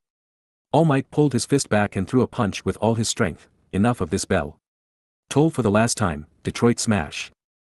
All Might's fist slammed into the metal like a meteorite, 100% of his strength blasting through it.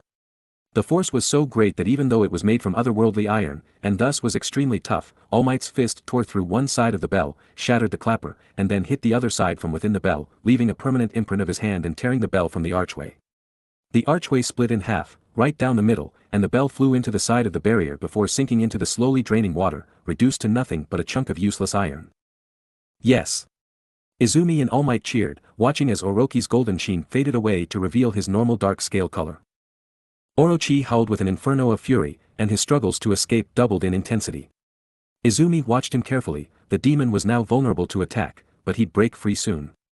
The water was slowly vanishing, being evaporated by Orochi's submerged fire head and the contact with the barrier, while also being drained by the roots of Izumi's own trees. The moment the water was gone, Orochi's fire head would burn its way out of the trees and free the rest of them, so Izumi quickly jumped onto the beast's central body to stand beside All Might, readying herself for her last technique. No sooner had she gotten to All Might's side and flashed him a smile of thanks, had Orochi finally reduced the water he'd created into nothing but a few puddles, allowing him to easily burn his way out of Izumi's plants. The air became thick with vapor, ash and smoke, but All Might waved his hands around with all his strength to blow it all away. When they could see again, the heroes looked up to find that all 8 of Orochi's heads were now facing them, essentially encircling them and glaring down with sinister red eyes. Like Izumi, Orochi couldn't be harmed by his own techniques unless he allowed it, so he had no problem gathering as much elemental power into each of his heads as he could, ready to unleash the massive blast that had decimated the arena previously. All Might, jump up high. I'm finishing this in one blow.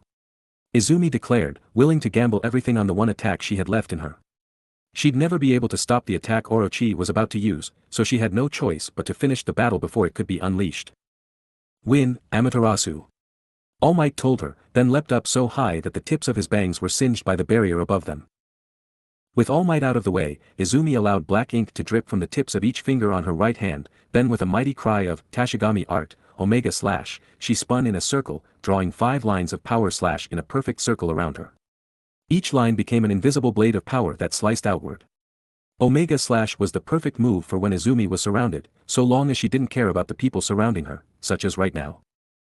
Orochi's heads stopped gathering energy as each one was struck by the 5 evenly spaced slashes, cutting into the now vulnerable space just about a foot beneath the armored sections of their necks. With a horrible hiss of pain, the 8 heads slid from their necks and hit the floor with a series of dull thuds and metallic clangs, each wearing an expression of shock and pain. The elemental power they had been generating and storing spluttered out. Orochi's neck slumped over, and the decapitated heads turned into black smoke and vanished, with the barrier following soon after. Izumi collapsed to her knees, her power almost completely spent. She had just about enough to maintain her demigod form, but that was it. Not that it mattered, as after all that effort, Izumi had succeeded. Orochi was dead. All Might landed beside her, grinning brightly. Excellently done, Amaterasu. I couldn't have done it better myself, he said, a joking tone to his voice. He knew full well that he couldn't have done it at all by himself. Thank you, All Might. I'm just glad it's over. I could really use a nap, but first, we need to figure out how to get down from here. We seem to still be floating in the sky. Izumi said, struggling to her feet again. She was in bad shape, sweating profusely and with deathly pale skin. Eri was watching her worriedly, not liking how sick her mother figure looked, while Ishiko was just staring at Orochi's body with amazement and confusion. I wonder why the heads turned to smoke but the rest didn't. I don't think that happened during your last fights. Ishiko mused. Izumi shrugged, reaching back to pet Eri's hair. I'm not sure, but it doesn't matter right now. Orochi's beaten, we can worry about the rest later. She said tiredly. Oh really? I beg to differ. Izumi and All Might whipped around to the source of the voice, finding Orochi's fire head had regrown from its neck. Before Izumi could process what she was seeing, another head regenerated, and then another and another, until all 8 heads were back. Then, with all the speed of a cobra, one of the heads behind them darted forward and slammed into All Might, striking him in the right side, thankfully not his injured one, with enough force to send him flying off of the floating island. The moment All Might was gone, the barrier, which had still been present on the underside of the arena, which is why the island hadn't immediately fallen to earth, began to expand to cover the top of the island again, recreating the sphere. Orochi grinned cruelly, now that he's out of the way, I've got you all to myself, foolish girl. Izumi shook her head in desperate denial, no. How did this happen? How are you still alive? You should know by now, your power alone cannot kill me. It requires the power of both humanity and divinity to slay the great Yamata no Orochi, the serpent boasted. But I should have dash. My power should have worked. Izumi cried. Foolish girl. You think that because your body is human that you have the power of a human? It is not the flesh that matters, you mutt. It is the soul. The heart that beats within that rotten carcass. Your flesh is human, but your heart and soul is purely divine. It requires 2 souls, one human and one divine to slay me completely. Without it, you can hurt me but I will regenerate infinitely. Izumi gaped up at the demon, she had been so sure. She had gambled everything on it working. She didn't have the technique needed to bestow some of her power onto a human, so she had been relying entirely on her half-human nature to win. But she wasn't half-human because her body and soul were 50-50, but because her body was pure human and her soul was pure divine. It had all been for nothing. Worse, now that All Might was gone, she couldn't bestow her power onto anyone even if she had the technique. From the moment the battle had begun, she had already lost. Orochi saw some of the hope in Izumi's eyes die, and laughed uproariously. I must admit, you gave me trouble with all your little tricks and techniques. Compared to the battles we had in the past, you were much more troublesome. You are weaker than they were, yet your ingenuity more than made up for your weakness. That's why I decided to use some of it myself. I allowed you to think you had killed me so that I could get that pest All Might out of the way, and rob you of a human soul you could empower. Now all you have left is the little pup on your back, who has no power that can harm me. You have lost.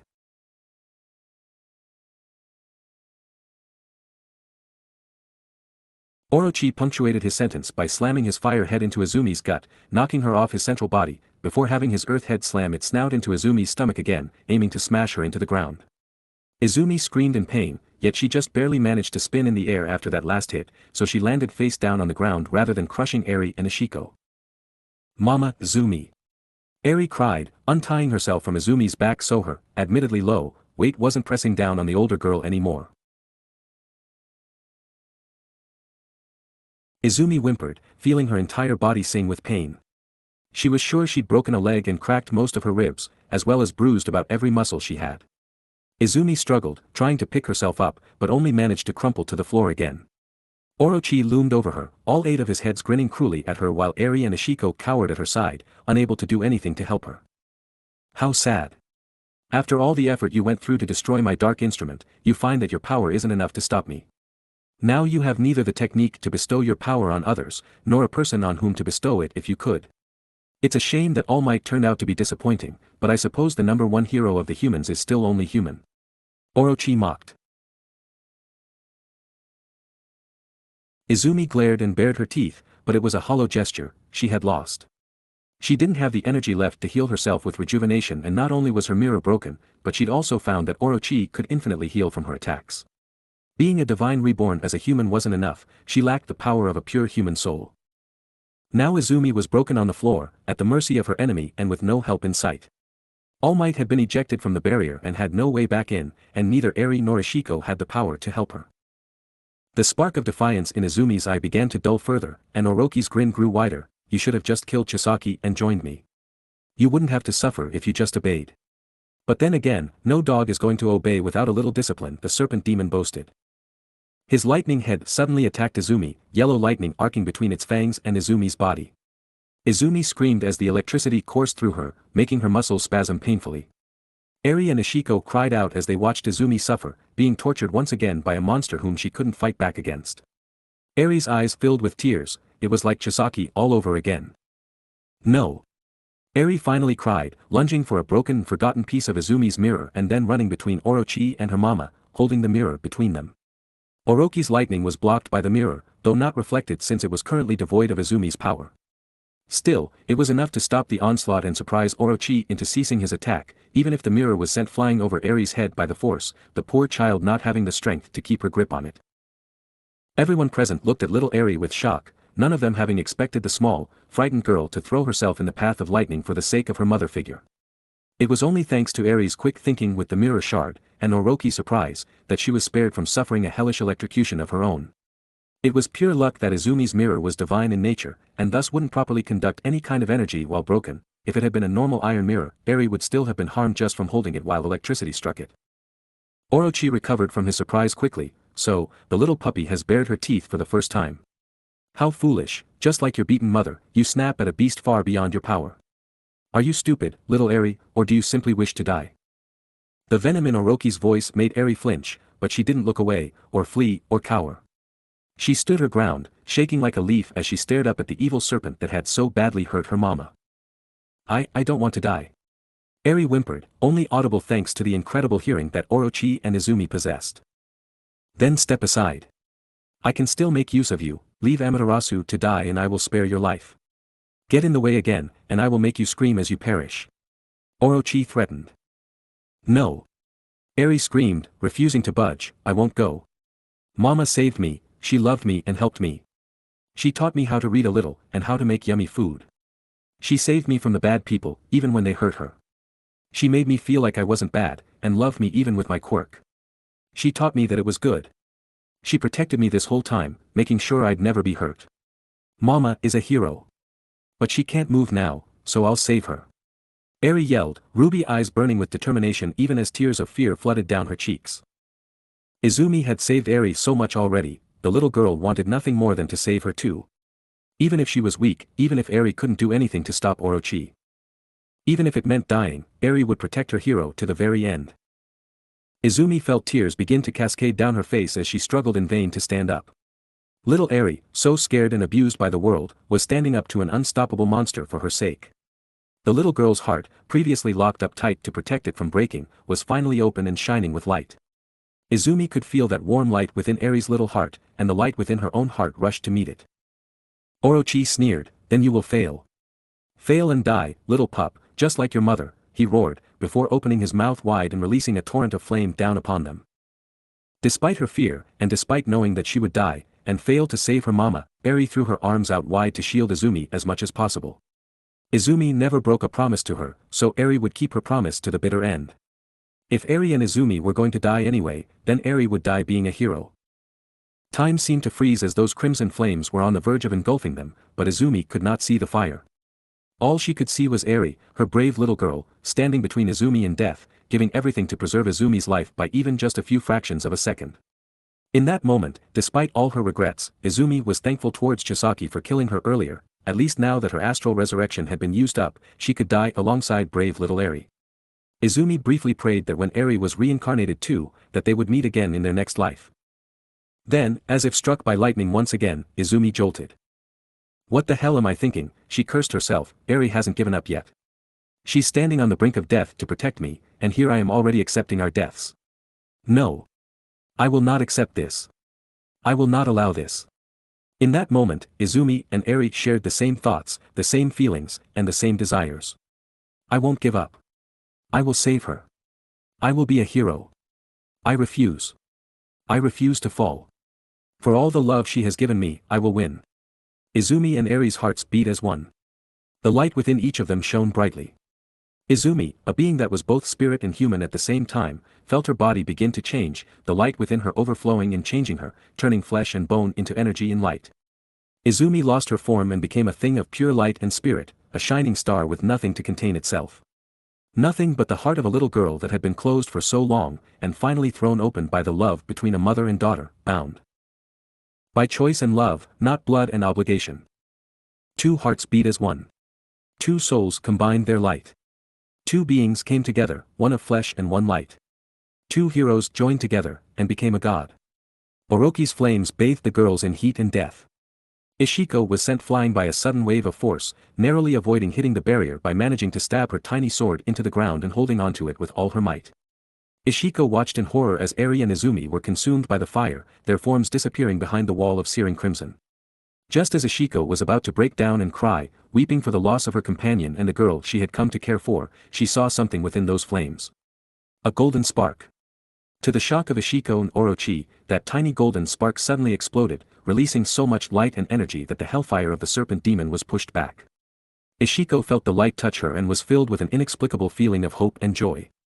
Orochi felt the same light wash over his scales, and screamed in torment as it stung his flesh, as if a needle of pure light had stabbed into every single cell of his body. The light then pulled back to reveal the fates of the two girls swallowed by flame. Izumi was nowhere to be seen, only an empty off-white dress, some discarded kitchen tools, and a bundle of bandages to show where she had once laid. There was not even ash left, and even the shards of the mirror that was a part of her had disappeared.